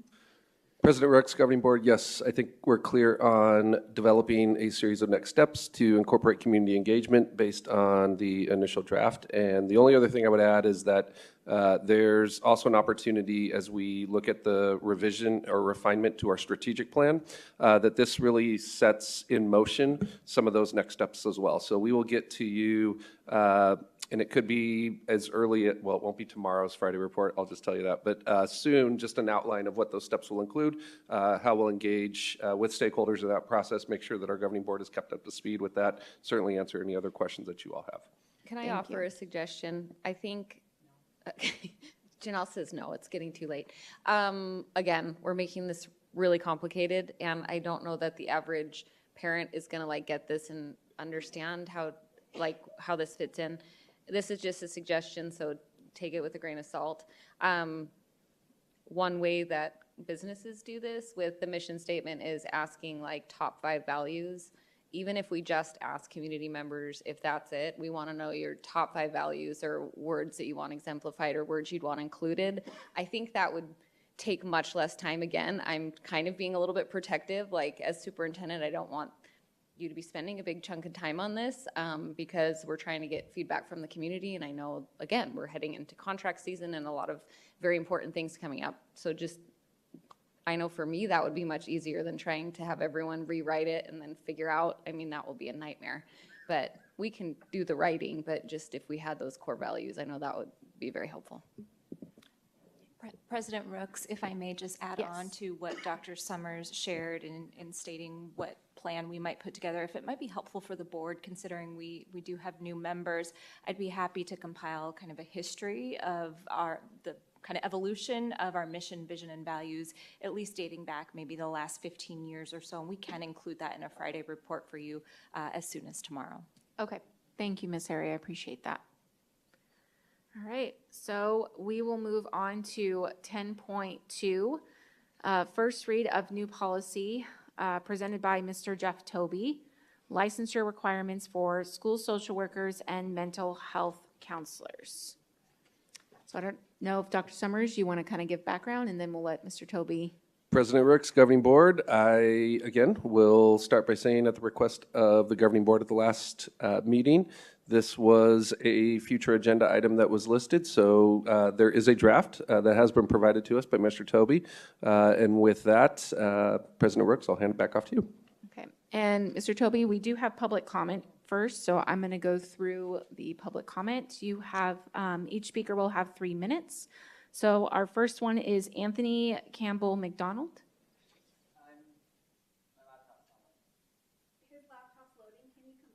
Yeah, I can do that. Yeah, no problem. So we'll go to Jen Harmon. It's my last time up here tonight, and next meeting I'll have conferences that night, so you don't have to worry about me being here then. Okay, so there's been some talk in the past few years about getting rid of social workers. I just wanted to reaffirm how valuable they are on our campuses. If we want teachers to focus on academics, we need our social workers. Every staff member hopes that a child's parents will take their child to counseling as needed, but we know that many don't for various reasons.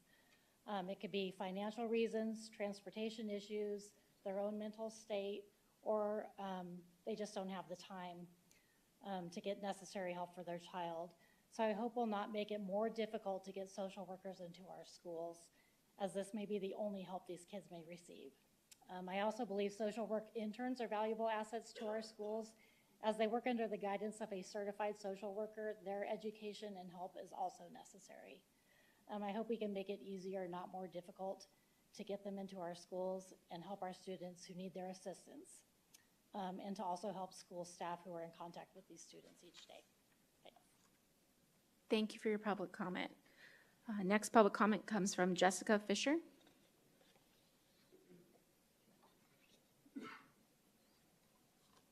Hi, I'm Jessica Fisher, and I have 3 kids in the school district. I believe that by requiring school social workers and mental health counselors to always have parental consent even before an initial consultation with a student will discourage and dissuade many high-risk students from getting help with problems that they may be facing. Not only will it prevent kids who are struggling with their identity or place in the community who don't have the support of their parents, but it will even more harshly impact any kids who may be facing domestic violence or domestic sexual assault who can't go to their parents because they may be the reason that they need help. In other situations, a child may want to talk to their parents but may need a resource to figure out a plan first. School counselors are sometimes the only source for a struggling student, and by placing the parents between them and the kids in some situations, it may be more detrimental than helpful, and I would hope that we would consider that factor before making this unilateral decision. Thank you. Thank you for public comment. Next public comment comes from Jennifer C.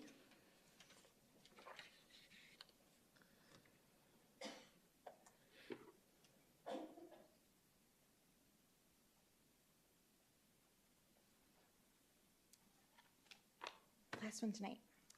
President Rooks, Clerk Toby, members of the board, Superintendent Summers, cabinet, guests. Well, I think the intent of some of the requirements that were outlined in your document were to make sure that we have the best, most qualified individuals. I think that certain levels of social workers aren't necessarily, like, that's not what they're doing at the school level. So that's not necessarily needed for that specific level.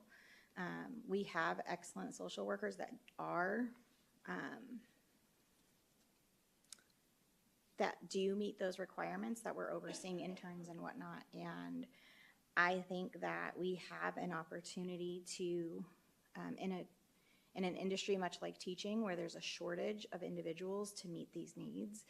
PUSD, a school district of 35,000 students, like, we have a chance to build up and be leaders in this industry and to help develop capable people under the supervision of our staff that is following Peoria guidelines, that's following best practices and responding to the data that's unique to each campus and each culture that's there.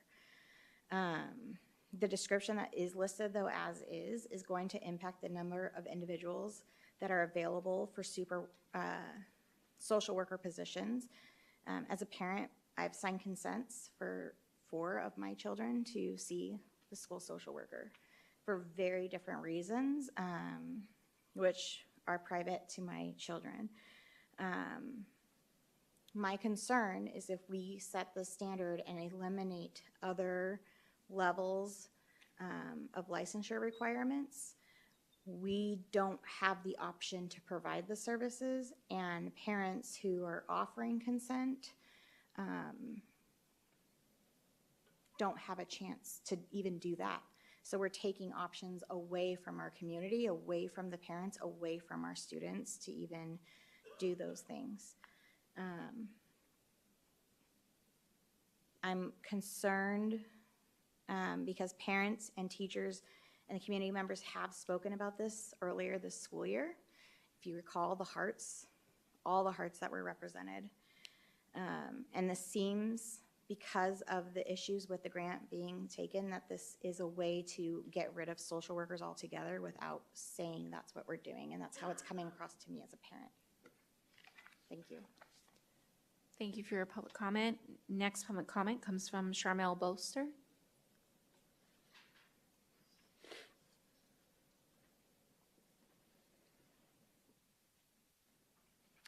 I'll try to be brief since it's a late hour. I just want to say that I know there's a need in the district for this, and I'm all for it, but I do have some concerns. I do want to say to Mr. Toby, though, I did like your draft. I think, we all want to think that we have the best qualified people to serve our students that we can get. One of the first things that crossed my mind was, if we have these high standards for them, which we want, that's probably going to make them, we're going to have to pay them more, so it may have a financial impact on the district. I don't know. I do like what you wrote here. But I think my main concern comes in is that I've never truly understood exactly what the whole picture is when these people are hired, exactly what the delineation of their duties are. And I've never understood exactly what the needs of the district are in terms of our students that have these needs. And what they do. We have so many different titles like you listed here. We have mental health workers, and we have social workers, and we have interventionalists, we have academic counselors, and for all I know, we may have other kinds of counselors, and I don't know whether we have any psychologists in this district or not. I know when I was teaching, we did have psychologists. So I guess what I would like to see in the district is to have a very clear picture, a plan of the needs. What are the needs in the district? What do you have a comprehensive plan of what you expect these people to provide? And do you have a way to track the effectiveness of the programs that they provide, the services they provide? You need a very comprehensive plan and a way to evaluate it as to whether it's being effective or not. So that's all I have to say. Thank you. Thank you for your public comment. Next public comment is Shannon Threadgill.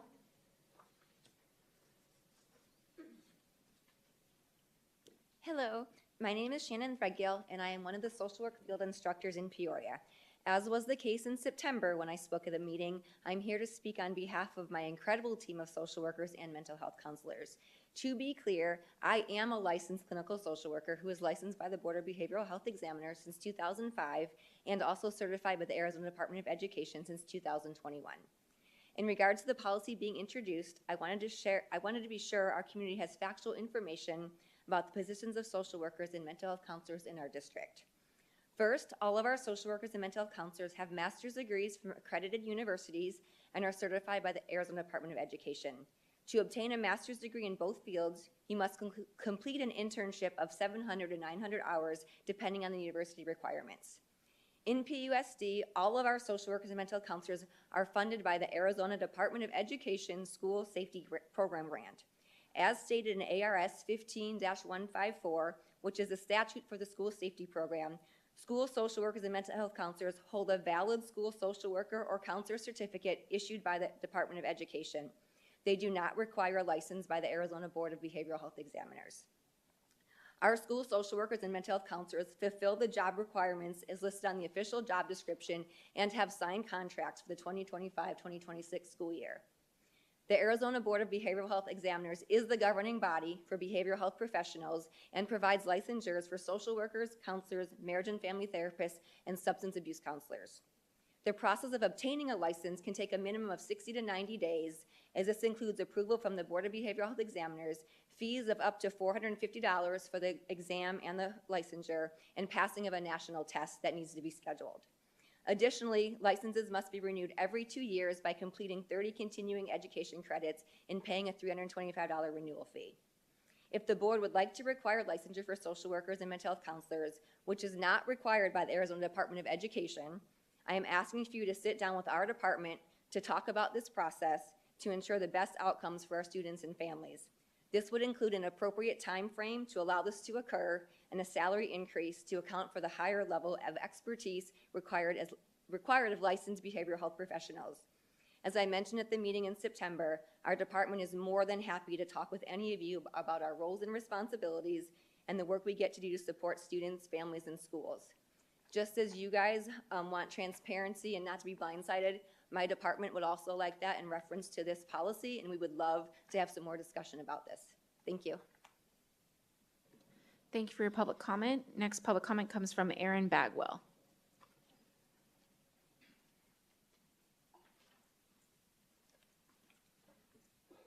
President Brooks, member of the board, thank you for allowing me to speak tonight. Appreciate the opportunity again. I felt compelled, been watching kind of the comments that come up here, and I don't remember a principal being able to come up and really kind of being very clear as to the support that this position provides us.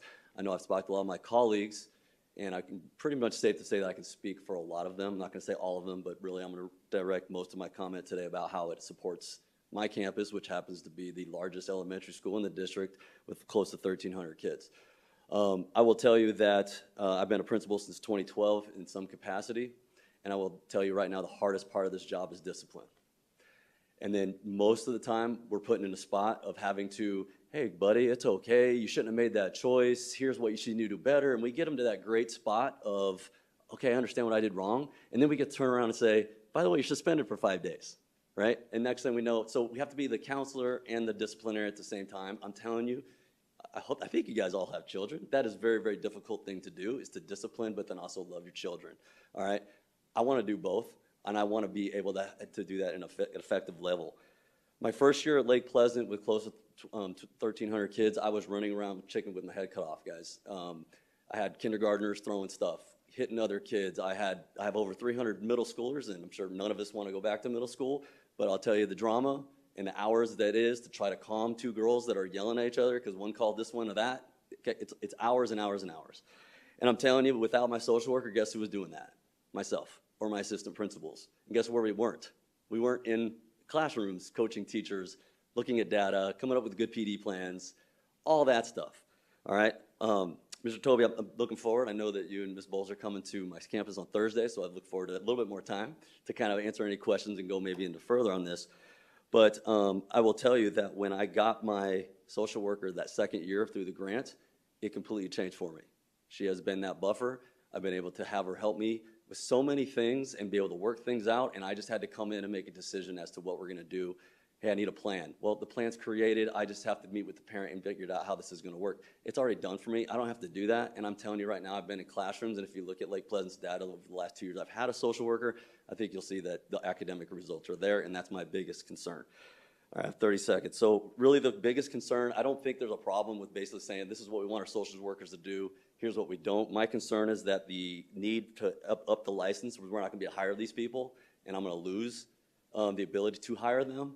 And then without that support, it is going to have that academic impact that I think everybody in this room doesn't want to see. And that's my concern as the principal of the school, is that academic achievement. I need to be in classrooms, and I need somebody to help me with the behaviors that are going on this on the campus. So additionally, I just would like some trust. I'm out of time, but sorry, thank you. I had to be the band that says no time more. Thank you for your comment. Next public comment comes from Trina Berg.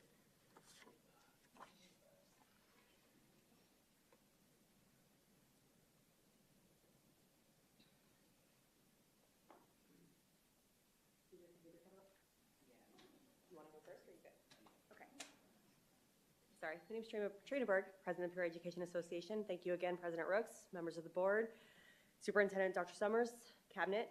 I'm going to echo some of the same sentiments again. We were here a few months ago about our social workers. I don't know a single teacher who would be like, please get rid of this position. Like, I don't know a single one. I am lucky that I'm kind of by the social worker's office on my campus, and I see the number of students that our social worker sees. They seek her out. They want to go talk to her. They need to speak with her. I have the ability to contact my social worker and be like, hey, I have a student who is in crisis that I cannot stop what I'm doing because I have a classroom full of kids that I have to teach state standards to in a very short amount of time. I can't do that. And I'm not trained to do that, and I shouldn't have to do that. I remember very clearly a time when in public comment, some of our current board members were saying our teachers are not mental health people and they should not be providing those services, and I could not agree with you more.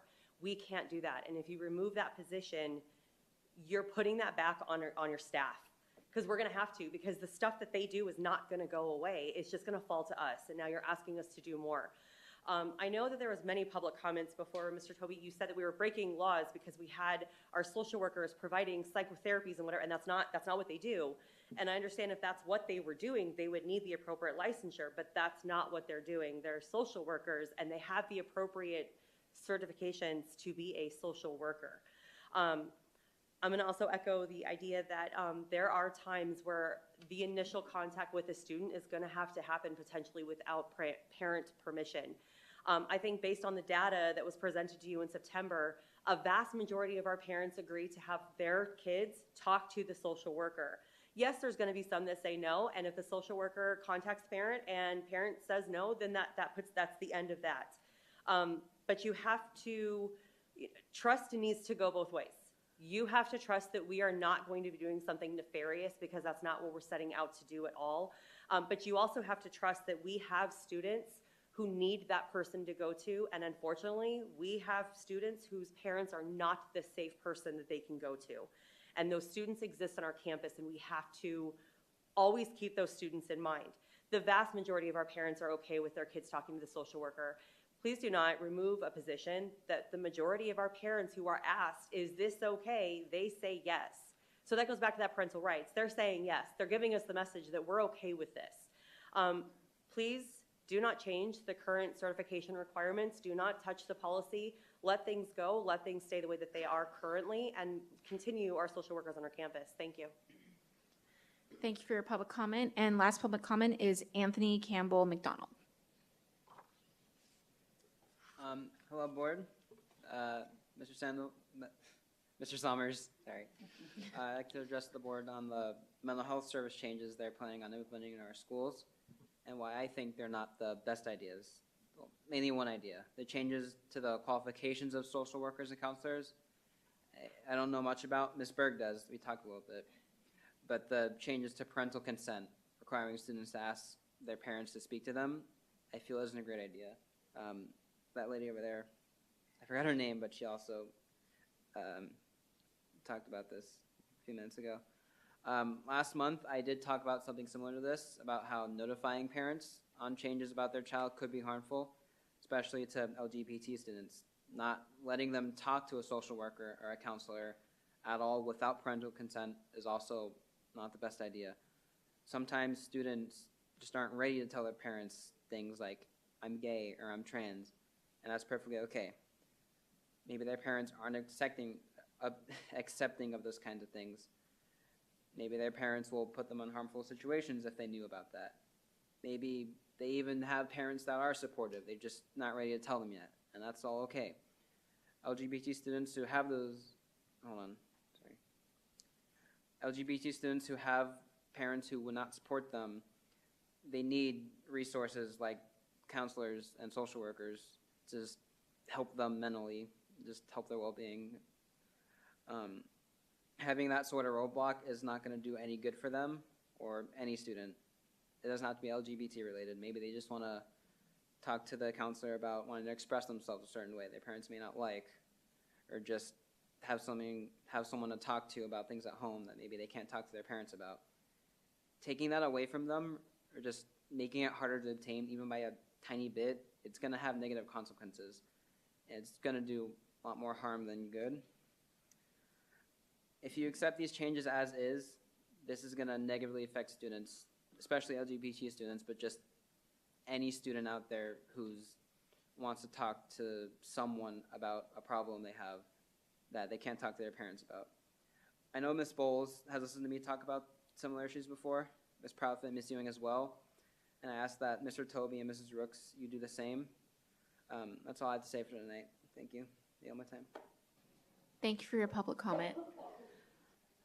So, Mr. Toby, did you want to go over your reasoning for presenting this policy, and then we can go through your board member question and comments? Yes, thank you. As mentioned, I've been speaking on this issue as a parent and as a parent advocate in the district. And the reason why this policy is now coming up is because we have an issue that we have to face. There's no putting our heads in the sand. This was a contract with the Arizona Department of Education, a grant that was the 2019-2020 school year, and it might have been something different at the very onset. What it's changed into over time under previous boards and under previous superintendent has become out of bounds. And I've spoken on the grant narratives that our own social workers have written that document in black and white exactly what they're doing and what they're doing for students. Having unlicensed social workers meet regularly with students having suicidal ideations, substance abuse, depression, anxiety, like this is something that either a medical provider should be providing or somebody who has the proper licensure to handle that type of subject matter. And the reason why I say breaking the law under previous comments when I was a parent advocate in the district is because ARS does require that if a social worker, somebody presenting a social worker or counselor provides that what's called psychotherapy, and that's not just diagnosing, that's also treating and assessing. So that's any part along the way. And when we have unlicensed social workers, and even one of the grant narratives said that they provide direct clinical services to students. And so it's not my words. This is the district's own grant narratives. And so no matter how you slice it, we either have unlicensed social workers providing services outside the scope of their authority, contrary to law, and it's a serious matter, or we are providing false information to the state of Arizona, which gave us our grant in the first place. It's not a good look either way, and this is not something that any of us up here were responsible for creating. However, this is something that we have to deal with. And unfortunately, you know, we toured a school today, Mrs. Bowles, where the principal talked about how students earn their way out of the classroom. And so essentially us as a district, like I said, it might have been something totally different at the onset, but what it's turned into over the years, our district has earned our way out. And I don't want to take away resources for teachers. Everywhere in every campus that I visited so far, I hear the need as far as people that are wanting these services or wanting support. And that's not the intention at all. But as a governing board member, we're put in a hard position right now when the district has maybe not narrowly defined the scope of what these social workers should be doing. Maybe there's been a lack in supervision or oversight, but it's in black and white, and we have to deal with it. I do hear Dr. Summers often says there's kindness in clarity, right? So we're providing clear direction as far as what our expectations are, leading with excellence when we're having social workers that are handling our kids. And somebody mentioned about interns.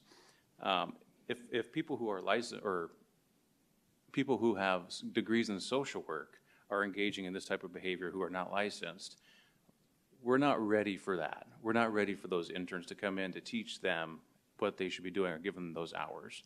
And so from a liability perspective and a governing board perspective, that's just how I've seen it ever since I've learned about these issues, and which has been brought to the board before and it hasn't been addressed. It's been kicked down the road. And unfortunately, now is the time that we're here and we have to deal with it. I don't think it'd be helpful for me to actually go through and read, but three main reasons. There is a difference between ADE certification, which is optional. It's not even required. We as a district say we want you to have that certification, but it says from the ADE's own website that you don't have to have a certificate from ADE to go into a school. So that is optional. What is not optional is having a license when you're engaging in these types of behaviors. And so that is the situation that we're faced with. So one is the law. Two is what are our obligations and expectations under the grant. And then Mrs. Ewing, you mentioned national best practices. The National Association of Social Workers, a large entity that covers the entire country, right? Under qualifications for school social workers, it even says, so school social workers shall be licensed by state boards of social work and certified through the state departments of education when it's available. So this is not, you know, coming out of left field here. This has been an issue that I've spoken on repeatedly. It's national best practices that our social workers have licensure. Now, I do think that should this policy go forward, there is discussion currently about what we can do to keep our valued employees and put them into currently vacant roles. We don't want to rob our students of resources, but we have to be in compliance with state law. And that's not an option. So working with Dr. Summers and my fellow board members, we are trying to find the best way to balance both. And unfortunately, this is the hard business, what we were hired to do. So I do have a couple of suggestions. Okay. Our last public comment talked about the parental consent, and I hear you, sir. I don't know where do you go? Okay. It's a school night.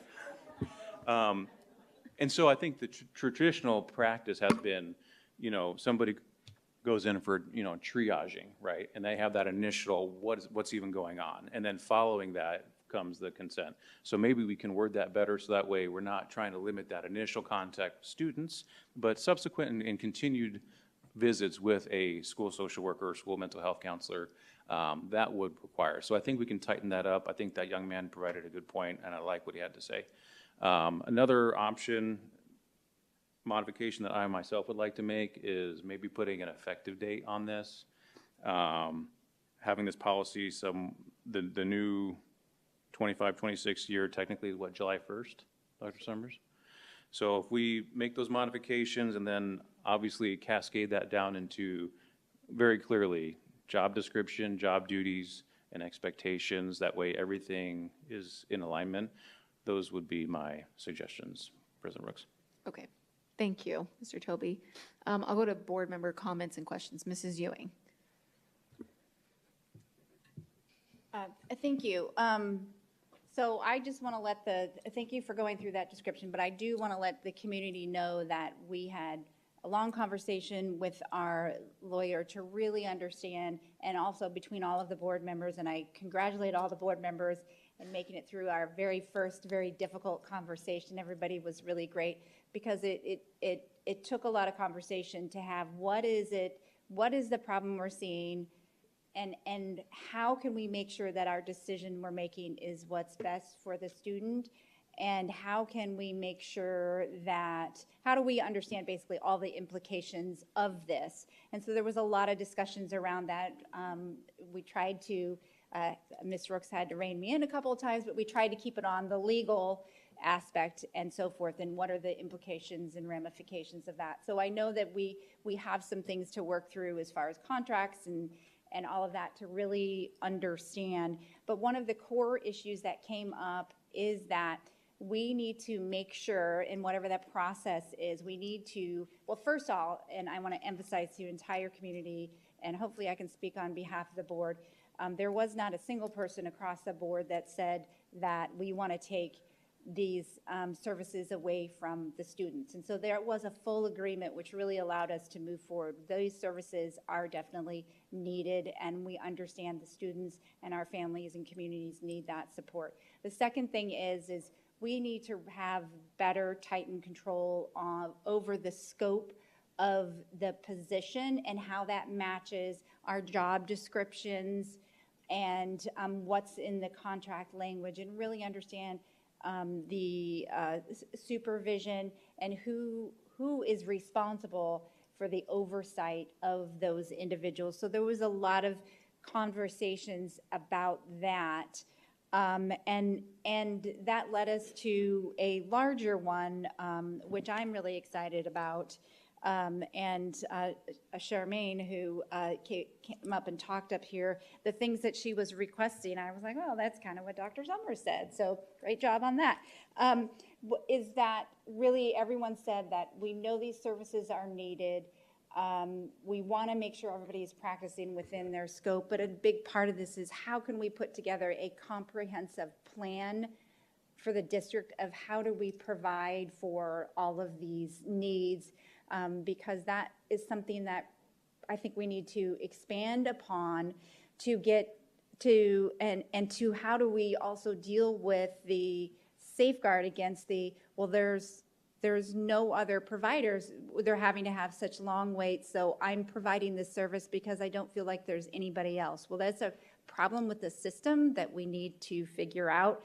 So one of the things that I would add to this is that as we're looking at that date of, you said July, that I think it's really important, and Ms. Threadgill brought up a great thing, that we need to be, there were so many conversations about who supervises and what is this process and stuff, so we really need to be bringing them into the conversation when we start really looking at how can we have that comprehensive plan, how can we ensure that there's proper supervision, and how can we make sure that that everyone is practicing within their scope, because this whole board agreed we don't want our teachers practicing out of the scope of their responsibilities. We don't want our principals, and we also don't want interns practicing outside of their scope of their credentials. So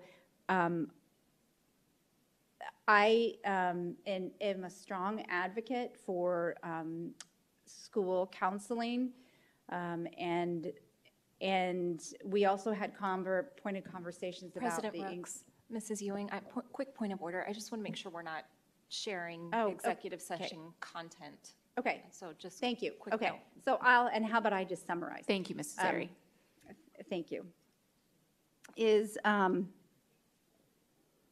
I just I'm a big advocate for providing school counseling service, well, just services to our students in this fashion.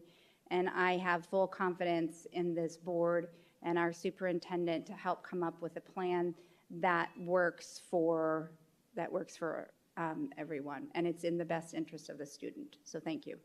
Thank you. Mrs. Bowles, any questions or comments? It's 10:30. I'll start with that. This is very close to my heart, and some of which a colleague that just left, a prior colleague in the district. This was my job in the district with special ed kids, and I was that person that Mrs. Vesley will vouch for this. I would take in kids that were not on IEPs at lunchtime and have a lunch bunch because they were struggling. I truly know what goes on out there. I really, really do, and we're going to work. I don't care if it's till 2 a.m, to be totally honest, not on your end. But that's the truth. Like, we've got to come up with a better solution. Our children deserve excellence. That is what all of us agree to. We're going to have to make some hard decisions. And I started Lake Pleasant. I was the behavior specialist at Lake Pleasant with Vivian Hunt. I know both sides. I really, really do. So please hear that. Hear that from our end. We're listening to you, but we still have to have hard conversations that we can't break the law. Besides the law, we've got to have excellence in front of our kids. If they're hurting that much, and I'm just going to be the bad guy right now, we're not the parent. We've got to separate some things, and they've gotten really muddy. I do understand that sometimes you can't call the parent, and guess what? Then you call Impact, you call the new Mind 24/7, you call DCS, CPS. It was CPS in my day. We were so bad in Arizona, we had to call it DCS. Very familiar with that. Ran a statewide social service agency, trained, up-trained, and had a certified social worker come in from California even, and that was not cheap, but we wanted excellence. We're going to lead with excellence. That might take some time. That might take some thinking outside the box. And we hear you, and we're not, hear us say, if anything, you hear me say. We are not trying to take social workers. We're not trying to take help out of the schools, counseling-wise, by any means, but we are going to put excellence in front of these kids, whatever it takes. And so it's not going to be easy. It's just not going to be easy. There's going to be a lot of discussion. I'll speak from what Miss, what's your name down there? Just kidding. I'm just kidding. I'm tired. I think I still have jet lag, actually. But just please hear us say that. I know there's not a board member up here that doesn't want to keep those mental health, I'm not even going to call them mental health, those supports in place. When, it evolved from guidance counselors in elementary to behavior specialists, to intervention specialists, to yada, yada, yada. We all know that there is a reason, and even, I guess I could call you colleagues since that's my background. Those that are licensed, there's a reason why they're licensed. They're overseen. So we don't have to micromanage if they're actually doing their job or not. And as I've experienced, nobody's going to want to lose their license. They're going to watch that they're doing what they're supposed to be doing. There's a reason for that oversight. We want excellence in front of our kids, and that's not going to change. Like, I will die on that hill. I don't know what that looks like. Yes, I'd love to meet with some of the social workers and say, hey, what do you see? What's happening? There's a clear difference, if you haven't heard this, again, I'm not going to dance around this, between a licensed social worker, a licensed counselor, I know the difference, that are overseen by a real board. They keep their license. They have to update their license, just like any other profession, and a certified certificate that was given from the Department of Education. A big difference. We're going to put excellence in front of our kids. That's not why this is coming up. I know that it's come up a lot in the boardroom because we've been speaking to this point all along. We're breaking laws. We are. You can say it all day long. You can sit on the top of this roof and say the sun's not going to come up. It's not going to come up. It's going to come up. We are breaking laws. And you can say we're not doing psychotherapy. We are. We are. We've seen the notes. We're not pretending anything. We're not being the bad guy. We want to work together. But when push comes to shove, there's two things. One, we're going to not break the law. and we're going to put excellence in front of our kids. Thank you. Thank you. Mrs. Proudfit. It's going to take me a second too, 10:30. It's fine, it's late. Okay. We have had this conversation lots and lots of times. I don't want to go into executive session content, but the wrestle is real. And there are a few things that continue to emerge as themes that I think can be helpful to strengthen the supports that we have in the schools for the kids, which, I mean, I don't want to speak for everyone up here, but it's real, it's needed, it's not going away. So in no way is, and to be honest, I don't think Mr. Tobey's intent with bringing this up is take social workers out of schools. I truly don't believe that. However, there's a reality of the situation as well. So just for those listening, we're talking about 33 employees across the district, 9 of which have, we'll just call it clinical certification or certification through the mental health board. So we're talking about 24 employees and approximately 1 intern. And the reality is there are not 24 social workers who are currently looking for work.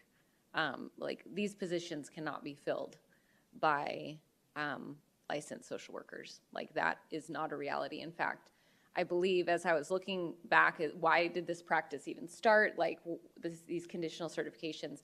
And if you've ever had a child like me who has had need of mental health services, there is, if anyone wants a job in the state of Arizona, like your child should be becoming a child psychologist because psychologists, social, like these are, there is a massive shortage.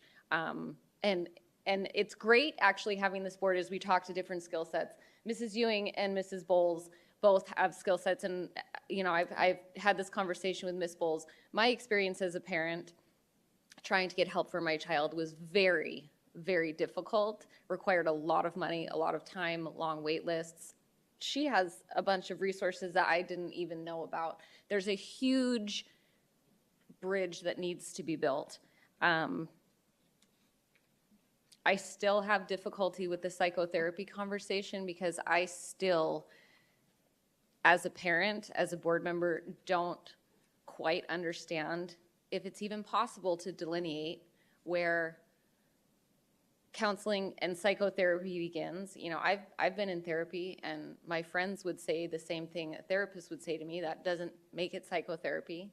I am really grateful for teachers and the village who sees my kids on a regular basis when they notice something is off, pulling them in. I really love that as a parent. One thing that, a suggestion that I was thinking of, it seems like this 20-minute meeting without parental consent is a real sticking point.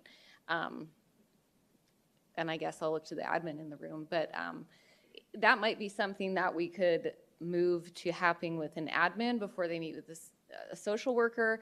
There's a lot of things that we have to consider. This is the beginning of this conversation. I appreciate, Mr. Tobey, as we're having these conversations, that you're bringing forth possible solutions, because it is going to take outside the box thinking, because we're also dealing with grant narratives, we're dealing with like there's 1,000,001 pieces to this. I guess I'm going to wrap up by saying, as I have said many times before,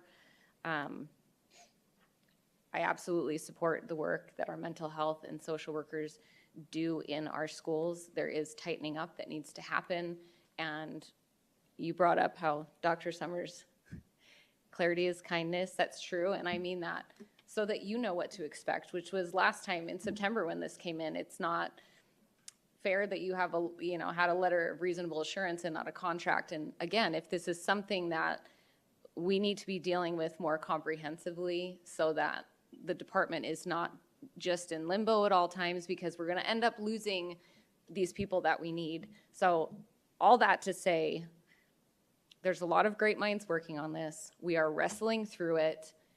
The conversations are productive. We will have productive results for our kids. And I guess I mean, I probably shouldn't speak for the whole board, but there is not any board member that wants services taken away from kids. So we're going to continue to wrestle through that. I would love a study session with the social work department. I would love that because I think that there are still some areas that there's not a lot of clarity. I would absolutely welcome and love that conversation and your input and your ideas as we move forward to continuing the conversation surrounding this. All right, thank you, Mrs. Profit. So I know it's late. I'll try to be quick with my comment here. I did want to just read psychotherapy. It refers to a variety of treatments that aim to help a person identify and change troubling emotions, thoughts, and behaviors. And it says most psychotherapy takes place one-on-one with a licensed mental health professional or with other patients in a group setting. So when I'm reading through the grant narratives that have been submitted over the years for each school, this is their documentation, their notes. It's got in here that we've got, they state that, this is for instance Centennial, that Centennial has students that suffer from personality disorders, PTSD, obsessive compulsive disorder, that they have students using opioids like heroin, prescription medication, cocaine, meth, depressants, Xanax. And it's stated in here that Centennial doesn't have a lot of, like it's lacking, I think is the word that it was used, mental health services in the area surrounding Centennial High School are severely lacking. There are organizations that provide care, but they are primarily insurance-based. If families have insurance, then frequently there are a variety of situations that break down the process for our students. So when I'm seeing that verbiage, and I'm seeing the verbiage of we provide release of information forms to parents so that there can be communication between the school and provider. However, that communication breaks down. Parents often don't follow through with obtaining permission, or mental health providers are not able to communicate during school hours or office hours. It says for the majority of students suffering from depression, anxiety, social awkwardness, anxiety, and other multitude of mental health and emotional conditions, they simply attempt to manage their own symptoms. Unquestionably, the school has become the primary mental and emotional health source for students. It goes on to state that these students need to be involved in ongoing therapy to develop coping strategies that they will most likely need throughout life. So when I'm seeing that verbiage in the grant documents written, and that's what we submit to ADE to get back the funding to fund these positions, I do like your policy, because when I'm seeing psychotherapy, it's a variety of treatments.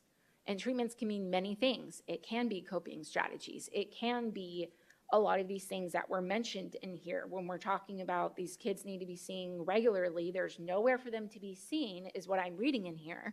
If that is the case, that is the role that's being taken on. That is the reasoning you're stating in here of why we need the social worker at the school. Okay, then the licensure needs to come forward in a policy so that we are following the law, because it does state here that to do that, you have to have a license. So that's just my thought. I wanted to be quick because I know it's 10:40, and I know that this is just a first read. It comes back for a second read. So I just wanted to kind of make note of those items.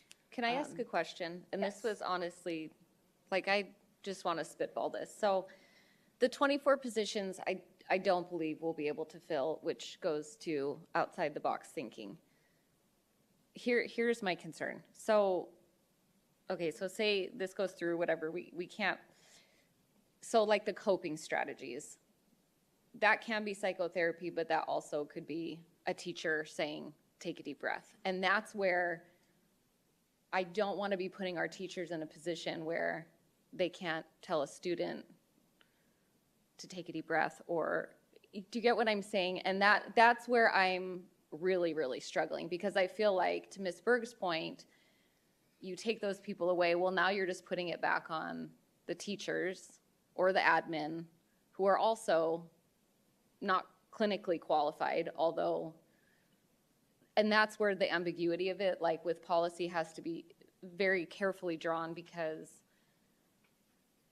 that line is just so, yeah, so I just wanted any Well, I board think it member's would be opinion. on to the point of when you're talking about specifically in here, if they have a diagnosis, which is what is being brought up in here, and they are getting treatment outside, which is what should be happening, hopefully. If that's not happening, that needs to be reported by any employee in this district. That is required by law. But my understanding is if there is a treatment plan and the parent meets with the school, there is 504s, there are medical plans, there is IEPs. Those things that child needs from their treatment plan, whatever it is, if it's written into those documents, the teacher then has to follow those things in the classroom to make sure that they are able to be in the classroom to be able to have that educational environment. So, but what I'm seeing in here is a little bit more extensive when we're talking about kids that are addicted to meth, they're on opioids, or they are, I think you mentioned suicidal ideation. If we're getting to that point, that is my concern of licensed versus, taking a deep breath in class, if that is what is written into a student's IEP. I know Janelle's more of her background, but if that is written to their IEP, that they will get 5-minute break, 10-minute break in between assignments and things like that, or they need, I don't know, some type of sensory tool to help them cope with when they're struggling.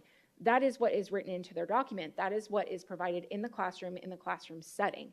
But what I think Mr. Toby and what I have read is that this is way more extensive beyond those things. I think that this is becoming more of, we had Arizona Department of Education website.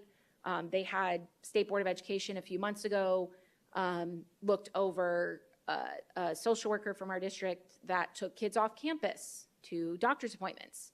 That's available on their website to see. So when we start having all of these pieces, I've had parents come to meetings where their kids are being seen by a licensed professional for some of the things that they are struggling with, but then they have somebody at school who's not licensed interfering with that treatment plan.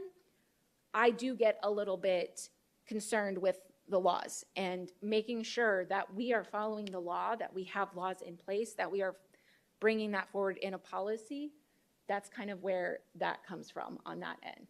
President Brooks. Yes. Yeah, so just clarity is kindness, right? Mrs. Proudfit, so the practice of behavioral health, which is what applies to that Title 32, Chapter 32, applies to marriage and family therapy, professional counseling, social work, and substance abuse counseling. So we're not going to be, this has no bearing on a teacher saying take a breath or anybody else. This is specifically for the outlined mental health professionals regarding licensure. So first of all, I'm sorry, President Rooks. It's okay, we're all tired. What I'm hearing, if I'm looking at this from like a management, like how do you do this? What I'm hearing is we need more people at the table to help define what the right solutions and answers are so that we can better come up with a solution. None of us up here are currently providing these services to students.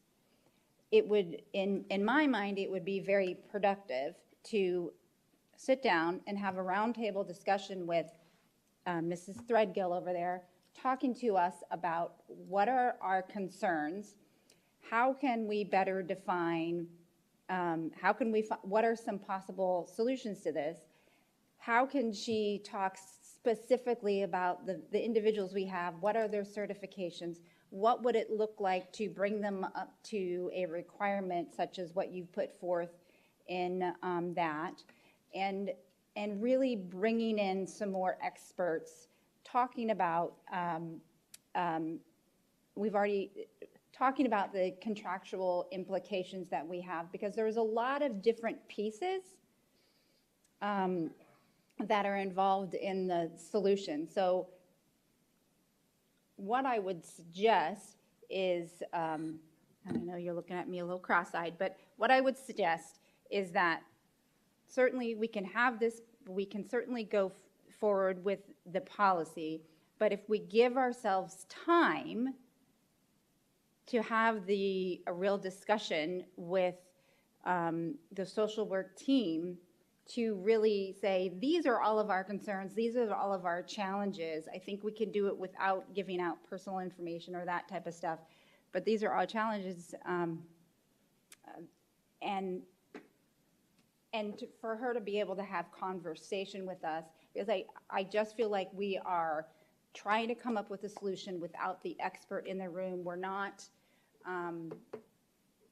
giving Dr. Summers the opportunity to have a roundtable discussion with us of what are some better things that we could put in place, what are the contractual language that we're married to, what is the implication of the cost to the district. It's almost like this is almost every department, having the HR and just being able to really sit in a room and have the experts in the room in there so that when we voice our concerns with this, I just feel like we're trying to come up to a solution without referring to the experts. Something? So, yes, go ahead. We have two things at play. We have input that we do need, and I would welcome that. But we also have a law we have to follow. So if I get stopped and I tell them, hey, you know what, I didn't have my driver's license and, I don't have insurance. Well, I could go get insurance and do all the things that I need to do, but I'm still going to get a ticket. So we have to abide by the law. That's one thing. The other is that, yes, we should and could enrich our decisions by knowing what exactly is going on in the district. I think that there's a lot of confusion, even more so now. Intervention specialist, behavior specialist, guidance counselor, social worker, on and on and on and on. And that's where it's just gotten too muddy. Not just for social workers. And I know some of you that are out there working tomorrow when you go to work know what I'm talking about. Some work with kids on IEPs, some do not. Some, work half with IEPs, some do not.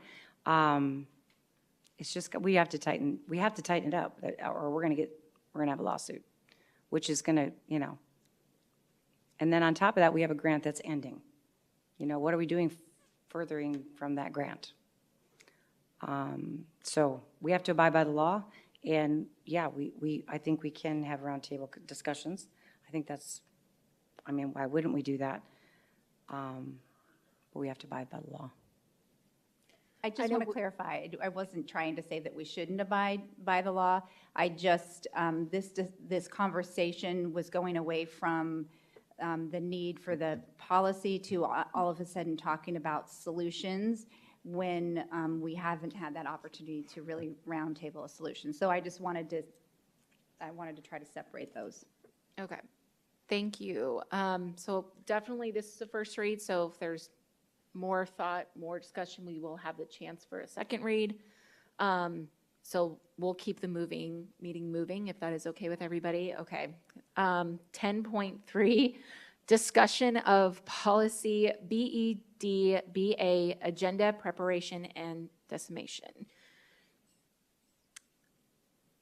All right, Dr. Summers, do you want to take this? President Rooks, in an effort to keep the meeting moving, I'm going to keep the initial frame that I think the governing board request on this item is to simply the timing of the publishing of the agenda.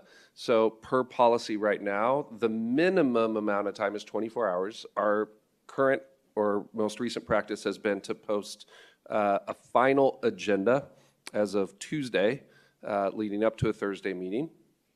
And this particular agenda involved, as you all know, at least sharing a draft with the board of what the agenda was following the agenda planning session that occurred with President Rooks and Clerk Toby. So with that in mind, I wanted to kind of start from that perspective of how did this particular cadence work leading up to this particular meeting, any feedback that you may give us, and then to the degree that there needs to be an adjustment to policy, I don't know if that's the direction of the board at this point, but what we would be willing to do is continue to try the practice that we just applied, but certainly we're open to, like I said, any other feedback or suggestions from the board. Thank you, Dr. Summers. I'll start with you, Mrs. Ewing. Any feedback? Okay, I think one thing that would also help our community to understand what topics are being covered and so forth is I'd like to request that the annually reoccurring board agenda items, this thing, be updated and be available for our community so they can kind of see what is our normal cadence, what's normally covered in the time frame and so forth, and the board can see it. Maybe that helps with the efficiency of the requests of things to be put on the agenda. You're welcome to have this if that would just be easier. Yes, thank you. That was provided to us in a Friday report before. But that just needs to be updated, and then I think that as we talk about these big projects, I just request that the board really considers priorities on timing of all of these different things, which would build into that. And if that was updated, then that might help the community better anticipate what is going to be on the board meeting over the course of the year. And that helps board members too on what information we need to be asking for. The only other thing is I noted that about having the board comments in there twice, so I don't know that has to be updated in policy, but that would just be my question. I did have a question, and this is what might need to be updated in policy, is since you have public comments in there twice on the agenda, is in terms of has the process changed for people asking to speak at that public comment at the end of the meeting if they're not here at the beginning? So I just don't know if that needs, and you'll probably speak to that. So I was just going to let you know that is 10.5, discussion of policy BEDH. So that's a little bit later, but we're all tired, so don't worry. But I just wanted to seek clarification on the annual recurring board agenda items. Are you wanting that kind of added into the agenda for each meeting, or just how do you want it communicated to the public, I guess? I'm going to lean towards Dr. Summers and his suggestion of how it could be included. It doesn't need to be, but I'll. Okay. So. I think the most straightforward way to do that is through the governing board's landing page or website that we can ensure that the community is informed of what those big items are and the typical timing, et cetera. So I think there's a way to do that pretty easily. Okay, thank you, Dr. Summers. Mr. Toby, questions, comments? So as far as the preparation, I think that we can talk about it in a preparation meeting, but I do like what the public comment was about putting recognitions first before the opening comments. And I know we'll talk about that next, but I don't have anything on this. Thank you. Okay. Mrs. Bowles? I'm just going to blame this on the time of night. I'm not understanding what this actually is. My understanding was that this was brought as a discussion item to have the agenda come out sooner. And I see the process of the agenda, and we're still down to 24 hours before. What am I missing? Yeah, I think that's it, what you just talked about. So I think everyone is, but adding into 10.5, I think we're getting a little too ahead, but yes, so this is just asking, it's going over the agenda, and then I think what Summers was looking for is what he just did. Does the board want to have the agenda sooner? How much sooner from the board meeting that we have Thursday nights? How much sooner do you want that agenda distributed to the board? Is where he was kind of looking for that direction. If that's so the board meeting his head. So yes, I think that was the original request. We just wanted to, I think what we just tried out for this particular meeting in terms of that draft being shared with the board as of Friday through the Friday report with opportunity for review, revision, and then finalization leading into Tuesday. That was the cadence I was essentially wanting that clarity from you all on in terms of did that work? Yes. Sorry, I had to think that through. That's okay. Traveling, not so much, but that's nobody's problem but my own. But yes, Friday before, I know that back in the day, we did that. We had it out on Friday, so yes. Right. I just have one more thing to add. I'm not sure how soon then would the appearance and it be made public? Now, I know it's a loaded question because that can be what's in front of us. But it's realistic to say, hey, can we have it out by Tuesday? It is, yes. So that would, essentially, when we publish the agenda and it is finalized on that Tuesday ahead of the Thursday meeting, it affords roughly 48 hours of that lead time. So that has been our current practice.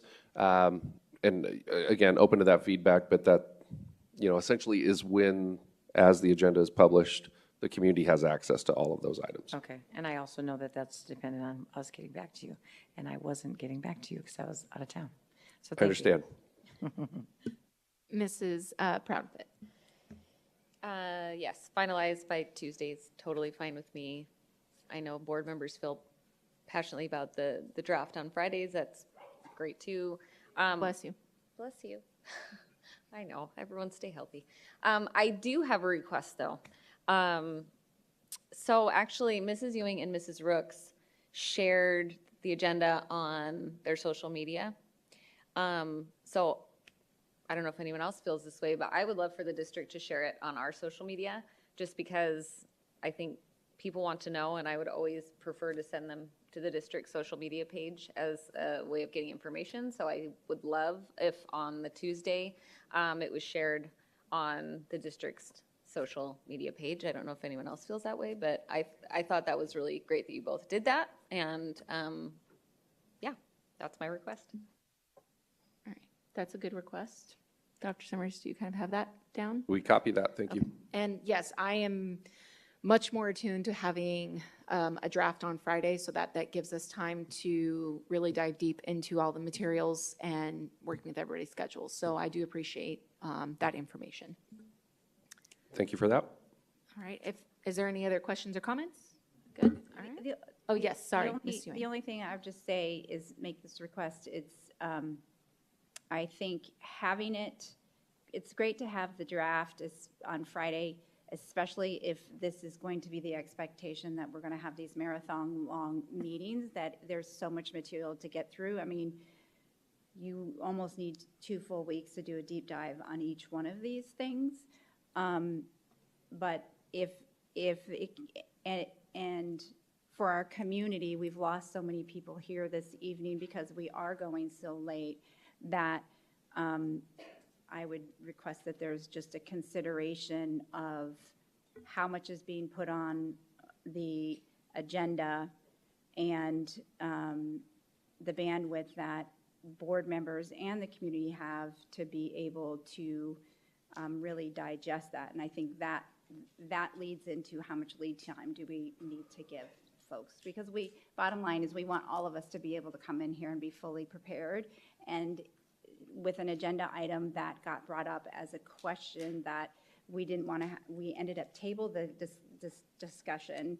If it's, I guess that's another issue, is that if we don't put it out to the community far enough in advance and those questions are coming up on Wednesday and we don't have time to fully examine what the questions are from the community, then we're going to find that we're tabling things all the time because there's just too much information on our board agendas to digest. So those are just things to just consider when we're looking at the length of the amount of things that are on there and how much of the information is provided to us ahead of time to really be able to make informed decisions. Thank you.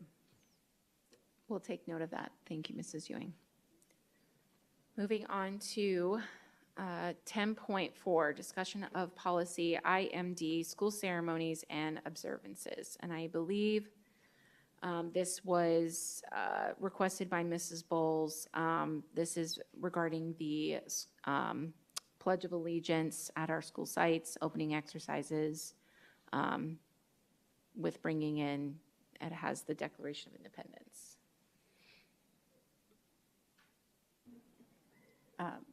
President Rooks, I don't have any concerns or questions about it. I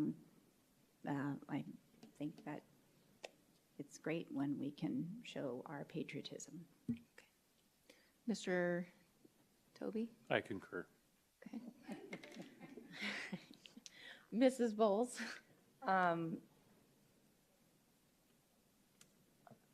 Where do I begin with this? I think it keeps us, I think in a time when we're questioning, I don't even know what word I'm looking for. It keeps us grounded in what we were founded, this country was founded on, and the portion, if you don't know, that we're going to add to, I don't want to take Mr. Summers' thunder, so I'll just say to the board meetings, we hold these truths to be self-evident that all men are created equal. They're endowed by their Creator with certain unalienable rights, and among these are life, liberty, and the pursuit of happiness. It's happening already in our schools. It has been in other schools, and it's nothing that we have to change. It's just a matter of, we'll see who really knows it. Just kidding, no. It just keeps us grounded. Like, why are we here? And the same thing I said in the panel that we had, asking about the nonpartisan and how are we going to work together. And of course, we had to bring up Jeff's ex-wife and me having her canvas with me, but that was side table. But that our founding fathers never meant it to be two parties. We were never meant to be split like we are. I just think it gives us a foundation, and our students seeing us, like we've heard so many times in the boardroom, and that is leading with excellence and working together, and this is why. So. Mrs. Proudfit? Being a mom of four, this comes out of my mouth every time I say the pledge because they've all had to memorize it. So 2 thumbs up for the preamble. All right. No more further questions or comments. Move on to 10.5, discussion of policy BEDH, public participation at board meetings. I think, yes. So this, I believe I did request this one. I'm so tired. But the thing that completing any individual designed to address the board shall complete a form request to address the board and give this form to the superintendent prior to the start of the board meeting. I did want to look at that because trying to look at public comment in the beginning, public comment at the end, whether we have staff that is trying to get here, but they're coming late from the school and they don't have enough time to turn in the public comment form. I want to be mindful of that. If they get here, it's past the public comment in the beginning, but they have an opportunity at the end of the meeting to give comment to any concerns that they see going on. So I wanted to see about, I've seen our city council meetings through Peoria and how they run, where if there is anybody that wants to speak, they have them come up and speak, and they just ask them to fill out the form after that they have spoken. So was just really trying to look at that piece because I know we have a lot of working families, we have a lot of working staff, and I just feel like the constraint and the rush of people trying to get here to turn in a slip to be able to give their concerns or something that's not on the agenda, I don't like that mindset. And so that's why I brought this forward and looking at not having so restricted on the turning in the form right before 6 p.m.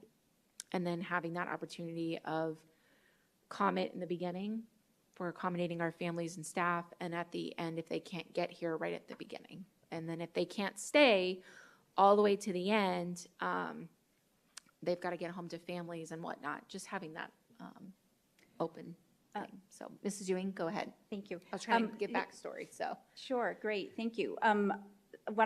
Just an idea, a suggestion of maybe having a 30-minute time at the beginning and having like maybe a little bit of a less time at the end, because there is some nice thing about having them here to hear the business of the district, and oftentimes if they stay and actually hear the business of the district, it gets their questions answered. But if we have the 30 minutes at the beginning, then it encourages more people to get here hear the business of the district, but we are still understanding. And then I think you would just, in this process, and maybe you can work that out with Dr. Reynolds or Dr. Summers, is you can figure out what is Your mic's off. what is the time frame of the cutoff to be able to submit for public comment. I think that would need to be really clear. Like if we happen to get out of here like at 7:30 and we've said that, you know, you can get here at 7:30 to put in for public comment, and there's also that like then we're guaranteed to stay for a certain length of time. So those are just details to think about and work out on what that process is, and that would need to be then obviously included in this Okay. process. Thank you. So Appreciate that. Mr. Toby, questions, comments? No, I do like the ability for our community to be able to talk to us at the beginning of the meeting, at the end of the meeting. I would just probably, for clarity purposes, the first public comment section, we should probably talk about it as opening comments, and then the last one, closing comments. That way there's no confusion when they're filling out their card. I know there was some 3.1 to 4.1 changes, but, and then I do like having recognitions before public comment. I do think public comment should be before our own comments, so I like to keep that. And 15 minutes on either side, and I don't think that we should put ourselves in a box, like to your point. Meetings run how meetings run. I mean, somebody could walk in the door right now and put in a public comment, and it would still be in time for the public comment. So like, don't everybody run out at once and fill out a comment card. Stop it. So I don't want to paint us into a box. I want us to be open. So thank you. Okay, thank you. Mrs. Bowles. I think as we do this and put the parents in the front of the room and respect the community, I don't think we're going to have as many, you know, unless there's a hot topic and we know that, we prepare and bring our robe and slippers or something, I don't know.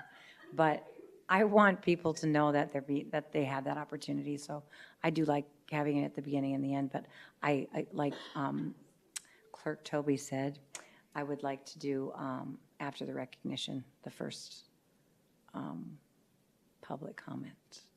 Thank you. All right, thank you. Mrs. Proudfit? I would say ditto to all that has been said. I actually really like where we've landed with public comment, because I know for me, it would be easier to probably come at the end of the meeting instead of the beginning, and probably parents who are in different situations, vice versa. I know a suggestion I've made several times is I would like to see an online submission option. I know several districts have an online submission option. I think that would be great. Please don't hate me, but I think that limiting it at the end of the meeting is not a good idea. I think as many people who want to speak should be able to speak. I know, I'm sorry, everyone probably doesn't like that, but I really feel like at the beginning of the meeting, I think it's important, and we can keep it, you know, however you want to do it, but keep it to a specific time just to make sure that the business is moving forward, and then offering people. It's hard to do 15 and 50, you know, you'll figure it out, but you get what I'm saying. Yes. I appreciate I would rather shorten everyone's time to 2 minutes or a minute if we had 100 people rather than cutting people out entirely of that. That's just my preference, but.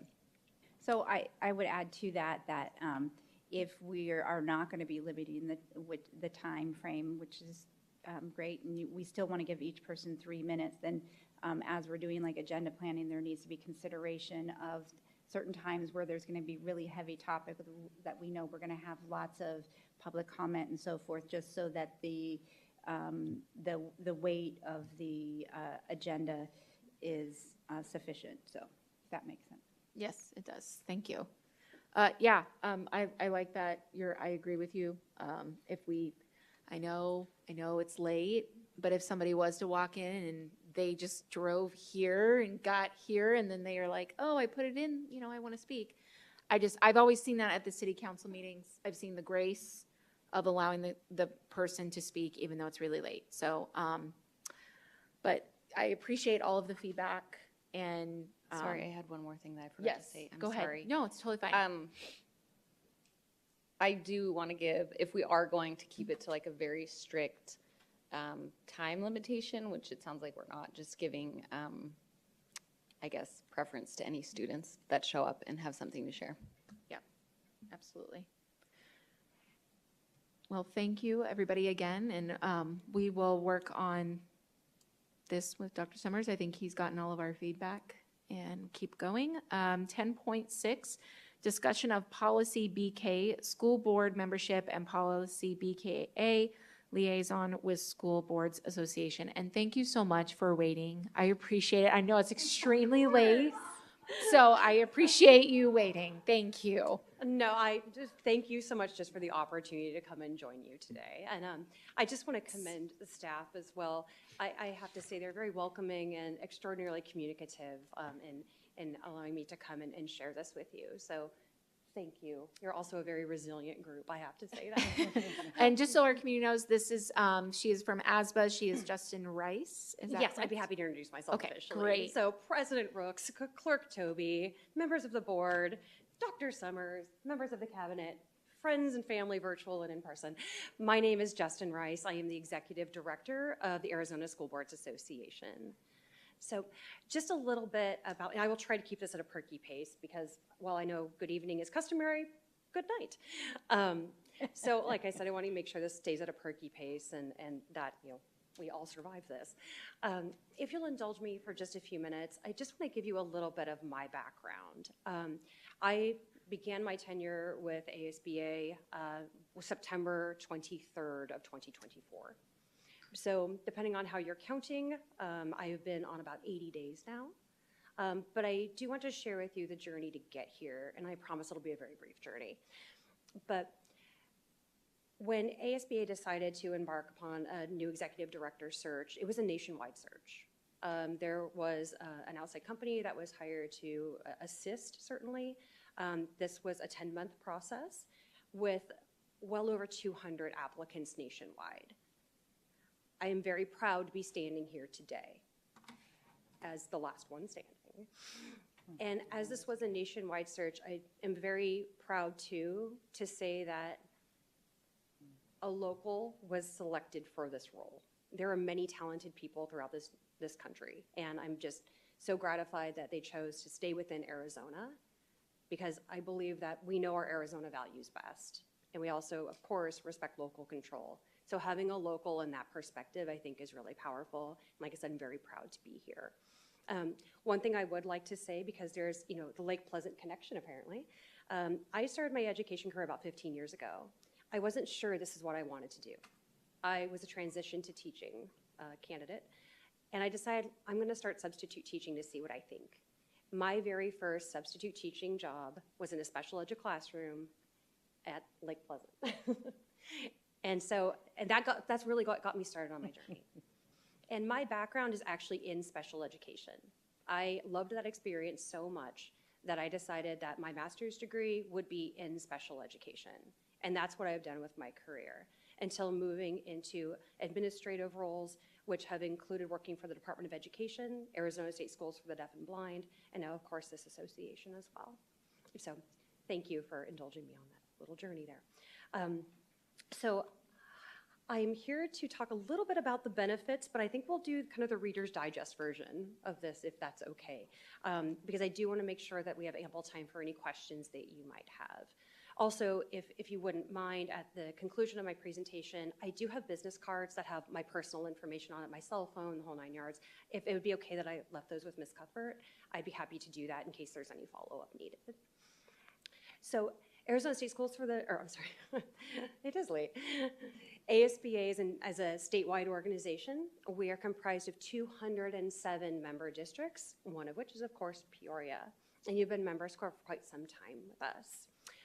We are, despite some optics, we are a nonpartisan organization. And that is one reason why I am here. Part of the job description was that we're seeking an executive director who can help to bring this association back to center. And that is what I am here to do. One thing that I think is important to acknowledge is that much like any association or any business in some cases, there will be those stumbling blocks and there will be those speed bumps, if you will. That is a chapter that is behind us. We have closed that chapter and opened a new one. We're not going to trip over what's behind us, but we are going to learn from it. And so in coming into this position, this is something that I know our board has heard many times. It's something that is also the true north of our staff. And that's an acronym because, of course, we're alphabet soup, correct? That acronym is ACT, ACT. This is our true north. Accountability, collaboration, and transparency. And if we are not acting that way as the executive director, I need to know about that because I take that seriously. We cannot serve with anything less. Our districts deserve better, and that is what they deserve. So with that, I do want to let you know that we do have a staff of 22 under my leadership. And some of the highlights of just some departments there, and I'll just give a very brief overview, is leadership and development. This is our sector that provides all the training opportunities for school board members. So currently we have 18 training opportunities, but the possibilities are really quite infinite because any of these training opportunities can be fully customized for the board. Like I said, we acknowledge local control, and we want to ensure that every board is getting exactly what it is that they need because no board is exactly the same. And so these are fully customizable. We also have our leader, Julie Bacon. She is a former board member. So she brings an amazing amount of perspective that not only is her counterpart coming from a classroom background, Julie is coming from a board background. So we do have a lot of perspective there, which I think can be very, very powerful. One thing that I know that we'll be discussing a little bit about today is policy services. So policy services, as you are subscribers, is what helps produce your policy manual. Policy manual are model policies that are under the copyright of ASBA that all stem from Arizona revised statute. If it is a law, then we will be addressing it. So one thing is that we'll provide those model policies as part of your handbook. However, again, local control. If there is something specific to your district with any policy that you would like to have changed to suit the specific needs of your board and your community, we will do that. When that happens, that policy becomes your property. So we release copyright, that belongs to you. And so once again, this is fully customizable. And again, we are nonpartisan, so we do not judge. Whatever it is that you need, we are there to fulfill. I do want to let you know just quickly what our process is. Whenever a law passes, we take that law, we take a look at the policy, we summarize that policy, but before we implement anything into a new board handbook, and we also provide that policy update to ahead of time, is that we have an independent review by 2 separate attorneys. So we want those independent perspectives. So we'll gather those perspectives. If there's agreement, great. If there's not, we bring a group together, including both of those attorneys, to hear these perspectives and ensure that we have something that comes together that is cohesive and that is fair. So that is just our process. I just want to ensure that you're aware of that. So the other thing, too, that I would just like to mention is that each district is represented by a delegate. So with 207 member districts, we have 207 delegates. Every district has a delegate. You do as well. What do our delegates do? Our delegates help us to form our legislative policy directives for the legislative session. It's a very, very important job. A delegate is selected among your board members. That is a process that you would engage in. The deadline, just so you know, would be August 21st. And we do have our delegate assembly that happens at the conclusion of the law conference, wherein that is where we are coming together and to talk about our legislative agenda. And then also another very important job of our delegates is at the annual conference when we have our business meeting, where you vote in terms of who will be our executive committee on the ASBA board. So these are very powerful voices. And I said, we believe in local control. You choose who your delegate would be. They are your voice on behalf of your district at the delegate assemblies. So I just wanted to ensure that you were aware of that. The other thing, too, that I would like to mention is that I have observed much, And I know the Parent Bill of Rights is extraordinarily important. This is something that is acknowledged throughout our policy manual.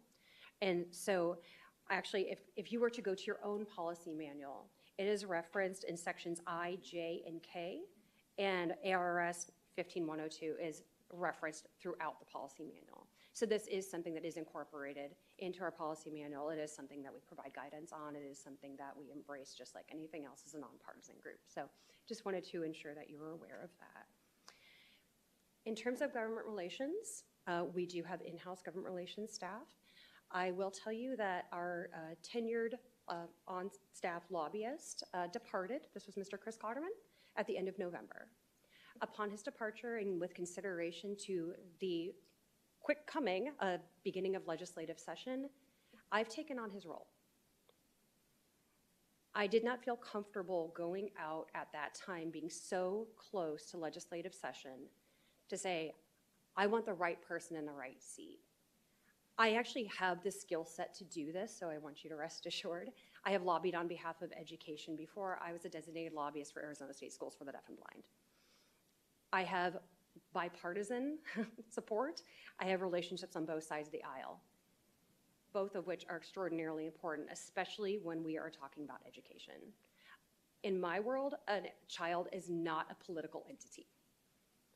Great ideas are great ideas, and they can come from anywhere. And if it's the right thing to do, that's what we're going to do. That's what we back up, of course, with the support and the input from our member districts. So at this time, I am currently serving as a designated lobbyist, and I can tell you right now that your voice is being heard already down at the legislature, but also in meetings with the governor's office, in particular with a focus on Prop 123 and the very, very importance of that passing. We would like to see that done this year. So that is something that we are certainly encouraging the legislature and the governor to come together, have these conversations, these real conversations about what is best for our students here in Arizona. So that's just a little bit of background there. One thing that, actually, you know what, we're gonna do this. If you have any questions with regard to the policies that we're discussing today, or with regard to your contracts, your membership, anything like that, I am prepared to answer those questions. If I do not know the answer to those questions, I will gather that feedback and get that back to you immediately. So I'd like to open the floor if anyone has any questions for me. I will start with Mrs. Ewing. Okay, so a couple of comments. I've been to a lot of the trainings at ASBA, and I've been I was elected as a Maricopa County co-director. And so because of that, I've been involved and I understand a lot of their services. So I don't have as many questions. I will, I know that part of this, I think, was discussing the fees, associated fees, and I do want to let the board know that in my role as Maricopa County co-director, when I do go to conferences and so forth, I am actually saving the district money because I'm acting in that role. Then there's not a fee to the district. So I want to let folks know about that. Then the second thing is I believe that we're still doing this. Ms. Rice can verify as new board members. Right? They get all of these new board member packets on what are all the services and so forth of ASBA. So if you guys have not received them yet, I believe that you'll be receiving them. And that has a lot of information in there about policy services and so forth. What I can tell you about my experience with ASBA, and I don't know if all of our board members know this, is that with regards to the legal services, is that anytime the way it's set up right now is that only the president and the superintendent can be talking to our district lawyers. But anytime a board member has a questions with regards to our membership, they can give a call over to Ms. Rice, and she will be able to talk to the lawyer to give lawyer advice. So that is an opportunity for all of us to make sure that our decisions are well-informed and so forth. So my last thing is certainly I'd love for you to talk about what is it that you guys do to educate folks on what is good on good governance and so forth. But I believe that this being brought forth by the board, it's because there's a lot of other members who have other concerns and issues. So I'd like to hear from them. All right, thank you, Mrs. Ewing. Mr. Toby, do you have any questions or comments? If you can come back to me, please. I'm sorry, what was that? Oh, come back. Okay. Mrs. Bowles, do you have questions and comments? I have a lot of questions, but I think you've answered some of them, so I'm going to try to go back to those first. Of course. I heard you say that policy belongs to us once you've written it, so there's no copyright laws. Did I hear you right? So if there is a substantial change to a policy based on a district's wants and needs or your wants and needs, then we will make those changes for you. And at that time, that particular policy becomes your property. So again, there are not copyright laws? There are copyright laws. Our policy manual is copyrighted. So the policy manual in and of itself is protected by a federal copyright. However, like I said, if there's a substantial change to a policy at the will of the district, then we say that we will take our copyright off of that particular policy and then it becomes your property. So if it's an original policy that the board has not changed over the years, then it's their copyright policy. But if it is a policy that they had copyright first, and then we as a board made decisions to change something in it, changing the verbiage, then that now becomes the property of the board. This is a time saver, so I'm just going to ask this question. Do you know what percentage we have to change in a policy in order for it to be ours? Is it 10 or 20% of that, or is there a percentage? So, and to my knowledge, there is no particular percentage. It's based on, how substantial the changes are. Now, to be able to provide an example, I can certainly go back to my policy services department and provide that information in terms of what constitutes substantial. Yeah. Of course. Hold on, I got to bring the microphone closer. So what are the costs then? I'm being told several things. One is an annual fee that we pay as a district. What is the cost to the district for ASBA services? So for membership, which does not include policy services, your membership fee is $14,930, or yes, $930. And so then what is the policy? Your current policy services cost is $5,220. The contracts for policy services are 4-year contracts. So this is per year. However, they are billed monthly. I believe it's $435 is what you pay monthly. We pay $435 monthly? Yes. Just for contract? That's for the policy services contract. So that adds up to the $5,200? Yes? Yes, ma'am. Okay, making sure it's late. Does our payment to ASBA include NASBA? No. So they're completely separate? Completely separate, and in fact, ASBA, well, they are completely separate memberships. ASBA is not a member of the National Association. We parted ways with them some years ago because we felt that their values did not align with Arizona values. Okay.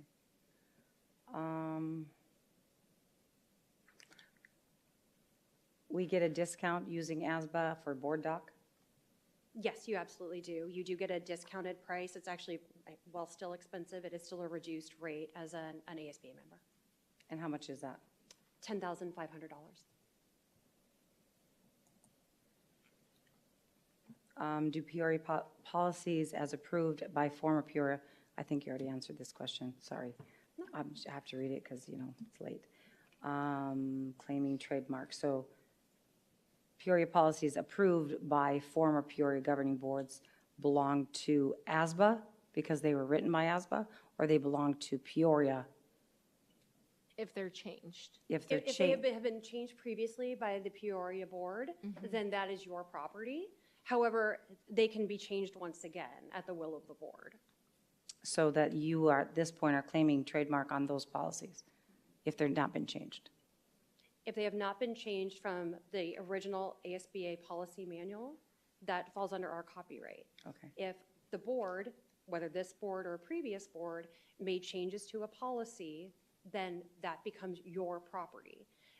Any policy that is either ours at this time under copyright can certainly be modified to accommodate your district, which would then become your property. Anything that was previously approved by a board that is your property, you're welcome to change that again, and we're happy to assist. Okay. Thank you. How does ASBA ensure it remains nonpartisan and represents the diverse political views of its member districts? I heard you speak a little bit to that. Sure, of course. Well, I think it's very important that we retain positive relationships on both sides of the aisle. I think that's been lacking in the past, to be perfectly honest with you. I think we were very one-sided. And like I said, I think that good ideas are good ideas, and they can come from absolutely anywhere. I am a big believer in perspective. Whether we agree or not, perspective is powerful, and that's what drives us towards better solutions. That's one thing that I have enjoyed about being able to take over as the head of government relations, is because I'm able to bring that nonpartisan view. And any hiring that we were to do, which, like I said, this is going to be, it already has been a very extensive process, is to ensure that that person reflects the same beliefs that I do and understands that we are a nonpartisan organization, and we cannot be viewed as anything other than that. We are under local control, and we are nonpartisan. Can you provide an example of how ASBA has worked with school boards across political spectrum, to create solutions that benefit all students regardless of political affiliation? Of course. Well, and I can certainly say this, that once again, nonpartisan, we don't judge. We understand that this is local control, and what that board reflects is a reflection of their community, and that's why we're there to serve. So it is something, again, that we take in everything into consideration, regardless of political party, regardless of political stance. Now, I can certainly say that every individual may have, their own leanings, but just as we say at our office, you leave your guns at the door. That is what makes us nonpartisan. We might have certain beliefs, but we believe that children are at the heart of every decision, and that's what drives our decisions. Okay, thank you. Sure. I don't think,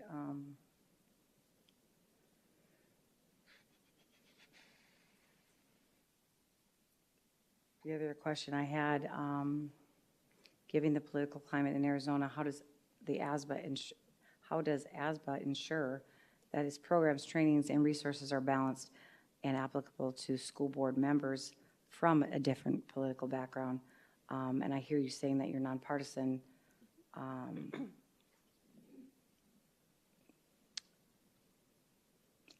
guess I'm asking a question, making a statement. How do you ensure that you're covering both, I guess, is what that question would be. Of course, and so during my opening, I talked a little bit about the 18 trainings that we do already offer to our school board members. And like I said, really the possibilities are infinite because we adjust and customize based on your needs. So whatever it is that the district has determined or your board has determined is of the utmost importance to you, we will work with you collaboratively to ensure that we're delivering that service. So like I said, this is fully customizable, and like I said, we understand there is no such thing as a one-size-fits-all solution. So that is how we work with you to ensure that your community is represented, your voice is represented, and that's why we customize things specifically to your needs. Mrs. Bowles, may I offer that there have been times before I was the director that I would go talk to Julie Bacon and say, hey, I'm noticing that this is a big, huge issue in our school district, or it's a big, huge issue in another one. Do you guys provide a training with that? And she's like, we haven't done that, or we are getting ready to do that. So one of the things that I have found it great is that of all of the 207 members, is that they're constantly taking requests from those members on what are the topics that you would like to see for training development, what are the topics that you'd like to see addressed at law conferences. So they're taking a lot of feedback from board members, and that's across the aisle. And they actually periodically have campaigns where they're actually reaching out and emailing and asking. They're constantly doing that just to make sure that they are meeting the needs of the district. So I would encourage anyone on this board to actually give them a call out, explain to them what are your personal needs, because what you might have as a need and an issue that you want to have addressed might be different than what Ms. Proudfit or Mr. Toby might ask, or President Rooks, is to call them and see what some of their responses are to that, to see what they can offer you to, so that you can personally feel like you're getting a nonpartisan response. That's just my 2 cents. Thank you. I don't know which question to ask next. Hold on one second. I gotta look and make sure that I'm not redundant. If I may, just for a moment, just to piggyback on what Board Member Ewing had to share, is that if there is a want of a training that doesn't currently exist, we will create it. We will work in collaboration with you to create that unique training. So that is something that we're always happy to do. So that's just part of our services, no extra charge for that, but we always want to make sure that your needs are met.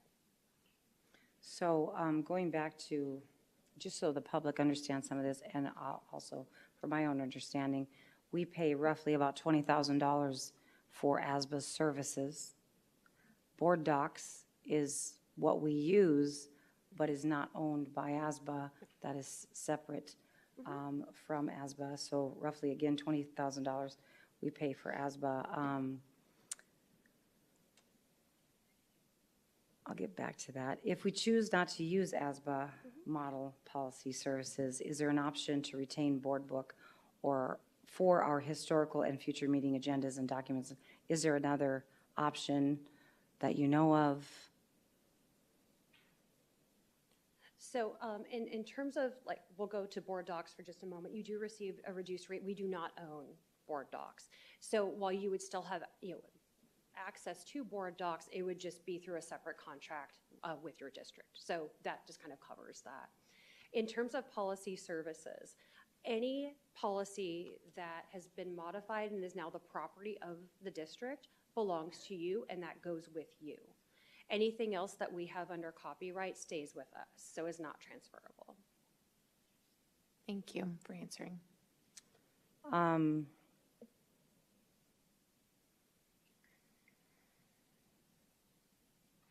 Again, for clarification for constituents and whoever else doesn't understand this, it's been a lot of research that I've done on my own. But so going back to the $20,000 that we pay for ASBA, knowing that, and I'm just going to, I guess, be transparent because I don't really know how to dance around this. We are elected to write policy. There are places that you consult, meaning ASBA, sorry, consult with attorneys through the Trust Alliance Trust. No. Okay, so I'll get to the future agenda item for that topic, but so your attorneys that you're speaking of are not working with Trust? Is that what you're saying? The attorneys that work for the Trust are contracted with the Trust. They're not the attorneys that you were They're separate, yes. We have separate counsel. Okay, that's what I was confused about. Okay. I think that's all. Okay. Mrs. Proudfit, questions, comments? There'll be more discussion, I'm sure, coming, but is Mesa, Chandler, or Tucson districts ASBA members? Yes, they are. All three? Yes. Chandler's not. Chandler's not? I would need to check, but I do believe it is. Okay. The reason I'm asking, so I've been to every ASBA thing since I came on board, I don't know, 18 months ago. So I've been to a lot of the conferences, and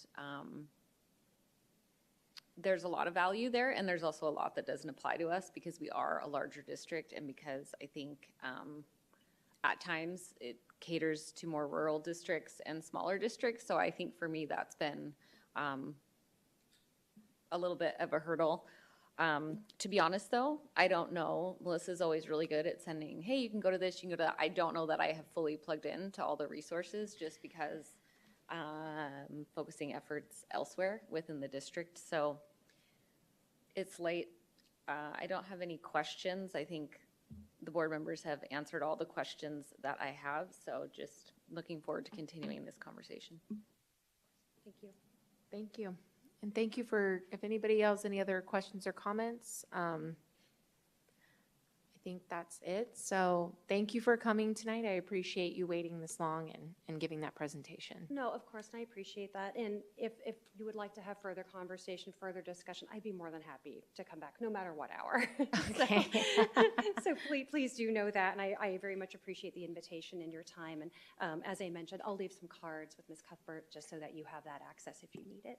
Thank you so much. I Thank you appreciate that. for your time. Thank you. Have a great night. Thank Drive you. You safe. too. All right, moving on to 10.7, discussion of enrollment numbers and open enrollment capacity update.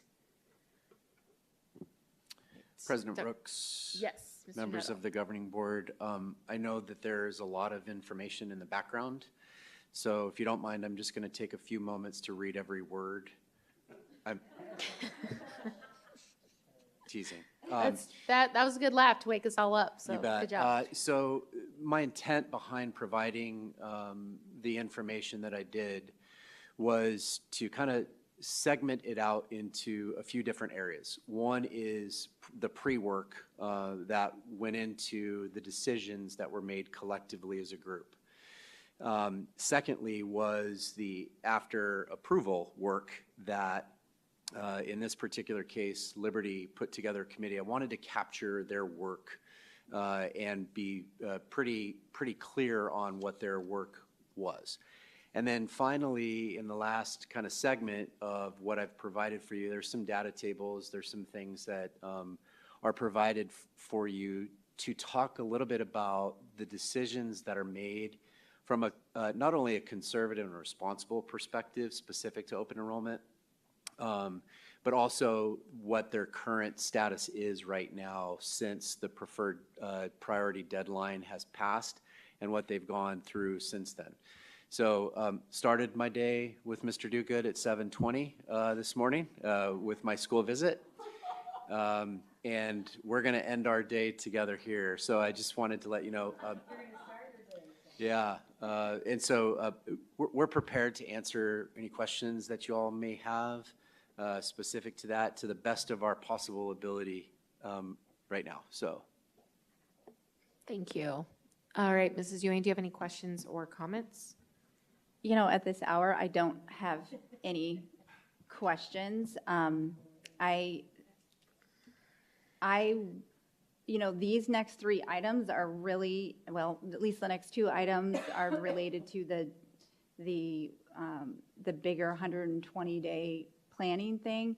And I just, you know, I would almost ask our president to consider adjourning until, and pushing this off onto the next board meeting because of the hour and because of the importance of those items, provided we don't have any other public comment.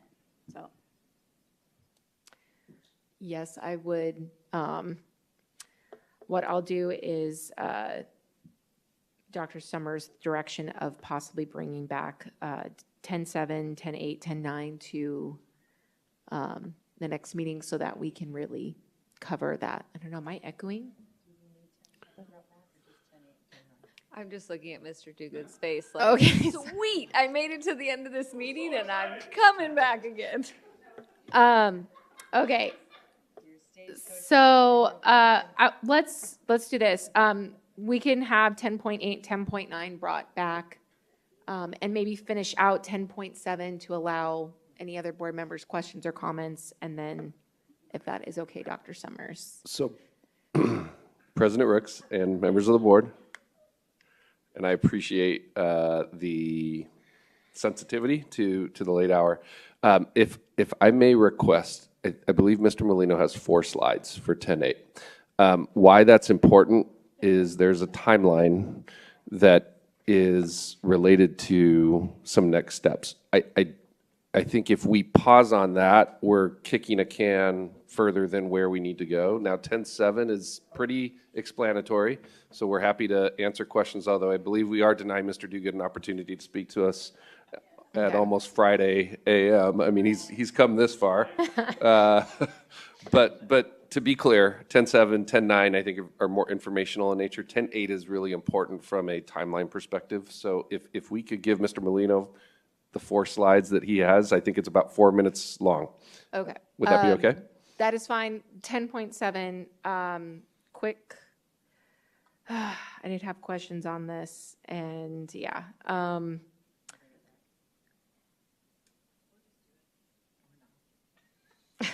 I would suggest offering him, did he? Yeah, so Mr. Duguid, maybe if you can answer my questions here, bear with me as I try to form them in my mind this late.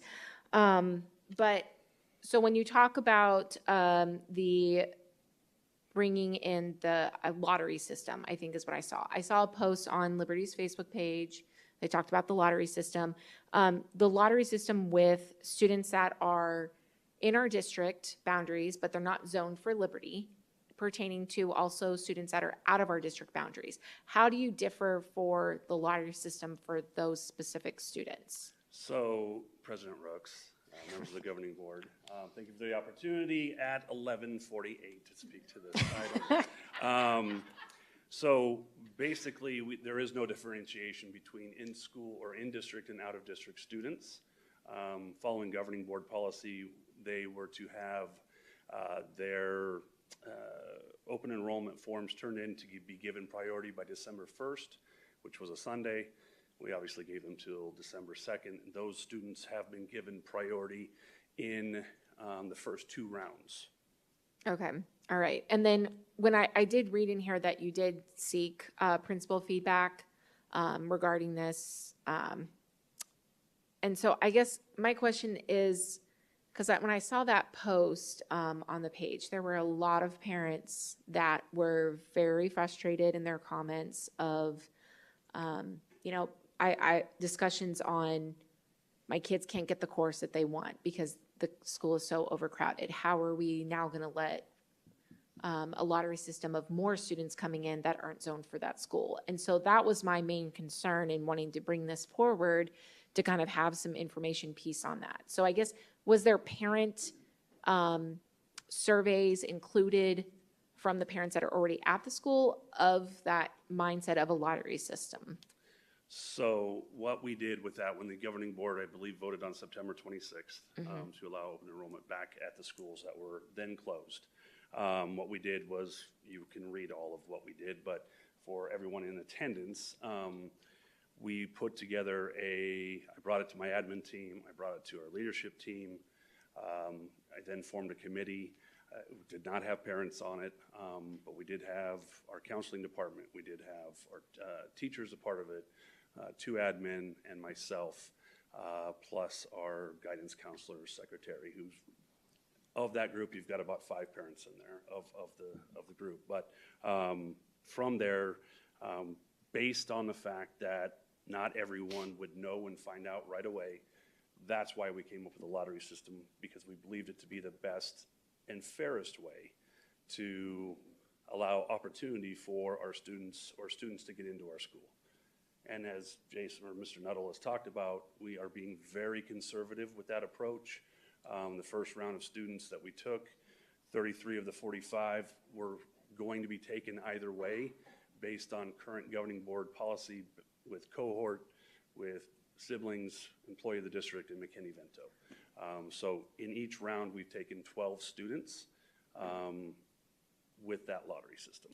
Okay, and so I appreciate that mindset, but again, I question when I'm seeing parent feedback on just a Facebook post of, and I've heard this through the community too as well, is that the kids that are zoned for that school, they have a hard time even getting the courses that they want to take to further their education because it is so crowded. And so when I see that we're now letting in more students that aren't zoned for that school, that's where my mind just kind of goes, is that really the best option that we're giving to all of the students?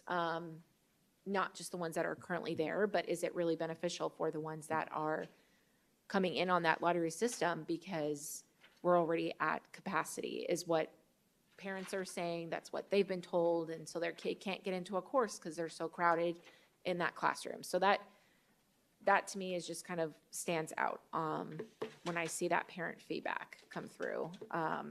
So I don't want to keep anybody here later. Understood. But I just wanted to ask that question and get that, just that comment so that you kind of understand. Certainly. President Rooks, may I just interject very quickly? Yes. So part of the reason why I've provided some very clear direction is that they have historical data that talks about year over year. There's a number of factors. I've included in there, and I just want to touch upon it briefly, the pre-enrollments. So there are many schools for resident students that reside obviously within Liberty's boundaries that attend other schools, primarily in kindergarten through 8th grade. In many cases, those students who are resident students come back to Liberty High School as freshmen. There are 3 charts on there that provide the 3-year, year-over-year data to suggest it's about 300 students that are within Liberty's attendance boundary that would attend a feeder school of Liberty, but attend another school outside of Peoria Unified.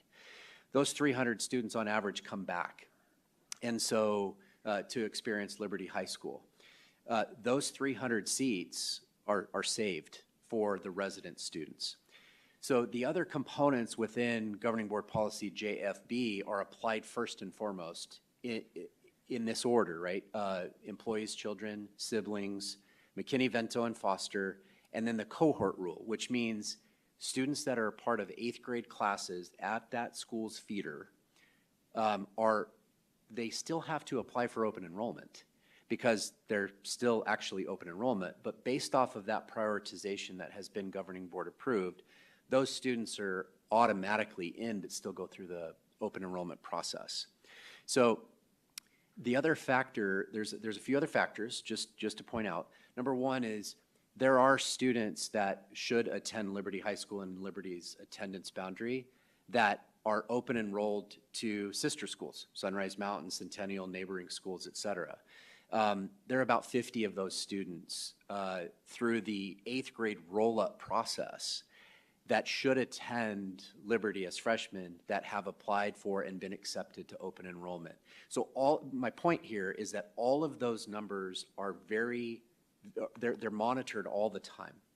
And that's why they're being so very conservative about it, because their priority is to ensure that class sizes are maintained at an appropriate level.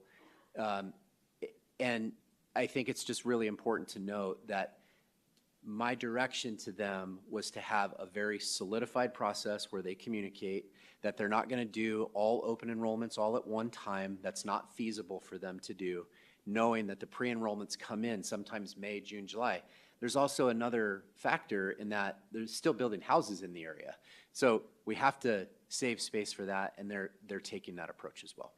Okay, thank you. I appreciate the answer. I think that's it. You can go home now, Mr. Duguid. Thank you. Oh, just remember, we are Liberty. She wanted me to say. All right, moving on to 10.8, Facility Master Planning Program Update. Mr. Molino. President Rooks, members of the Governing Board, Dr. Summers, Cabinet, and guests, the air conditioner might be turning off here in a few minutes, so I'm going to try to hurry. Tonight we're going to be giving an update on the Facility Master Planning, especially long-term, and new construction build at Liberty High School. This slide shows the possible first phase during the spring and summer of 2025. The first time you see listed was the study session that we had on January 9th. We are currently on step 2.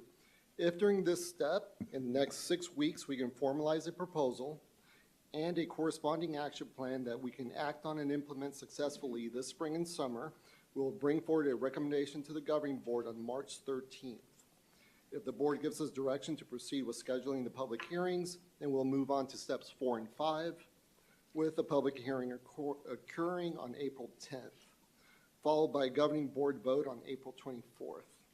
If the board approves the recommendation, then we would move into the planning, logistics, and implementation phase with the intent to conclude phase 1 before the first day of school during the 25-26 school year. This slide shows phase 2, and this phase and timeline would either follow phase 1, or if we cannot finalize a proposal for phase 1 that we can successfully complete and implement, then phase 2 timeline would become phase 1. Either way, in this timeline, we would expect to bring forward a recommendation to the governing board sometime between May and August of 2025 with full implementation for the 26-27 and or possibly future school years.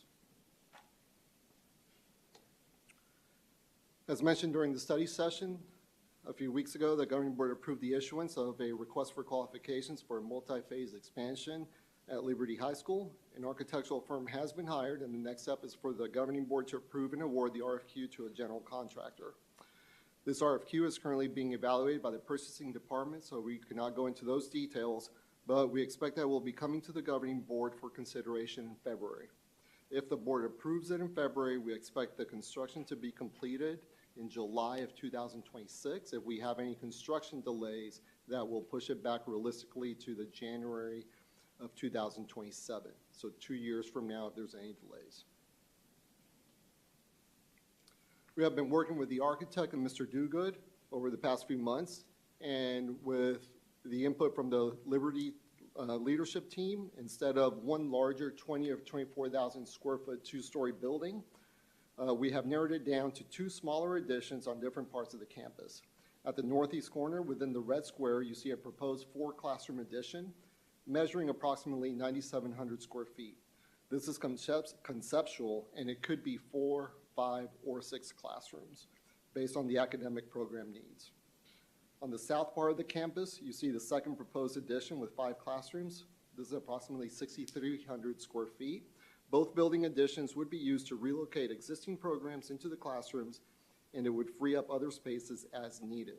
We would work with Dr. Hernandez's team, Mr. Nuttall's team, and the Liberty leadership team on what are those needs within the academic side.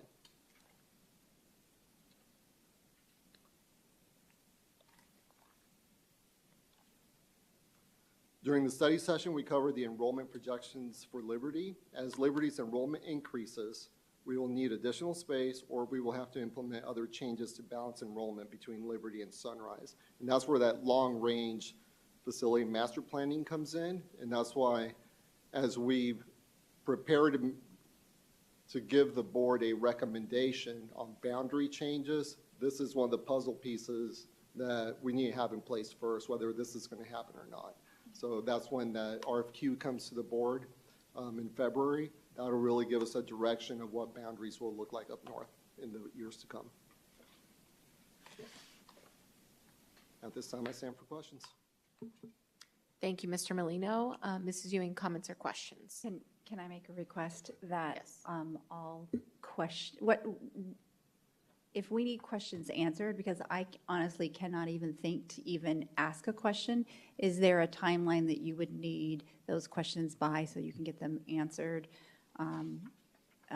Because then if we could say, hey, I just need to have all those questions by end of day Friday or end of day Monday to be able to answer them so we can move forward, then I would like to request that we move on to the next line item.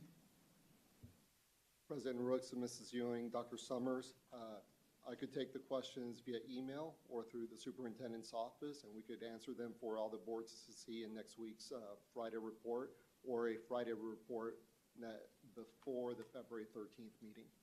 That way your questions are answered if the RFQ does go to the board on the 13th. Okay. Thank you, Mr. Molino, and thank you, Mrs. Ewing, for that idea. Is that okay with board members? I just have a statement. Yes, go ahead, Ms. Crawford. Well, let me preface it by saying every time we've built a house, the contractor hates me by the end because I don't understand why things take so long. It makes me so crazy. I'm so excited for Liberty High School to get this much, much, much needed addition. I wish we could have had it 5 years ago. It probably would make your job a lot easier with ensuring that we have room for the students and room for the teachers and classroom management and all the things that are so tricky. I just, it's a discussion item, but I just want to put it out there that for the school closure conversation, I think the can of worms has been opened. It's not going to get any easier. Let's do this expeditiously. Let's get it done, because dragging this out is going to do nothing but tear the community apart. It's going to cause chaos. We know it needs to be done. We've done enough studies. I just want to see it move forward. Because again, it's not going to get any easier. And the longer we talk about it, it's the only wrong choice is to do nothing. So let's stop doing that. But thank you, Mr. Molino, for your great presentation. I always love your facility updates. You know that. They're my favorite. Thank you, Mrs. Profit. Thank you, Mr. Molino. Appreciate it. Thank you, ma'am. Moving on to 10.9, requirements related to the use of proceeds from the disposal of district property. Mrs. Myers.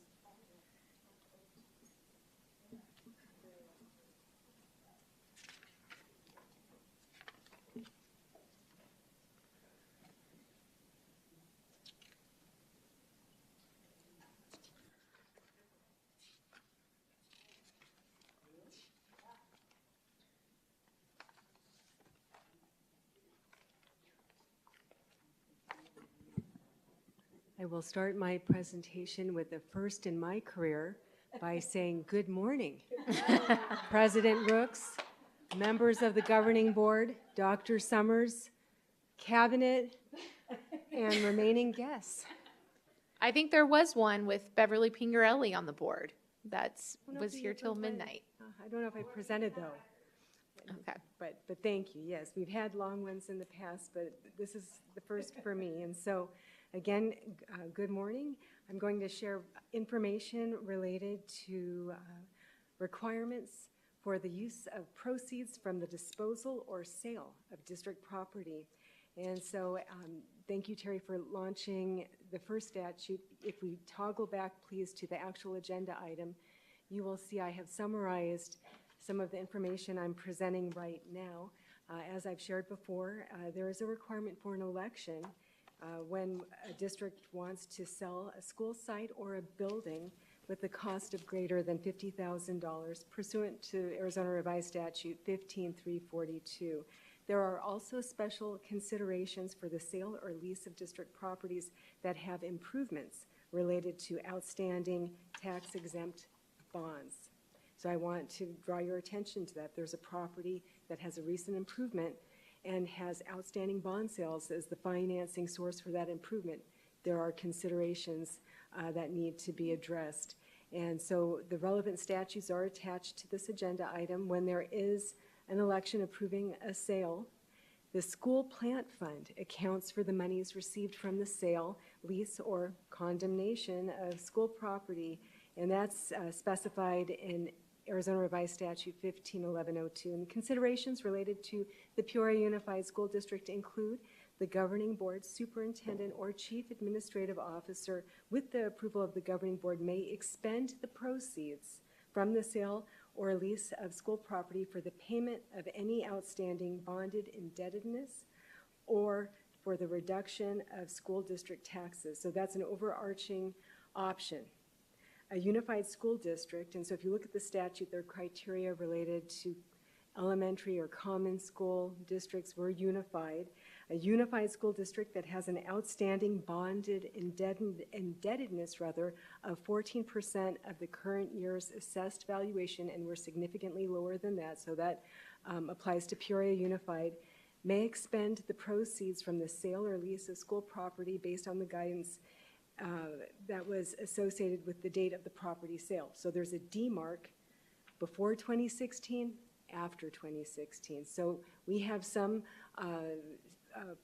not school level property sales, but let's say a decommissioned bus or those types of things. If it was sold before 2016, the net proceeds would be eligible for maintenance and operations expenditures not to exceed 15% of the revenue control limit for the year of the sale, as well as capital. Now, after 2016, the law changed, and proceeds that exceed $100,000 for the transaction may no longer be expended on maintenance and operations expenses, but it can be expended on capital outlay. And then, of course, there's a note in the background of the agenda item that there's special considerations if a land parcel is being sold that was funded by the School Facilities Board. But all three of our current land parcels were donated through developer assistance agreements, and it does not apply. And with that, that's the background for your consideration tonight. Thank you.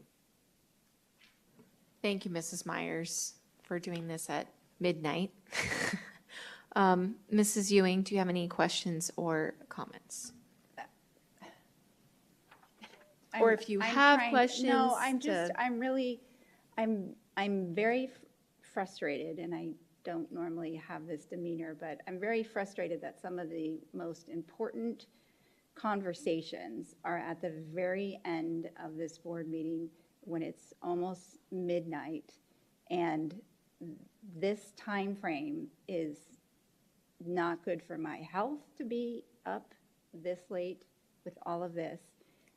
So on this line item, I am going to review it, and I will send questions over, and I hope it can be the same process that Mr. Molino said, that you would be able to provide answers to those questions in a Friday report if that doesn't mess up if that doesn't confuse the timeline. But that's as far as if we can have a better organization of the agenda item, the agenda planning, so that our most important items are not way at the end of a meeting.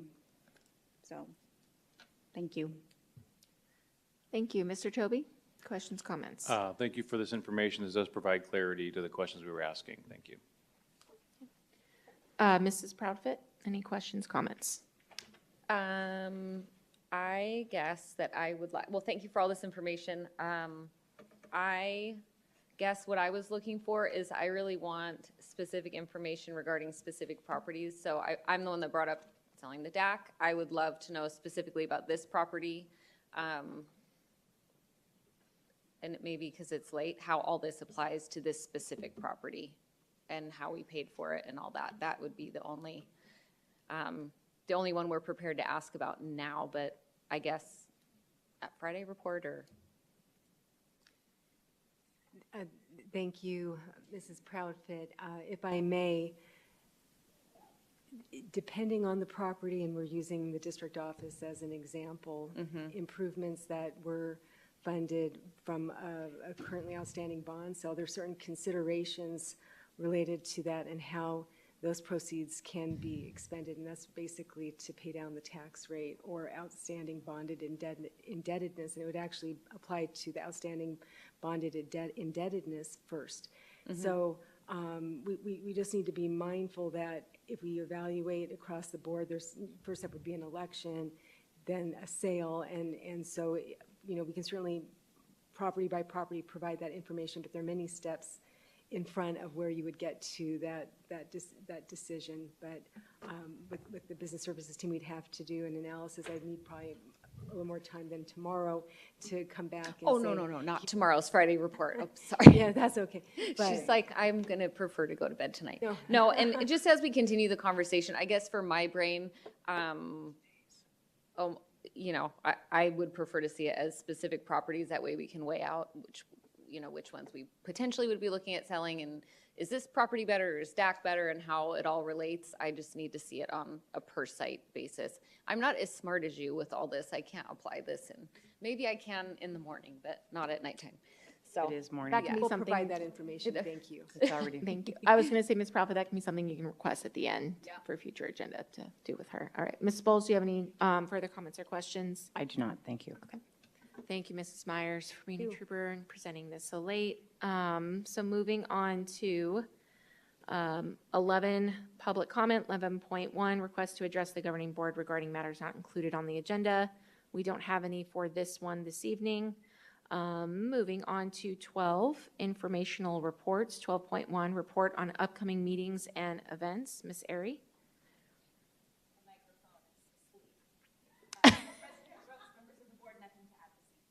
Thank you, Mrs. Airy. Moving on to 12.2, legislative, state, and local updates. Ms. Myers. Thank you, President Rooks, members of the governing board. May I suggest that I combine tonight's report with the next meeting's report? Yes, that Thank sounds you. great. Thank you. Moving 12.3, District Budget Report for the month of November 2024. You can view. 13, Other Business. 13.1, Board Member Opportunity to readdress agenda items. This is just for you to readdress anything that was discussed tonight on agenda items. Any board members? Nope. All right. Moving on to 13.2, Request for agenda items for future governing board meetings. Ms. Ewing, do you have any requests? I do, but I'm going to email them over to you and Dr. Summers, or just to Dr. Summers, because I would like to go home. Okay.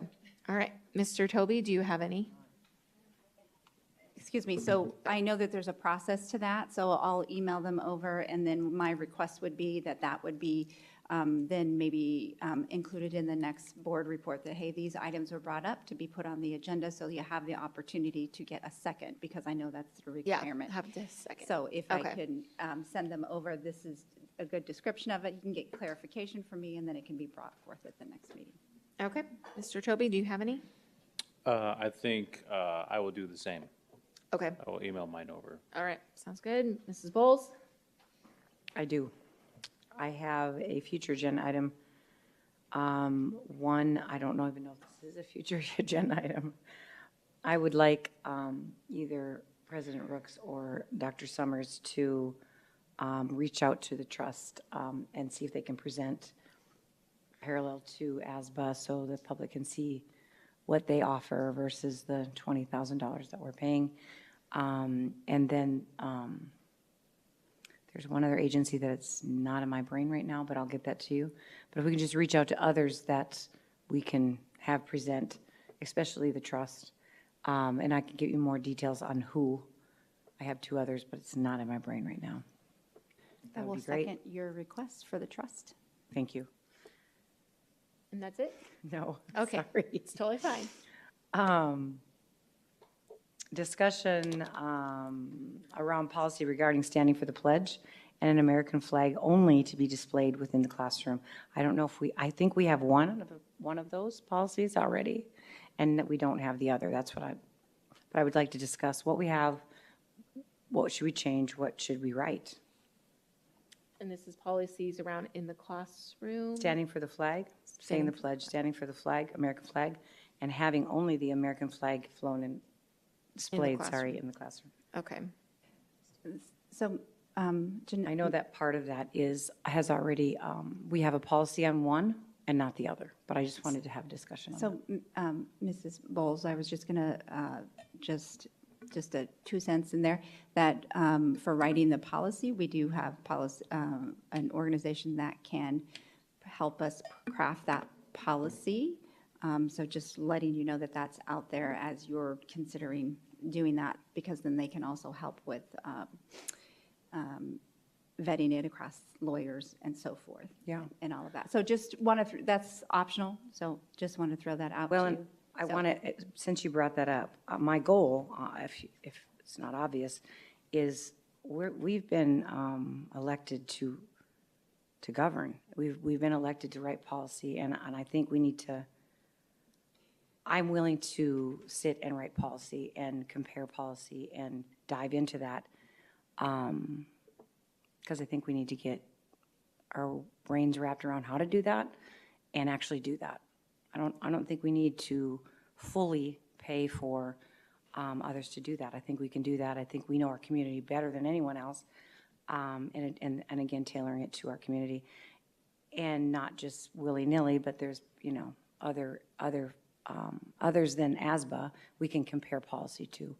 But I want. So Mrs. Bowles and President Rooks, Yeah. if I may, I just want to make sure that, back to the original request and sticking to our procedure for requesting those items, what I recorded was a discussion around standing for the flag and ensuring that just the American flag is what's posted, which we'll have to, I don't have the exact policy in front of me, but I just want to make sure there's a second for that. I will second that. I was And trying to get- that satisfies that request. So I'm not hearing another request I think that's the beyond only that. one. I'm hearing, No. okay, Yeah. got it. But I do have one more. I would like to request a future, I don't know how to say this, a future vote on the school ceremony and observations and adopting the portion of the Declaration of Independence to our board meetings. And I guess, Dr. Summers, you and I can have a conversation about what you, either now or later, or, you know, about expanding that down the road. Do you understand that, Dr. Summers? Before I do. I just want to make sure there's a second for that. I was going to say I second it. I just want to make sure you got clarification because I know it's very late, but I will second that request. Got it. Thank you. All right. That's all. Mrs. Profit? I only have two, very fast, simple. I would like to have What happened? You skipped her. You said Mrs. Profit. Oh, did you say no? I'm sorry. I'm so tired. Oh my It's gosh. fine. I thought you said, no, I'm good. And I'm No, so- I just have the one that I would love that analysis over the DAC, and like doesn't even need to be in next Friday's report, just to have that come out depending on our timeline for school closures, just in alignment with that, so that that will be part of the discussion. So that might not be till March, but. And I will second that for you, and I apologize. And that is all. Okay. All right, so, yeah, just two for me. I would like to have, I want to look at outside companies' presentation for our bus situation, because our bus drivers, I know we have a shortage. A lot of our schools are dealing with making sure the kids get to school because of the bus driver shortage. So I'd like to see about outsourcing with different companies to help with the situation when we are short on bus drivers. So just looking at that direction. Mrs. Ricks, President Ricks, I'm sorry. Yes. I did forget that, and thank you for bringing that up. Okay. I would like to, Before you continue, we I'll have to have a second. second. Yeah, I'll second So sorry. Mrs. Ricks. Okay, we're all tired. All right. Dr. Summer, does that make clarification? You've got Yes. that? Okay. Got it. Go ahead, Mrs. Bowles. Now you may. Your agenda item for discussion, as well as a report regarding the Transportation Department costs. I requested it in the podium, and I assume that we're already working on that for outside counsel. So we had counsel come in and train and speak to our transportation people. I want to know how much that costs, and to include what are we implementing that their suggestions that they made for our transportation department, because I haven't heard anything on that. So if we can have that information, discuss that information, or both in a future agenda item, that would be great. I will second that before you go on to anything else. Thank you. And transportation, hold on, I'm sorry.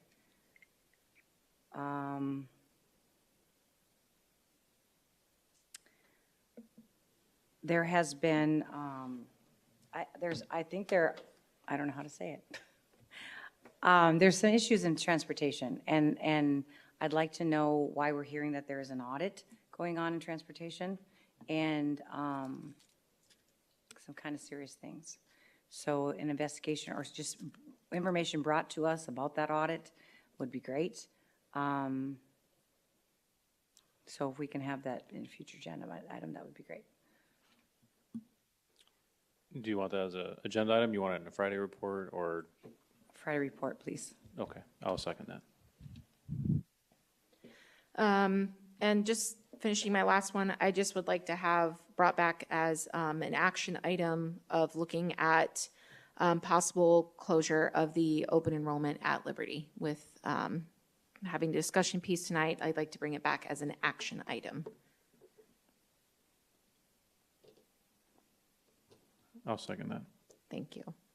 And that is the last of the requests I had. So there's no other requests. Moving to 14, adjournment. I need a motion to adjourn the meeting.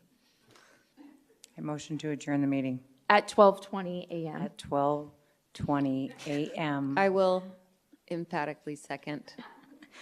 And we will say. We have a free at motion last. made by Ms. Bowles, second by Ms. Proudfit. So board members may Free at cast votes. last, free at last.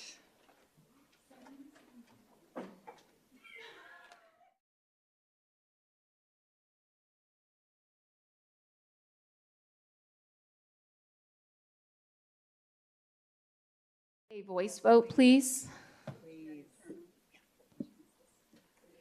President Rooks, Yes. Mrs. Ewing, Yes, hallelujah. Mrs. Proudfit, Yes. Mrs. Bowles, Yes. Chair Toby. Yes. Thank you. Thank you, board members. Moving the board. Motion passes with 5 yeses, and everybody have a great morning, Morning. night. Sorry. Good morning.